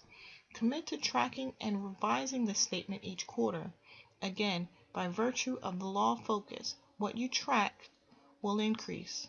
3. Hire a financial planner who is highly successful and works with a well-known, reputable company. Again, the best way to find a great financial planner is to ask friends and associates for their referrals. Special bonus. Go to www.millionairemindbook.com and click on Free Book Bonuses to receive your free net worth tracking sheet. Wealth file number 14. Rich people manage their money well. Poor people mismanage their money well. Thomas Stanley, in his best-selling book, The Millionaire Next Door, surveyed millionaires from across North America and reported on who they are and how they attained their wealth. The results can be summarized in one short sentence. Rich people are good at managing their money. Rich people manage their money well. Poor people mismanage their money. Wealthy people are not any smarter than poor people. They just have different and more supportive money habits. As we discussed in part 1 of this book, these habits are primarily based on our past conditioning. So first, if you're not managing your money properly, you were probably programmed not to manage money. Second, there's a better than good chance you don't know how to manage your money in a way that's easy and effective. I don't know about you, but where I went to school, Money Management 101 wasn't offered. Instead, we learned about the War of 1812, which of course is something I use every single day. It may not be the most glamorous of topics, but it comes down to this. The single biggest difference between financial success and financial failure is how well you manage your money. It's simple. To master money, you must manage money. Poor people either mismanage their money or they avoid the subject of money altogether. Many people don't like to manage their money because, first, they say it restricts their freedom, and second, they say they don't have enough money to manage. As for the first excuse, managing money does not restrict your freedom. To the contrary, it promotes it. Managing your money allows you to eventually create financial freedom so that you never have to work again. To me, that's real freedom. As for those who use the "I don't have enough money to manage" rationale, they're looking through the wrong end of the telescope. Rather than say, "When I have plenty of money, I'll begin to manage it," the reality is, when I begin to manage it, I'll have plenty of money. Saying I'll start managing my money as soon as I get caught up is like an overweight person saying I'll start exercising and dieting as soon as I lose 20 pounds. It's putting the cart before the horse, which leads to going nowhere or even backward. First, you start properly handling the money you have. Then you'll have more money to handle. In the Millionaire Mind Intensive Seminar, I tell a story that hits most people right between the eyes. Imagine you're walking along the street with a 5-year-old. You come across an ice cream store and go inside. You get the child a single scoop of ice cream on a cone because they don't have any cups. As the two of you walk outside, you notice the cone wobbling in the child's tiny hands, and all of a sudden, plop! The ice cream falls out of the cone onto the pavement. The child begins to cry, so back you go into the store, and just as you're about to order for the second time, the child notices a colorful sign with a picture of the triple scooper cone.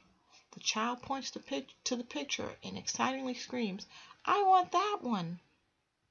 Now here's the question. Being the kind, loving, and generous person that you are, would you go ahead and get this child the triple scooper?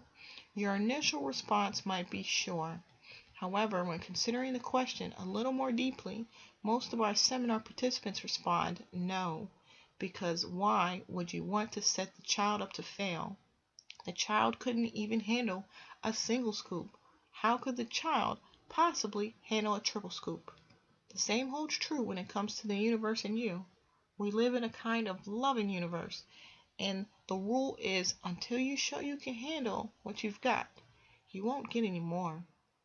Wealth principle. Until you show you can handle what you've got, you won't get any more. You must acquire the habits and skills of managing a small amount of money before you can have a large amount.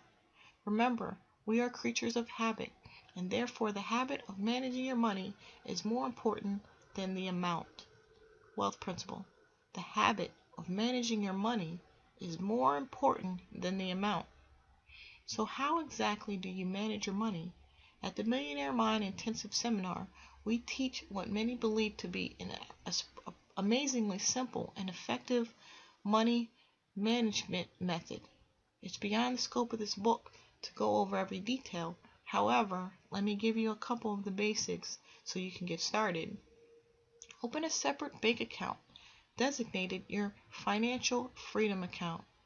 Put 10% of every dollar you receive after taxes into this fund. This money is only to be used for investments in buying or creating passive income streams. The job of this account is to build a golden goose that lays golden eggs called passive income. And when do you get to spend this money? Never. It is never spent, only invested. Eventually, when you retire, you get to spend the income from the fund, the eggs, but never the principal itself. In this way, it always keeps growing and you can never go broke. One of our students named Emma recently told me her story. 2 years ago, Emma was about to claim bankruptcy. She didn't want to, however, she felt she had no other option. She was in debt beyond what she could handle. Then she attended the Millionaire Mind Intensive Seminar and learned about the money management system. Emma said, "This is it. This is how I'm going to get out of this mess." Emma, like all the participants, was told to divide her money into several different accounts. That's just great. She thought to herself, I don't have any money to divide up. But since she wanted to try, Emma decided to divide up $1 a month into the accounts. Yes, that's right, only $1 a month. Based on the allocation system we teach, using that $1, she put 10 cents into her FFA, Financial Freedom account. The first thing she thought to herself was, how the heck am I supposed to become financially free on 10 cents a month? So she committed to doubling that dollar every month. The second month she divided up $2. The third month, $4. Then $8, 16, 32, $64, and so on until the 12th month was $2,048 that she was dividing up each month. Then 2 years later, she began to collect some amazing fruits from her efforts. She was able to put $10,000 directly into her financial freedom account. She had developed the habit of managing her money so well that when a bonus check of $10,000 came her way, she didn't need the money for anything else. Emma is now out of debt and on her way to becoming financially free, all because she took action with what she'd learned, even if it was only with $1 a month. It doesn't matter if you have a fortune right now or virtually nothing. What does matter is that you immediately begin to manage what you've got, and you'll be in shock at how soon you get more. I had another student at the Millionaire Mind Intensive Seminar say, how can I manage my money when I'm borrowing money to live on as it is? The answer is, borrow an extra dollar and manage that dollar. Even if you are borrowing or finding just a few dollars a month, you must manage that money because more than a physical world principle is at play here. This is also a spiritual principle. Money miracles will occur once you demonstrate to the universe that you can handle your finances properly. In addition to opening a financial freedom bank account, create a financial freedom jar in your home and deposit money into it every day. It could be $10, $5, $1, a single penny, or all your loose change. The amount doesn't matter. The habit does. The secret again is to place daily attention on your objective of becoming financially free. Like attracts like. Money attracts more money. Let this simple jar become your money magnet, attracting more and more money and opportunities for financial freedom into your life. Now, I'm sure this isn't the first time you've heard the advice to save 10% of your money for long-term investing, but it may be the first time you've heard that you must have an equal and opposite account specifically designed for you to blow money and play. One of the biggest secrets to managing money is balance.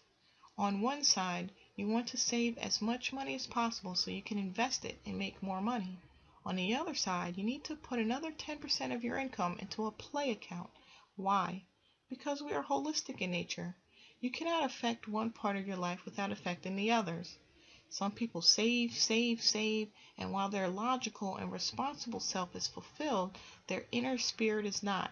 Eventually, this fun-seeking spirit side will say, "I've had enough. I want some attention too," and sabotage their results. On the other hand, if you spend, spend, spend, not only will you never become rich, but the responsible part of you will eventually create the situation where you don't even enjoy the things you spend your money on, and you'll end up feeling guilty. The guilt will then cause you to unconsciously overspend as a way of expressing your emotions.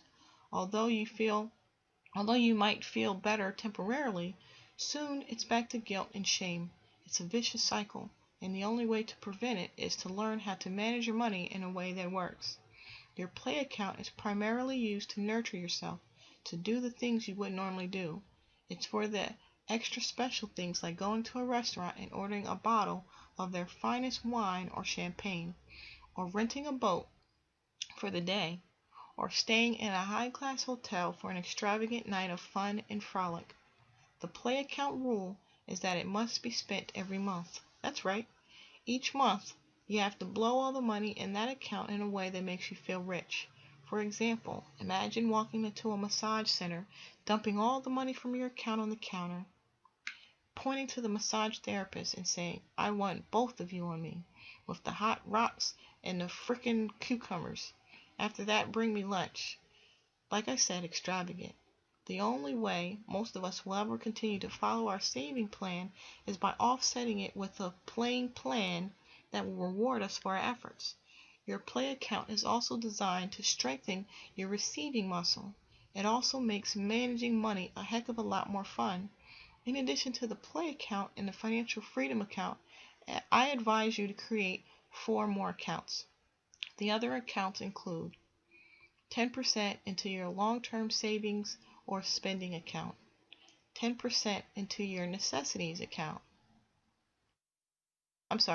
10% into your education account, 50% into your necessities account, 10% into your give account. Again, poor people think it's all about income. They believe you have to earn a fortune to get rich. Again, that's male cow manure. The fact is that if you manage your money following this program, you can become financially free on a relatively small income. If you mismanage your money, you can't become financially free even on a huge income.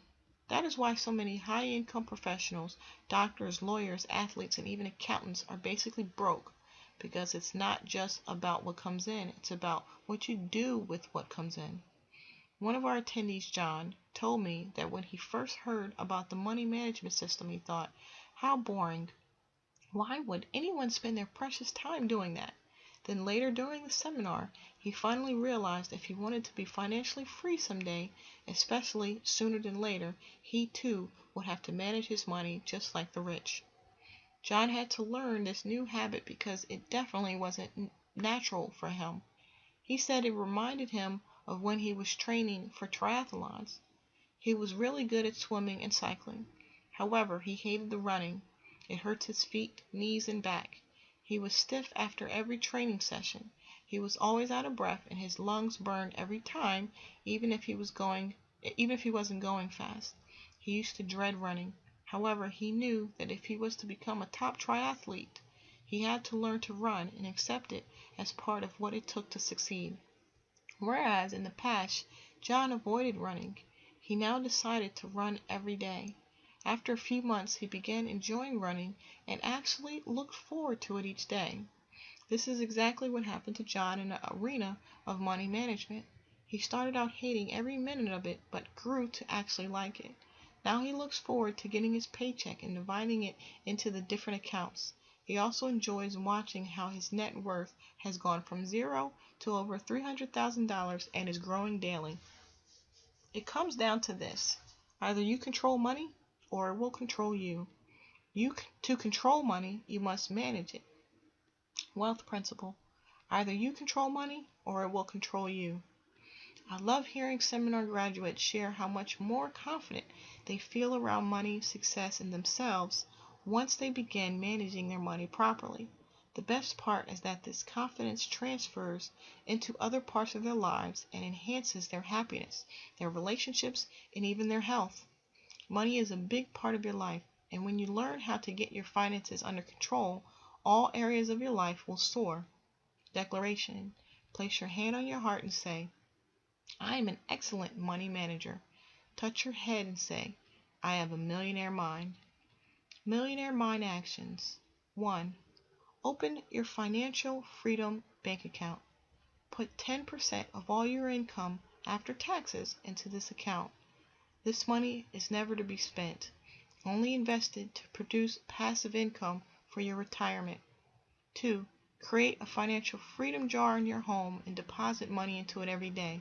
It could be $10, $5, $1, a single penny, or all your loose change.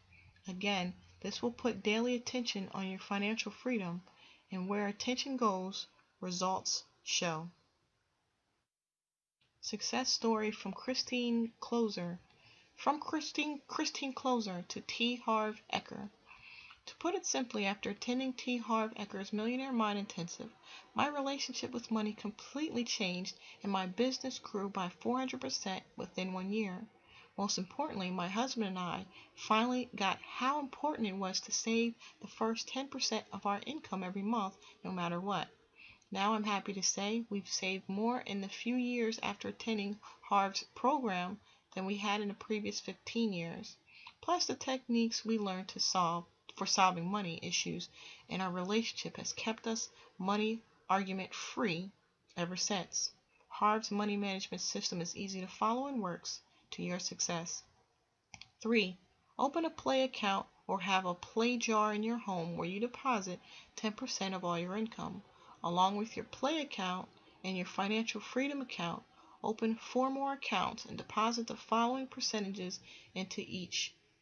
10% into your long-term savings for spending account, 10% into your education account, 50% into your necessities account, 10% into your give account. 4. Whatever money you have, begin managing it now. Do not wait another day. Even if you only have $1, manage that dollar. Take 10 cents and put it into your FFA jar, and another 10 cents and put it into your play jar. This action alone will send a message to the universe that you are ready for more money. Of course, if you can manage more, manage more. Wealth file number 15. Rich people have their money work hard for them. Poor people work hard for their money. If you're like most people, you grew up being programmed that you have to work hard for money. Chances are good, however, that you didn't grow up with the conditioning that it was just as important to make your money work hard for you. No question, working hard is important, but working hard alone will never make you rich. How do we know that? Take a look in the real world. There are millions, no make that billions of people who slave away, working their tails off all day and even all night. Are they all rich? No. Are most of them rich? No. Are a lot of them rich? No. Most of them are broke or close to it. On the other hand, whom do you see lounging around the country clubs of the world? Who spends their afternoons playing golf, tennis, or sailing? Who spends their days shopping and their weeks vacationing? I'll give you 3 guesses, and the first 2 don't count. Rich people, that's who. So let's get this straight. The idea that you have to work hard to get rich is bogus. The old Protestant work ethic states, a dollar's work for a dollar's pay. There's nothing wrong with that adage except that they forgot to tell us what to do with that dollar's pay. Knowing what to do with that dollar is where you move from hard work to smart work. Rich people can spend their days playing and relaxing because they work hard. because they work smart. They understand and use leverage. They employ other people to work for them and their money to work for them. Yes, in my experience, you do have to work hard for your money. For rich people, however, this is a temporary situation. For poor people, it's permanent. Rich people understand that you have to work hard until your money works hard enough to take your place. They understand that the more your money works, the less you will have to work. Remember, money is energy. Most people put work energy in and get money energy out. People who achieve financial freedom have learned how to substitute their investment of work energy in other forms of energy. These forms include other people's work, business systems at work, or investment capital at work. Again, first you work hard for money, then you let money work hard for you. When it comes to the money game, most people don't have a clue as to what it takes to win. What's your goal? When do you win the game? Are you shooting for 3 square meals a day, $100,000 a year in income, becoming a millionaire, becoming a multimillionaire? At the Millionaire Mind Intensive Seminar, the goal of the money game we teach is to never have to work again, unless you choose to, and that if you work hard, you work by choice, not by necessity. In other words, the goal is to become financially free as quickly as possible. My definition of financial freedom is simple. It is the ability to live the lifestyle you desire without having to work or rely on anyone else for money. Notice there is a good chance that your desired lifestyle is going to cost money. Therefore, to be free, you will need to earn money without working. We refer to income without work as passive income. To win the money game, the goal is to earn enough passive income to pay for your desired lifestyle. In short, you become financially free when your passive income exceeds your expenses. I have identified 2 primary sources of passive income. The first is money working for you. This includes investment earnings from financial instruments such as stocks, bonds, T-bills, money markets, mutual funds, as well as owning mortgages or other assets that appreciate in value and can be liquidated for cash. The second major source of passive income is business working for you. This entails generating ongoing income from businesses where you do not need to be personally involved for that business to operate and yield an income. Examples include rental real estate, royalties from books, music, or software, licensing your ideas, becoming a franchisor, owning storage units, owning vending or other types of coin-operated machines, and network marketing, to name just a few. It also includes setting up any business under the sun or moon that is systematized to work without you. Again, it's a matter of energy. The idea is that the business is working and producing value for people instead of you. Network marketing, for example, is an amazing concept. First, it doesn't usually require you to put up a lot of upfront capital. Second, once you've done the initial work, it allows you to enjoy ongoing residual income, another form of income without you working, year after year after year. Try creating that from a regular 9-to-5 job. I can't overemphasize the importance of creating passive income structures. It's simple. Without passive income, you can never be free. But, and it's a big but, did you know that most people have a tough time creating passive income? There are 3 reasons. First, conditioning.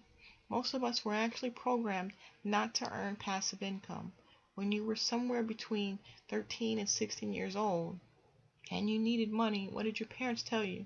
Did they say, well, go out there and earn some passive income? Doubtful. Most of us heard, go to work, go get a job, or something to that effect. We were taught to work for money, making passive income abnormal for most of us.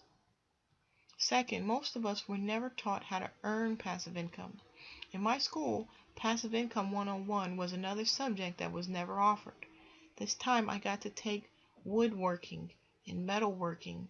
Notice both still entailing working, and making the perfect candle holder for my mom. Since we didn't learn about creating passive income structures in school, we learned it elsewhere, right?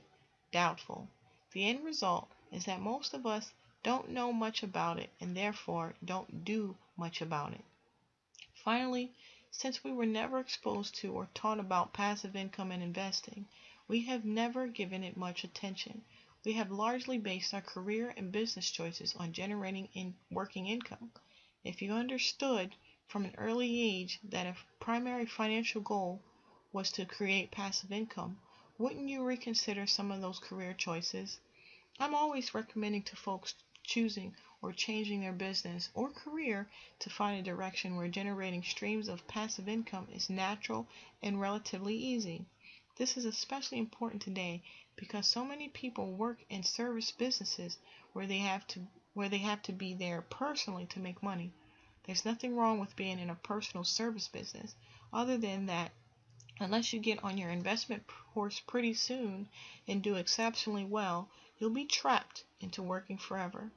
By choosing business opportunities that immediately or eventually produce passive income, you'll have the best of both worlds, working income now and passive income later. Refer back to a few paragraphs to review some of the passive business income options we discussed. Unfortunately, almost everyone has a money blueprint that is set for earning working income and against earning passive income. This attitude will be radically changed after you attend the Millionaire Mind Intensive Seminar, where using experiential techniques, we change your money blueprint so that earning a massive passive income is normal and natural for you. Rich people think long term. They balance their spending on enjoyment today with investing for freedom tomorrow. Poor people think short term. They run their lives based on immediate gratification. Poor people use the excuse, how can I think about tomorrow when I can barely survive today? The problem is that, eventually, tomorrow will become today.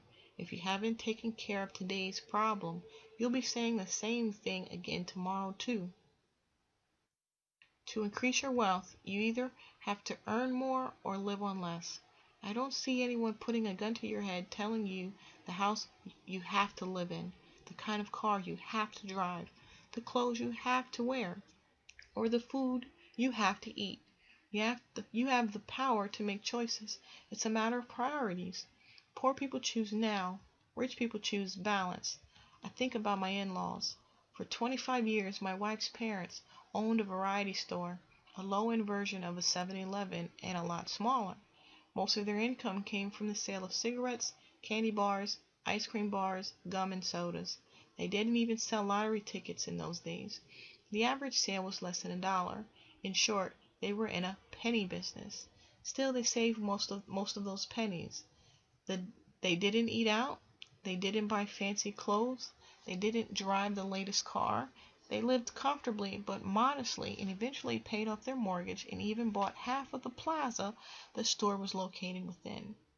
At the age of 59, by saving and investing pennies, my father-in-law was able to retire. I hate to be the one to have to tell you this, but for the most part, buying things for immediate gratification is nothing more than a futile attempt to make up for our dissatisfaction in life. More often than not, spending money you don't have comes from expending emotions you do have. This syndrome is commonly known as retail therapy. Overspending and the need for immediate gratification have little to do with the actual item you're buying and everything to do with the lack of fulfillment in your life. Of course, if overspending isn't coming from your immediate emotions, it arises from your money blueprint. According to Natalie, another one of our students, her parents were the ultimate cheapskates. They used coupons for everything. Her mother had a file box full of coupons, all sorted by category. Her father had a 15-year-old car that was rusting, and Natalie was embarrassed to be seen in it, especially when her mom picked her up from school. Anytime she got in the car, Natalie prayed that no one was looking. On vacation, her family never stayed in a motel or hotel. They didn't even fly, but drove 11 days across the country and camped the whole way every year. Everything was too expensive. The way they acted, Natalie thought her parents were broke. But her dad earned what she believed was a lot of money at the time, $75,000 a year. She was confused. Because she hated their stingy habits, she became the opposite. She wanted everything to be high class and expensive. When she moved out on her own and started making her own money, she didn't even realize it, but in a flash, she had spent all the money she had and then some. Natalie had credit cards, membership cards, you name it. She racked up all of them to the point where she couldn't even pay the minimums anymore. That's when she took the Millionaire Mind Intensive Seminar, and she says it saved her life. At the Millionaire Mind Intensive, during the section where we identify your money personality, Natalie's whole world changed. She recognized why she had been spending all her money. It was a form of resentment toward her parents for being so cheap. It was also to prove to herself and the world that she wasn't cheap. Since the course with her blueprint changed, Natalie says she no longer has the urge to spend her money in stupid ways. Natalie related she was recently walking through a mall and noticed this gorgeous light brown suede and fur coat hanging in the window display on one of her favorite stores. Immediately her mind said, that coat would look great on you, especially with your blonde hair. You need that. You don't have a really nice dressy winter coat. So she walked into the store, and as she was trying it on, she noticed the price tag, $400. She had never spent that much on a coat before. Her mind said, so what? The coat looks gorgeous on you. Get it. You'll make the money up later. This is where she says she discovered how profound the Millionaire Mind Intensive is. Almost as soon as her mind suggested that she buy the coat, her new and more supportive mind file came up and said, you'd be much better off putting that $400 towards your FFA account. What do you need this coat for? You already have a winter coat that's okay for now. Before she knew it, she was putting the coat on hold until the next day instead of buying it right there in the moment as usual. She never went back to get the coat. Natalie realized that her mental, material gratification files had been replaced with financial freedom files. She wasn't programmed to spend anymore. She now knows it's fine to take the best of what her parents modeled for her and save money, and at the same time to treat herself to nice things with her play account. Natalie then sent her parents to the course so they could be more balanced as well. She's thrilled to report they now stay in motels, not hotels yet. They bought a new car, and in learning how to make their money work for them, they've retired as millionaires. Natalie now understands that she doesn't have to be as cheap as her parents were to become a millionaire. But she also knows that if she spends her money unconsciously as before, she'll never be financially free. Natalie said, it feels amazing to have my money and my mind under control. Again, the idea is to have your money work as hard for you as you do for it. And that means you have to save and invest rather than make it your mission in life to spend it all.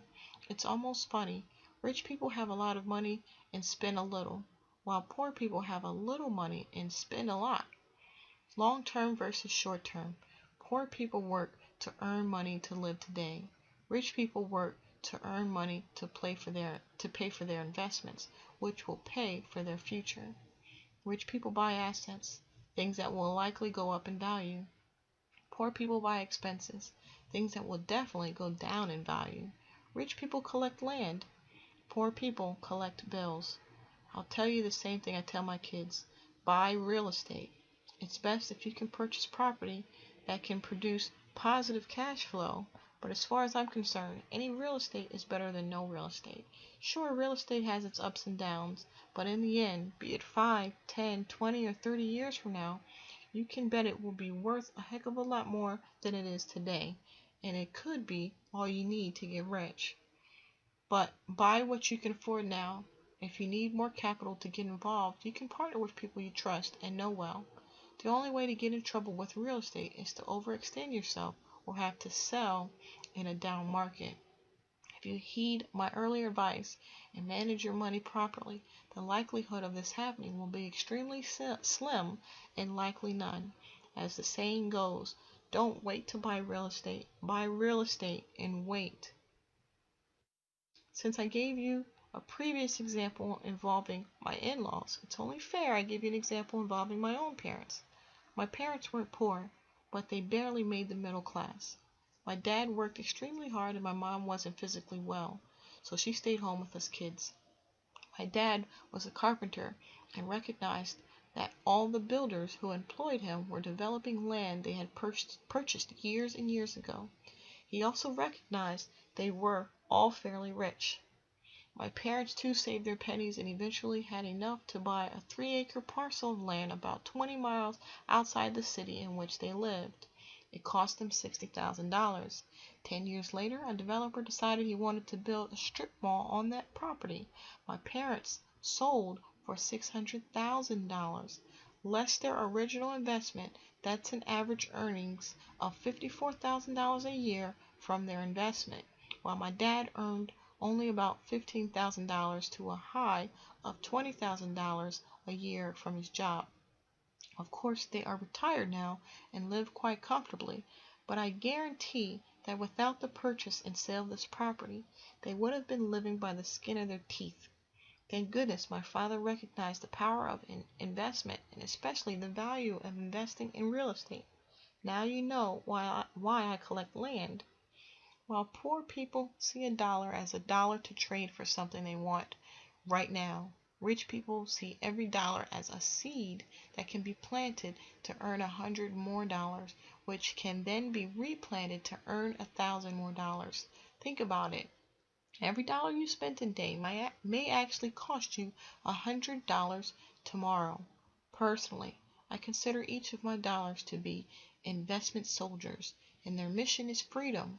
Needless to say, I'm careful with my freedom fighters and don't get rid of them quickly or easily. Wealth principle.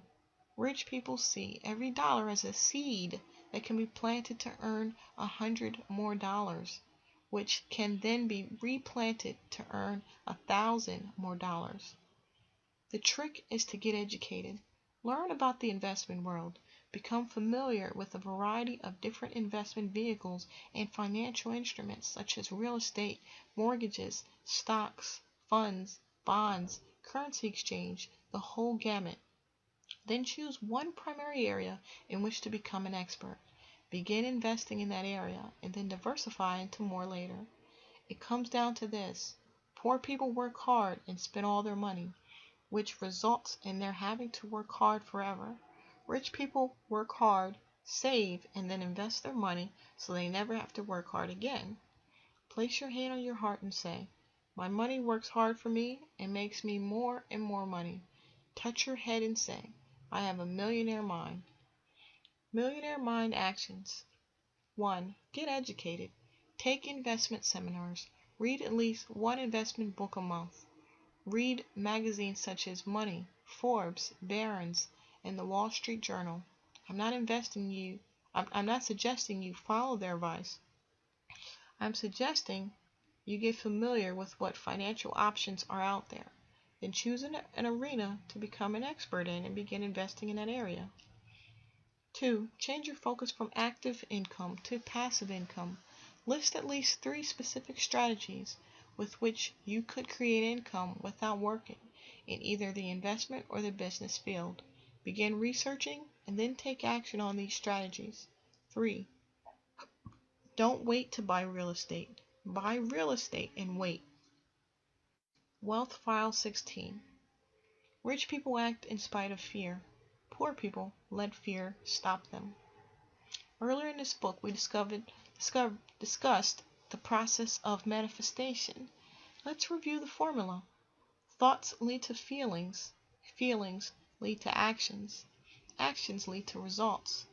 Millions of people think about getting rich, and thousands of people do affirmations, visualizations, and meditations for getting rich. I meditate almost every day, yet I've never sat there meditating or visualizing and had a bag of money drop on my head. I guess I'm just one of those unfortunate ones who actually has to do something to be a success. Affirmations, meditations, and visualizations are all wonderful tools, but as far as I can tell, none of them on its own is going to bring you real money in the real world.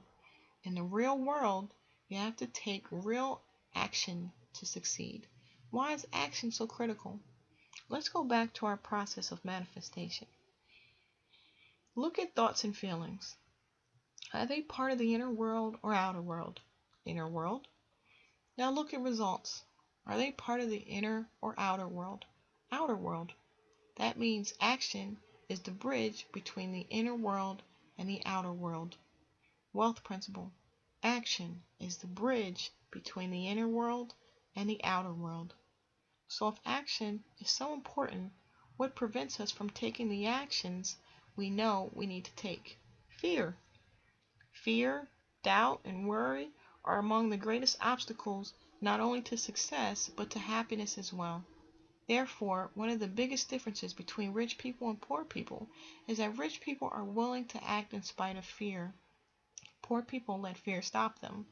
Susan Jeffers even wrote a fantastic book about this, entitled Feel the Fear and Do It Anyway. The biggest mistake most people make is waiting for the feeling of fear to subside or disappear before they are willing to act. These people usually wait forever. One of our most popular programs is the Enlightened Warrior Training Camp. In that training, we teach that a true warrior can tame the cobra of fear. It doesn't say kill the cobra. It doesn't say get rid of the cobra. And it certainly doesn't say run away from the cobra. It says tame the cobra. Wealth principle. A true warrior can tame the cobra of fear. It's imperative to realize that it is not necessary to try to get rid of fear in order to succeed. Rich and successful people have fear. Rich and successful people have doubts. Rich and successful people have worries. They just don't let these feelings stop them. Unsuccessful people have fears, doubts, and worries, then let those feelings stop them. Wealth principle. It is not necessary to try to get rid of fear in order to succeed. Because we are creatures of habit, we need to practice acting in spite of fear, in spite of doubt, in spite of worry, in spite of uncertainty, in spite of inconvenience, in spite of discomfort, and even to practice acting when we're not in the mood to act. I remember teaching an evening seminar in Seattle, and near the end I was letting people know about the upcoming 3-day Millionaire Mind Intensive Seminar being held in Vancouver. This one fella stands up and says, "Harv, I've had at least a dozen of my family and friends attend the course, and the results have been absolutely phenomenal. Every one of them is 10 times happier than before, and they're all on the road to financial success. They all said it was life-changing, and if you were holding the course in Seattle, I'd definitely come too." I thanked him for his testimonial, and then asked if he was open to some coaching. He agreed and said, "I have only 3 words for you," he cheerfully replied. "What are they?" To which I tersely responded, "You're frickin' broke." Then I asked him how he was doing financially. He sheepishly replied, "Not too good." Of course I replied, "No kidding."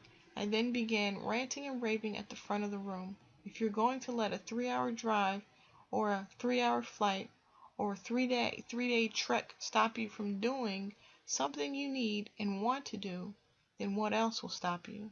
Here's the easy answer. Anything. Anything will stop you. Not because of the size of the challenge, but because of the size of you. It's simple, I continued. Either you are a person who will be stopped, or you are a person who won't be stopped. You choose. If you want to create wealth or any other kind of success, you have to be a warrior. You have to be willing to do whatever it takes. You have to train yourself to not be stopped by anything. Getting rich is not always convenient. Getting rich is not always easy. In fact, getting rich can be pretty damn hard. But so what? One of the key enlightened warrior principles states, if you are willing to do only what's easy, life will be hard. But if you are willing to do what's hard, life will be easy. Rich people don't base their actions on what's easy and convenient. That way of living is reserved for the poor and most of the middle class. Wealth principle. If you are willing to do only what's easy, life will be hard. If you are willing to do what's hard, life will be easy. The tirade was over. The crowd was silent. Later, the fellow who started the entire discussion came up and thanked me profusely for opening his eyes. Of course, he registered for the course, even though it was in Vancouver. But what was really funny was overhearing him on the phone as I was leaving, fervently giving the exact same speech I had just given him to one of his friends on the other end of the line. I guess it worked because the next day he called in with 3 more registrations. They were all from the East Coast, and they were all coming to Vancouver.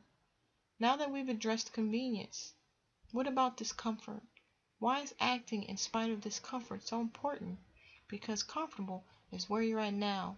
If you want to move to a new level in your life, you must break through your comfort zone and practice doing things that are not comfortable. Let's suppose you are currently leading a level 5 life and you want to move to a level 10 life. Level 5 and below are within your comfort zone, but level 6 and above are outside your box and your uncomfort zone. Meaning, to get to a level 10 life from a level 5, you will have to travel through your uncomfort zone. Poor people and most of the middle class are not willing to be uncomfortable. Remember, being comfortable is their biggest priority in life. But let me tell you a secret that only rich and highly successful people know. Being comfortable is highly overrated. Being comfortable may make you feel warm, fuzzy, and secure, but it doesn't allow you to grow. To grow as a person, you have to expand your comfort zone. The only time you can actually grow is when you are outside your comfort zone. Let me ask you a question. The first time you tried something new, was it comfortable or uncomfortable? Usually uncomfortable, but what happened afterward? The more you did it, the more comfortable it became, right? That's how it goes. Everything is uncomfortable at the beginning, but if you stick with it and continue, you will eventually move through the uncomfort zone and succeed.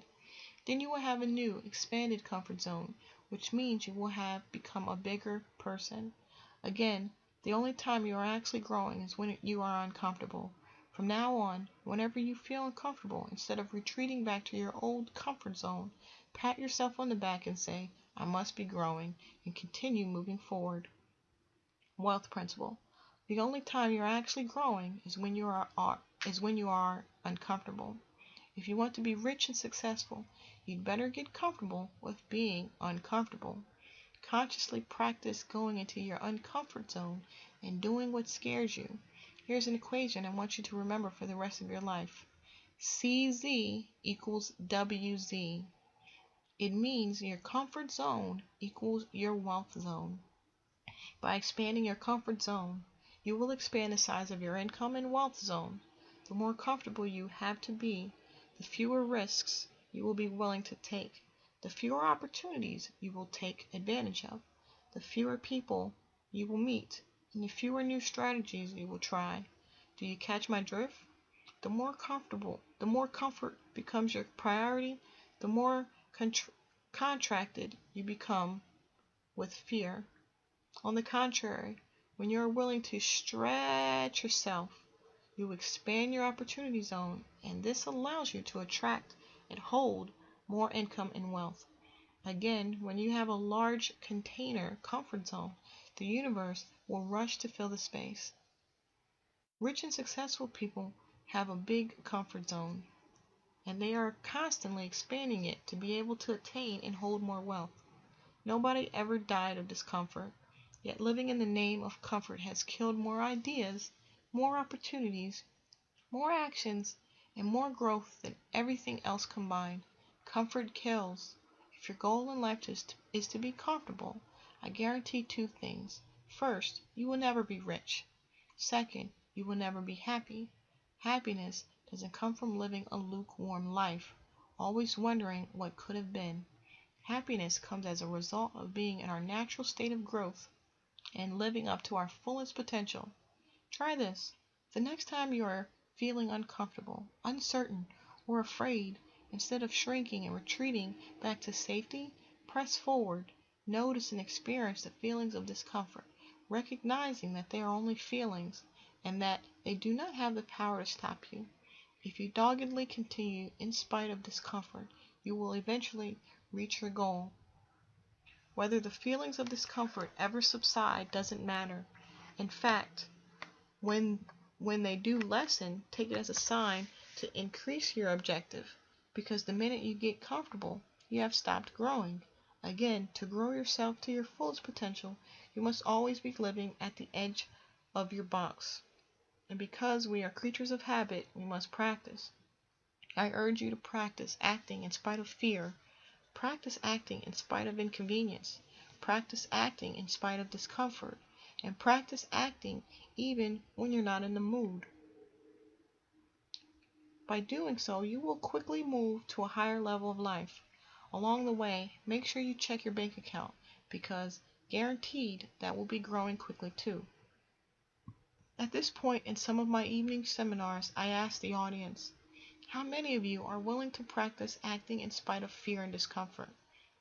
Usually everyone puts his or her hand up, probably because they're scared to death I'm going to pick on them. Then I say, talk is cheap. Let's see whether you mean it. I then pull out a wooden arrow with a steel pointed tip and explain that as a practice for this discipline, you're going to break this arrow with your throat. I then demonstrate how the steel point goes into the soft part of your throat, while another person holds the other end of the arrow against their outstretched palm. The idea is to walk straight into the arrow and break it using only your throat before it pierces through your neck. At this point, most people are in shock. Sometimes I pick one volunteer to do this exercise. Sometimes I hand out arrows to everyone. I've done audiences where over 1,000 people are breaking arrows. Can this feat be accomplished? Yes. Is it scary? You bet. Is it uncomfortable? Absolutely. But again, the idea is that fear and discomfort do not stop you. The idea is to practice, to train yourself to do whatever it takes, and to act in spite of anything that might be in your way. Do most people break the arrow? Yes, everyone who walks into it with 100% commitment breaks it. However, those who walk into it slowly, half-heartedly, or not at all don't. After the arrow exercise, I asked people, how many of you found the arrow easier to break physically than what your mind made it up to be? All agreed it was actually a lot easier than they thought it would be. Why is this so? Here comes one of the most important lessons you will ever learn. Your mind is the greatest soap opera scriptwriter in history. It makes up incredible stories, usually based on dramas and disasters of things that never happened and probably never will. Mark Twain said it best. I've had thousands of problems in my life, most of which never actually happened. One of the most important things you can ever understand is that you are not your mind. You are much bigger and greater than your mind alone. Your mind is a part of you just as your hand is a part of you. Here's a thought-provoking question. What if you had a hand that was just like your mind? It was scattered all over the place. It was always beating you up, and it never shut up. What would you do with it? Most people answer something like, cut it off. But your hand is a powerful tool, so why would you cut it off? The real answer, of course, is you'd want to control it, manage it, and train it to work for you instead of against you. Training and managing your own mind is the most important skill you could ever own in terms of both happiness and success, and that's exactly what we've been doing in this book and will continue to do with you should you attend one of our live programs. Wealth Principle. Training and managing your own mind is the most important skill you could ever own in terms of both happiness and success. How do you train your mind? You start with observation.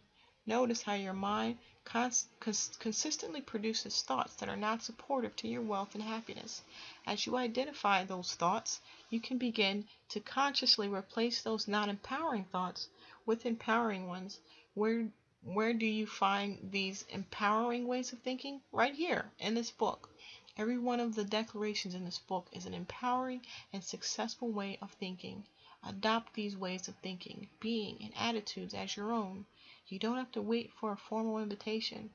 Decide right now that your life will be better if you chose to think in the ways we've been describing in this book. Instead of through the self-defeating mental habits of the past, make a decision that from now on, your thoughts do not run you. You run your thoughts. From now on, Your mind is not the captain of the ship. You are the captain of the ship, and your mind works for you. You can choose your thoughts. You have the natural ability to cancel any thought that is not supporting you at any time. You can also install self-empowering thoughts at any time, simply by choosing to focus on them. You have the power to control your mind. As I mentioned earlier, at one of my seminars, one of my closest friends and best-selling author, Robert Allen, said something quite profound. No thought lives in your head rent-free. What that means is that you will pay for negative thoughts. You will pay in money, in energy, in time, in health, and in your level of happiness. If you want to quickly move to a new level of life, begin dividing your thoughts into one of two categories: empowering or disempowering. Observe the thoughts you have and determine if they are supportive to your happiness and success or not supportive. Then choose to entertain only empowering thoughts while refusing to focus on disempowering ones. When a non-supportive thought bubbles up, say cancel or thank you for sharing, and replace it with a more supportive way of thinking. I call this process power thinking, and mark my words, if you practice it, your life will never be the same again. That is a promise. So what is the difference between power thinking and positive thinking? The distinction is slight but profound. To me, people use positive thinking to pretend that everything is rosy when they really believe that it's not.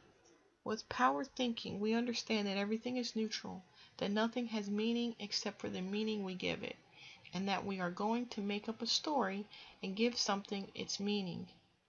This is the difference between positive thinking and power thinking. With positive thinking, people believe that their thoughts are true. Power thinking recognizes that our thoughts are not true. But since we're making up a story anyway, we might as well make up a story that supports us. We don't do this because our new thoughts are true in an absolute sense, but because they are more useful to us and feel a heck of a lot better than non-supportive ones. Before we leave this section, I must warn you, do not attempt the arrow break exercise at home. The exercise has to be set up in a specific way, or you could hurt yourself as well as others around you. At our programs, we use protective equipment. If you have an interest in these types of breakthrough exercises, see the description of the Enlightened Warrior Training Camp on our website. This program will give you all you can handle and more. Declarations. Place your hand on your heart and say, I act in spite of fear. I act in spite of doubt. I act in spite of worry. I act in spite of inconvenience. I act in spite of discomfort. I act when I'm not in a mood. Touch your head and say, I have a millionaire mind. Millionaire mind actions. 1. List your 3 greatest worries, concerns, or fears for regarding money and wealth. Challenge them. For each, write down what you would do if the situation you fear actually happened. Could you still survive? Could you make a comeback? Chances are that the answers are yes. Now quit worrying and start getting rich. Practice getting out of your comfort zone. Intentionally make decisions that are uncomfortable for you. Speak to people you normally wouldn't speak to. Ask for a raise in your job or raise your prices in your business. Wake up an hour earlier each day. Walk in the woods at night.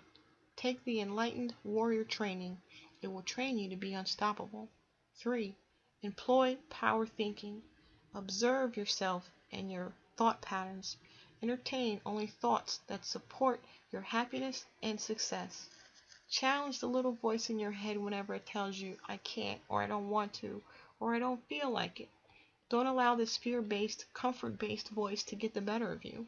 Make a pact with yourself that whenever the voice tries to stop you from doing something that would be supportive to your success, you will do it anyway, to show your mind that you are the boss, not it. Not only will you increase your confidence dramatically, but eventually this voice will get quieter and quieter as it recognizes it has little effect on you. Success story from Andrew Wilton. Harv, my name is Andrew Wilton and I am 18 years old. I have just completed my first year of university. I attended the Millionaire Mind Intensive 2 years ago, and I have been using the techniques I learned there ever since. This past February, for Reading Week, while my friends were working or visiting their families using the money I had saved through your methods, I was able to spend 10 days on the southern coast of Spain. What an experience! I wouldn't have had the financial freedom to go wherever I wanted to do whatever I wanted if I hadn't implemented the strategies I learned at the MMI. Thank you, Harv. Wealth file number 17. Rich people constantly learn and grow. Poor people think they already know. At the beginning of my live seminars, I introduce people to what I call the 3 most dangerous words in the English language. Those words are, I know that. So how do you know if you know something? Simple. You live it. If you live it, you know it. Otherwise, you heard about it, you read about it, or you talk about it, but you don't know it. Put bluntly, if you're not really rich and really happy, there's a good chance you still have some things to learn about money, success, and life. As I explained at the beginning of this book, during my broke days, I was fortunate to get some advice from a multimillionaire friend who had some compassion for my plight. Remember what he said. Remember what he said to me. Harv, if you're not as successful as you'd like to be, there's something you don't know. Fortunately, I took the suggestion to heart and went from being a know-it-all to a learn-it-all. From that moment on, everything changed. Poor people are often trying to prove that they're right. They put on a mask as if they've got it all figured out, and it's just some stroke of bad luck or a temporary glitch in the universe that has them broke or struggling.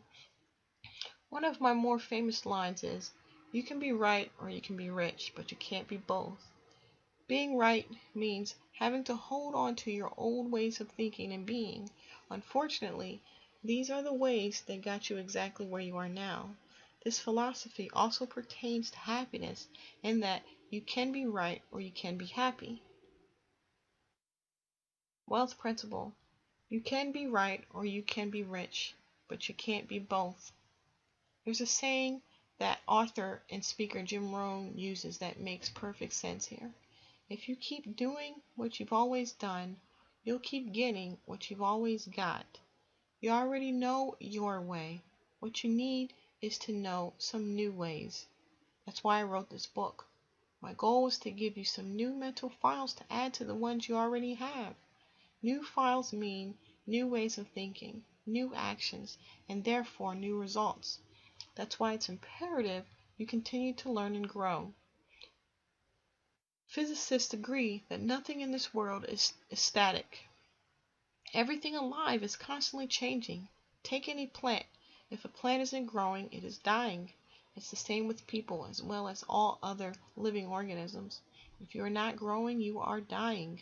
One of my favorite sayings is by author and philosopher Eric Hoffer, who said, "The learner shall inherit the earth, while the learned will be beautifully equipped to live in a world that no longer exists." Another way of saying that is, if you're not continuously learning, you will be left behind. Poor people claim they can't afford to get educated due to lack of time or money. On the other hand, rich people relate to Benjamin Franklin's quote, "If you think education is expensive, try ignorance." I'm sure you've heard this before. Knowledge is power, and power is the ability to act. Whenever I offer the Millionaire Mind Intensive program, I find it interesting that it's usually the people who are the most broke who say, "I don't need the course, I don't have the time, or I don't have the money." Meanwhile, the millionaires and multimillionaires all register and say, "If I can just learn one new thing or make one improvement, it's worth it." By the way, if you don't have the time to do the things you want to do or need to do, you're most probably a modern slave.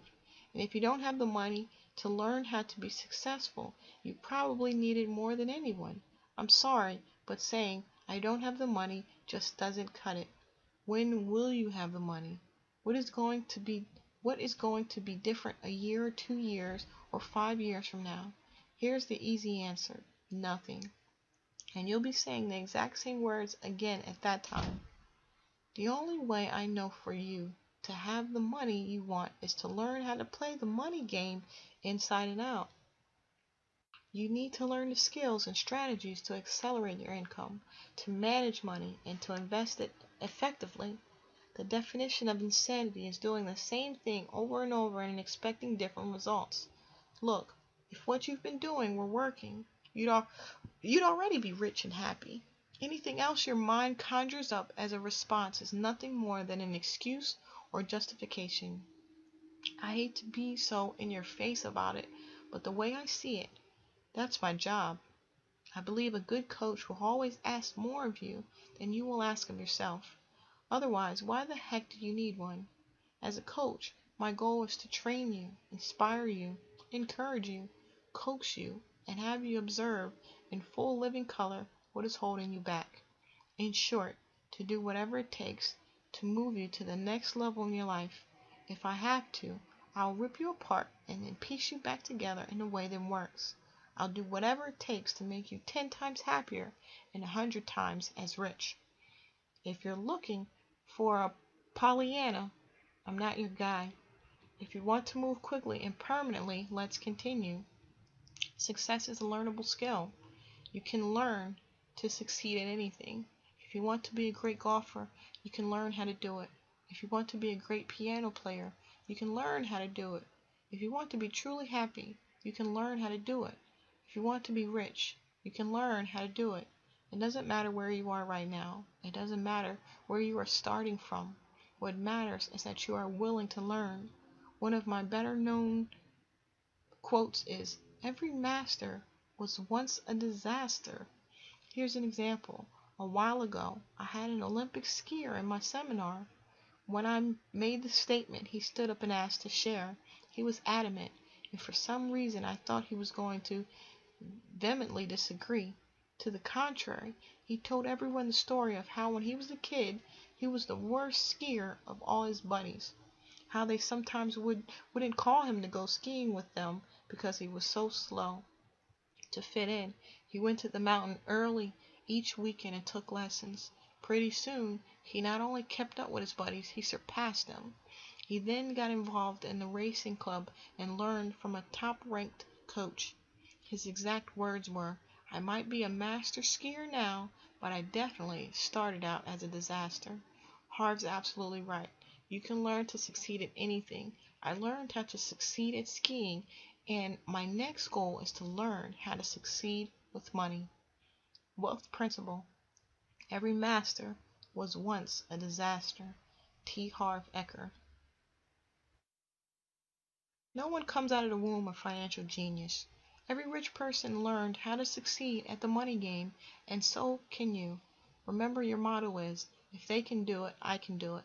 Becoming rich isn't as much about getting rich financially as about whom you have to become in character and mind to get rich. I want to share a secret with you that few people know. The fastest way to get rich and stay rich is to work on developing you. The idea is to grow yourself into a successful person. Again, your outer world is merely a reflection of your inner world. You are the root. Your results are the fruits. There's a saying I like. You take yourself with you whether you go. If you grow yourself to become a successful person, in strength of character and mind, you will naturally be successful in anything and everything you do.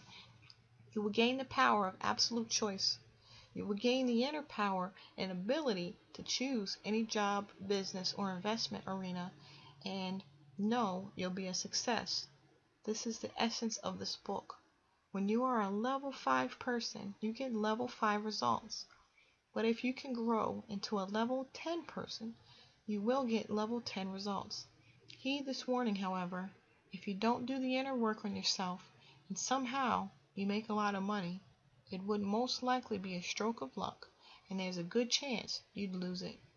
But if you become a successful person inside and out, you'll not only make it, you'll keep it, grow it, and most important, you'll be truly happy. Rich people understand the order to success is be, do, have. Poor and middle class people believe the order to success is have, do, be. Poor and most middle class people believe if I have a lot of money, then I could do what I want and I'd be a success.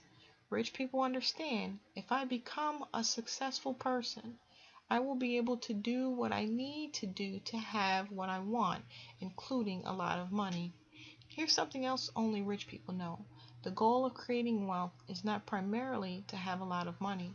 The goal of creating wealth is to help you grow yourself into the best person you can possibly be. In fact, that is the goal of all goals, to grow yourself as a person. World-renowned singer and actress Madonna was asked why she kept changing her persona, her music, and her style every year.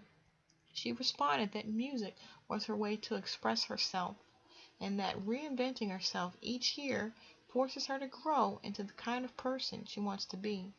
In short, success is not a what, it's a who.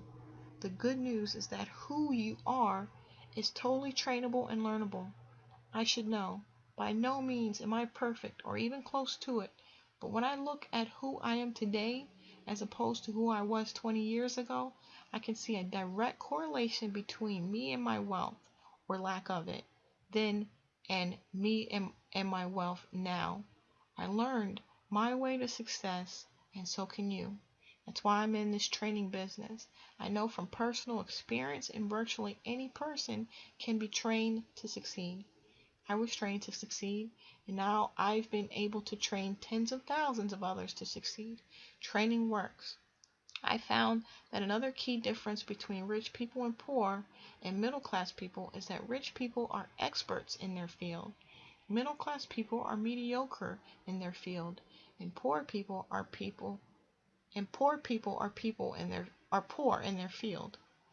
How good are you at what you do? How good are you at your job? How good are you at your business? Do you want a totally unbiased way of knowing? Look at your paycheck. That will tell you everything. It's simple. To get paid the best, you must be the best. Wealth principle. To get paid the best, you must be the best.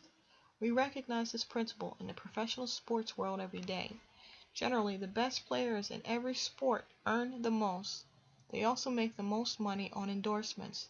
The same principle also holds true in both the business and financial worlds.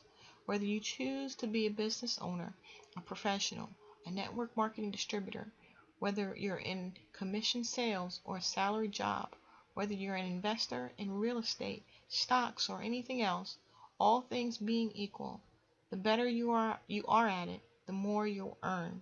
This is just another reason why being a continuous learner and enhancing your skill in whatever arena you are in is imperative.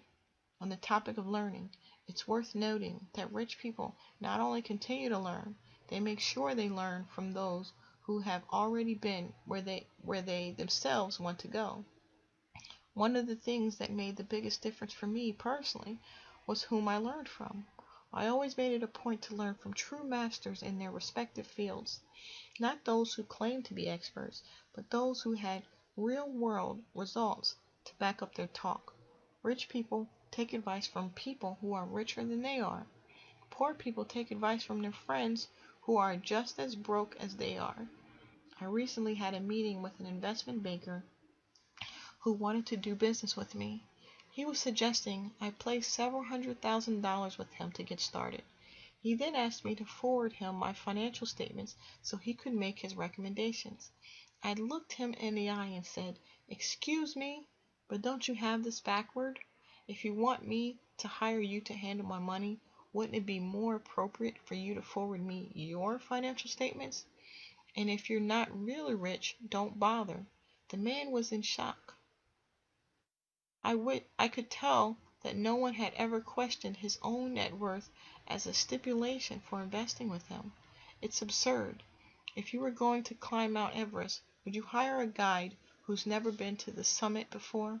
Or would it be smarter to find someone who's made it to the top several times and knows exactly how to do it?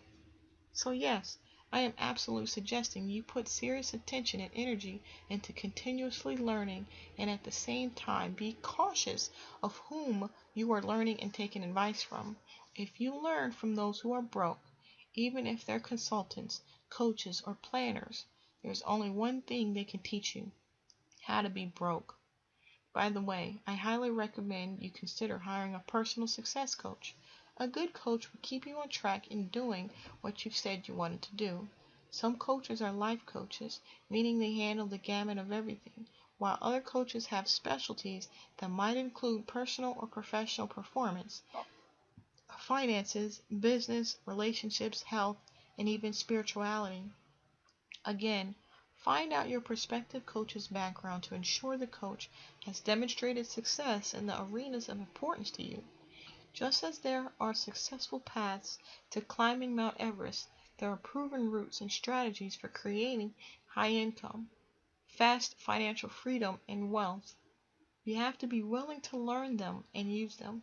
Again, as part of our Millionaire Mind Money management method, I strongly suggest that you put 10% of your income into an education fund.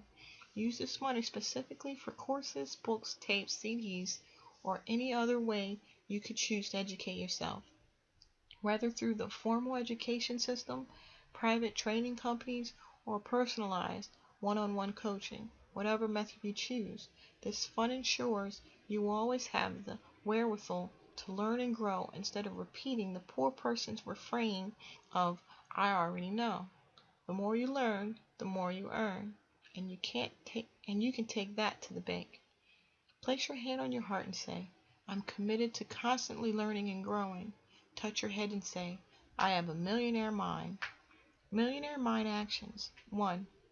Commit to your growth. Each month, read at least one book, listen to one educational tape or CD, or take a seminar on money, business, or personal development. Your knowledge, your confidence, and your success will soar. 2.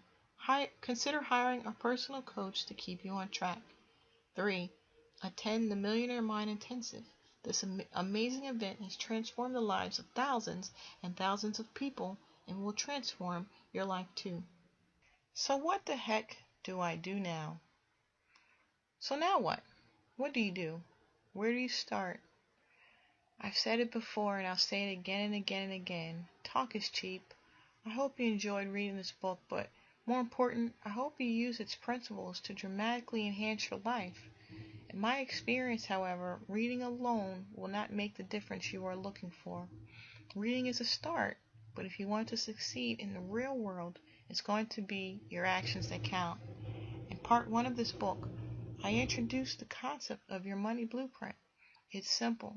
Your financial blueprint will determine your financial destiny. Make certain you do each of the exercises I suggested in the arenas of verbal programming, modeling, and specific incidents in order to begin changing your blueprint to one that supports financial success. I also encourage you to do the declarations I suggested each and every day. In part 2 of this book, you learn 17 specific ways that rich people think differently from poor and middle-class people. I recommend you commit each of these wealth files to memory by repeating their declarations daily. This will root these principles into your mind. Eventually, you will find yourself looking at life, and especially money, very differently. From there, you will make new choices and decisions and create new results. To speed up this process, make sure you do the action exercises given at the end of each of the wealth files. These action exercises are imperative. For change to be permanent, it must occur on a cellular basis. Your brain's wiring must be remade. This means you have to put the material into practice, not just read about it, not just talk about it, not just think about it, but actually do it.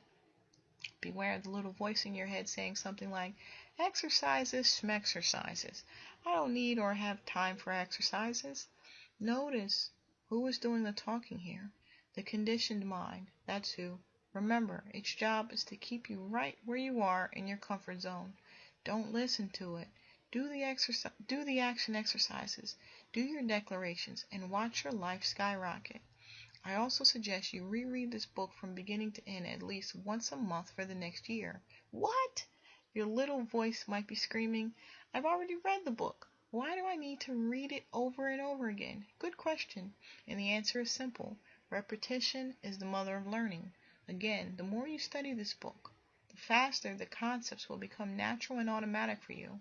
Be sure to visit www.millionairemindbook.com and click on Free Book Bonuses to receive several valuable gifts that include a printable list of declarations suitable for framing, the Millionaire Mind Thought of the Week, the Millionaire Mind Action Reminder, the Millionaire Mind Net Worth Tracking Sheet, a printout of your commitment to wealth. As I stated earlier, I learned my way to success, so now it's my turn to assist others.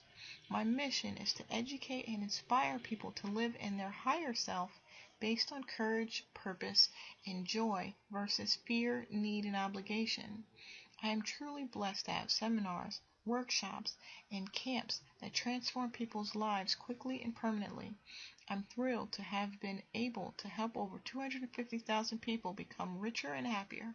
From my heart to yours, I invite you to attend the 3-day Millionaire Mind Intensive Seminar.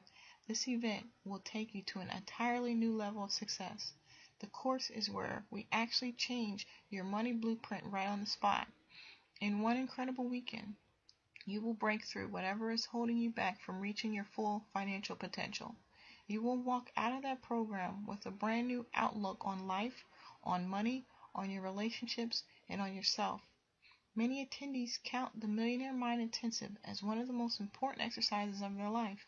It's fun, it's exciting, and it's packed with profound knowledge and essential financial skills. You will meet hundreds of like-minded people from all over the world, many of whom could become business associates and lifelong friends. This course is so crucial for you to attend that for a limited time, the publishers of this book and I have decided to provide a scholarship to you and a family member to attend the course free as our guests. That's right, both of you come free. See the following pages for more details about this offer to you. Well, that's it for now. Thank you for spending your precious time reading this book. I wish you tremendous success and true happiness, and I look forward to meeting you in person soon. For your freedom, T. Harv Eker. Special bonus offer. T. Harv Eker's 3-day Millionaire Mind Intensive Seminar free. As a thank you for purchasing Secrets of the Millionaire Mind, T. Harv Eker is offering a scholarship for you and a family member to attend the 3-day Millionaire Mind Intensive Seminar as his complimentary guests. That is a total value of $2,590 for free. These guest seats are available to purchasers of T. Harv Eker's Secrets of the Millionaire Mind published by Harper Business. The course must be completed by July 1st, 2006, and this offer is made on a space available basis. All seating is first come, first served. To assure your spot, please register immediately at www.millionairemindbook.com. At the Millionaire Mind Intensive Weekend Program, you will expand upon the insights provided in this book by learning how to permanently change your money blueprint for natural and automatic success. A step-by-step process for winning the money game so that you never have to work again unless you choose to. Rarely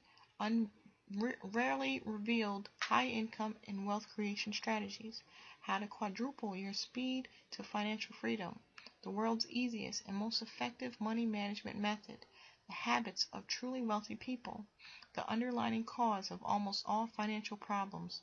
12 ways to earn passive income so you can make money while you sleep. How to release your hidden emotional blocks to wealth. How to recognize your money personality so you can build on your strengths and overcome your weaknesses. By the end of the course, you will have the inner capacity to create wealth, and more important, to keep your wealth and grow it. Best of all, the same inner strategies that work to create success with money work to enhance your inner peace and happiness as well. Whether you are currently a millionaire, middle class, or broke, if you're not 100% satisfied with your income, your net worth, or your level of happiness, and you know you have more potential than your results are showing, then register for the Millionaire Mind Intensive Seminar today. This course will change your life. Register now at www.millionairemindbook.com. The Millionaire Mind Seminar is life-changing. I urge every one of my students to attend this powerful course. It is incredible. Robert G. Allen, New York Times #1 bestseller. Nothing Down, Real Estate, and Multiple Streams of Income, co-author, The 1 Minute Millionaire. Harv Eker is one of the most extraordinary trainers in the world today. Harv's experiential techniques are transformational, and he creates amazing results every time he speaks. Mark Victor Hansen, co-creator, Chicken Soup for the Soul. More than 70 million sold, co-author, The 1 Minute Millionaire. T. Harv Eker is an electrifying speaker. He has the ability to transfix an audience, motivate and enlighten them, and give them information in a way that they absorb it fully. I've seen and heard a lot of speakers. None are as dynamic as T. Harv Eker. J. Conrad Levinson, author of the Guerrilla Marketing book series, more than 14 million sold.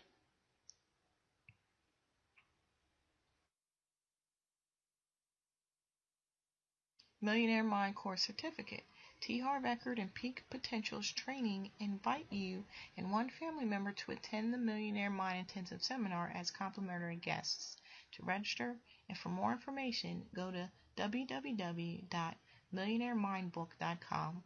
If you have no access to a computer, call toll-free 1-888-6-BE-RICH, 1-888-6-BERICH.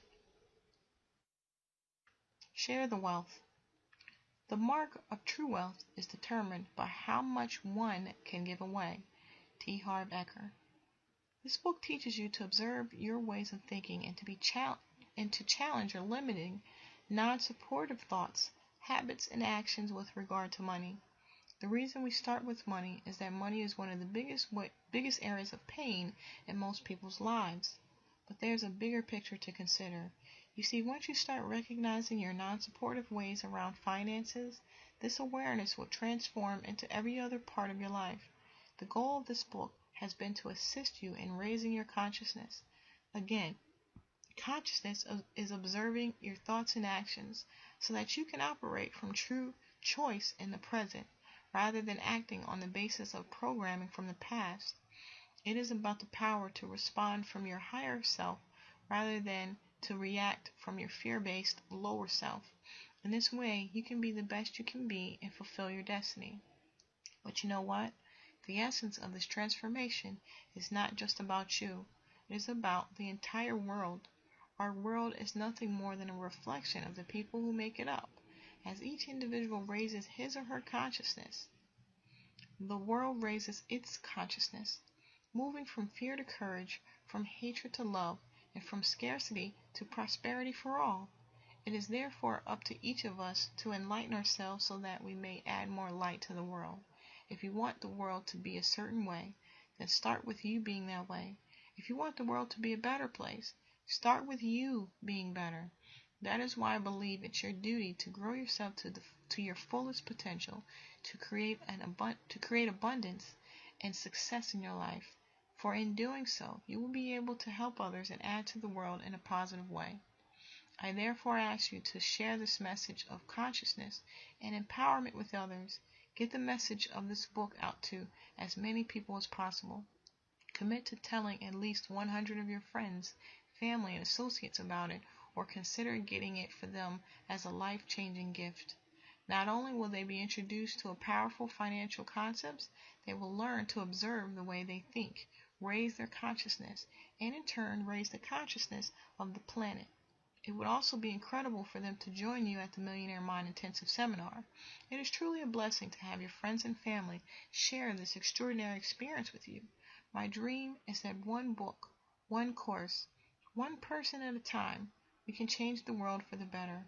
I ask for your support in making this dream a reality. Thank you.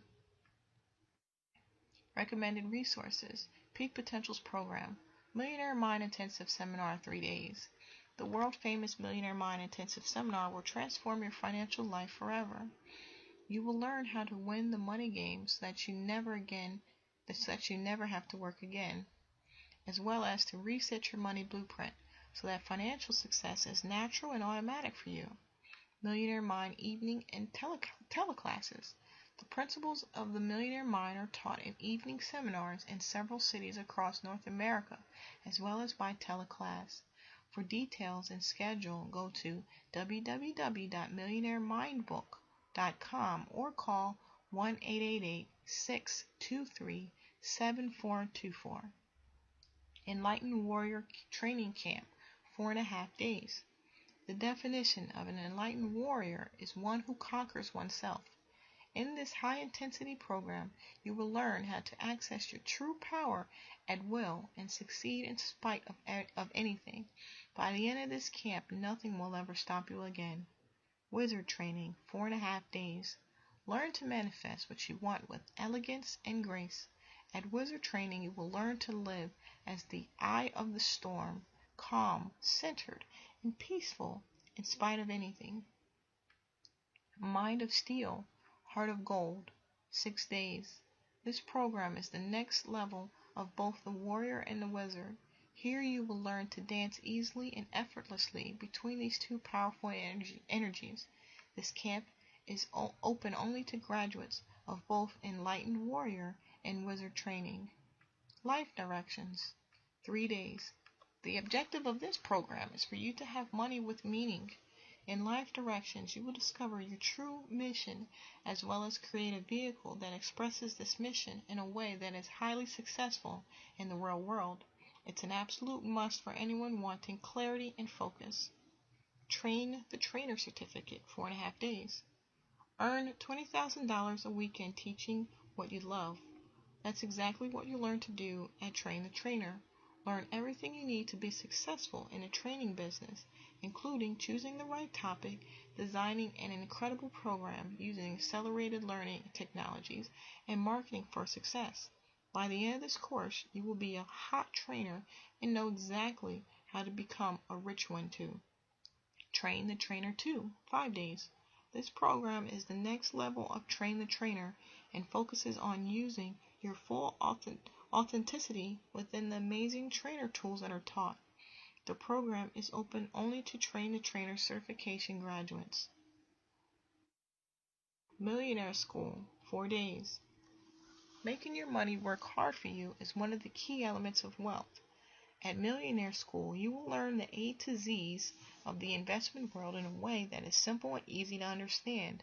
You'll also be introduced to investment opportunities that are usually only in the domain of the rich. Guerrilla Business School, 5 days. At Guerrilla Business School, you will learn how to create wealth quickly in any business you choose. You will learn how to create million-dollar ideas, street-smart financing, maverick marketing methods, real-world negotiation strategies, and much, much more. Wealth and Wisdom, 3 days. Our annual extravaganza gathers many of the top authors and trainers in the world who come together all in one place to teach how to create more money, love, and happiness in your life. The world's greatest marketing seminar, 5 days. Marketing is by far the most important skill you can own when it comes to high-speed success in business. The world's greatest marketing seminar is exactly what it says, the most hands-on, experiential, effective, and intensive marketing program on the planet. In 5 days, you will become a marketing genius, period. Success Tracks Coaching, ongoing. The best athletes in the world all have one thing in common: great coaching. Success Tracks is a one-on-one coaching system designed to make certain you succeed in all areas of your life. The objective is simple: for you to at least double your income, double your time off, and double your speed to financial freedom. Your results will astound even you. For full details on each of these life-changing programs, go to www.millionairemindbook.com or call 1-888-623-7424. Home Learning Programs. Many of the programs described are available on CDs, so you can learn while you drive or in the comfort of your own home. For full details, go to www.millionairemindbook.com or call 1-888-623-7424. Speaking engagements. T. Harv Eker has been called the most electrifying speaker on the planet. His message conveys the perfect blend of street-smart success strategies with enlightened wisdom, humor, and fun. Audiences are sky-high during his trainings, yet his lessons last a lifetime. To have T. Harv Eker or one of our Millionaire Mind Master trainers appear live at your next event, email speaker@peakpotentials.com or call 1-888-623-7424. Acknowledgements. Writing a book appears to be an individual project, but the reality is that if you want it to be read by thousands or hopefully millions of people, it takes an entire team. I'd first like to thank my wife, Rochelle, my daughter Madison, and my son Jesse. Thank you for allowing me the space to do what I came here to do. I'd also like to thank my parents, Sam and Sarah, as well as my sister Mary and brother-in-law Harvey, for your unending love and support. Next, a huge thank you to Gail Balsali, Michelle Burr, Shelley Wendus, Robert and Roxanne Riopel, Donna Fox, A. Cage, Jeff Fagan, Corey Kuenberg, Chris Ebenson, an entire team at Peak Potentials Training for all your hard work and dedication to making a positive contribution to people's lives, as well as making Peak Potentials one of the fastest growing personal development companies in the world. Thank you to my brilliant book agent, Bonnie Solo, for your ongoing assistance, encouragement, and for leading me through the ins and outs of the book business. Another big thank you goes to the team at Harper Business, publisher Steve Hanselman, who had the vision for this project and put so much time and energy into it, my wonderful editor, Herb Schaefer, marketing director, Keith Pfeiffer, and publicity director, Larry Hughes. A special thanks goes to my colleagues, Jack Canfield, Robert G. Allen, and Mark Victor Hansen for your friendship and continued support from the beginning. Finally, I am deeply grateful to all of the Peak Potential Seminar attendees, support staff, and joint venture partners. Without you, there would be no life-changing seminars. About the author. Using the principles he teaches, T. Harv Eker went from zero to millionaire in only 2.5 years. Eker is president of Peak Potentials Training, one of the fastest growing success training companies in North America. With his unique brand of Street Smarts with Heart, Eker's humorous, cut-to-the-chase style keeps his audience spellbound. People come from all over the world to attend his sold-out seminars, where crowds often exceed 2,000 people for a weekend program. So far, Eker's teachings have touched the lives of more than 250,000 people. Now, for the first time, he shares his proven secrets of success in this revolutionary book. Read it and grow. Don't miss the next book by your favorite author. Sign up now for Author Tracker by visiting www.authortracker.com. Praise for T. Harv Eker and Secrets of the Millionaire Mind. T. Harv Eker gives us a blueprint and the tools to build our house of wealth from the inside out, so it will stand the test of time and circumstance. Dr. Dennis Waitley, author, Seeds of Greatness. T. Harv Eker is a master in making the road to riches simple. Finally, his powerful principles are available in this amazing book. Marcy Shimoff, co-author, Chicken Soup for the Women's Soul.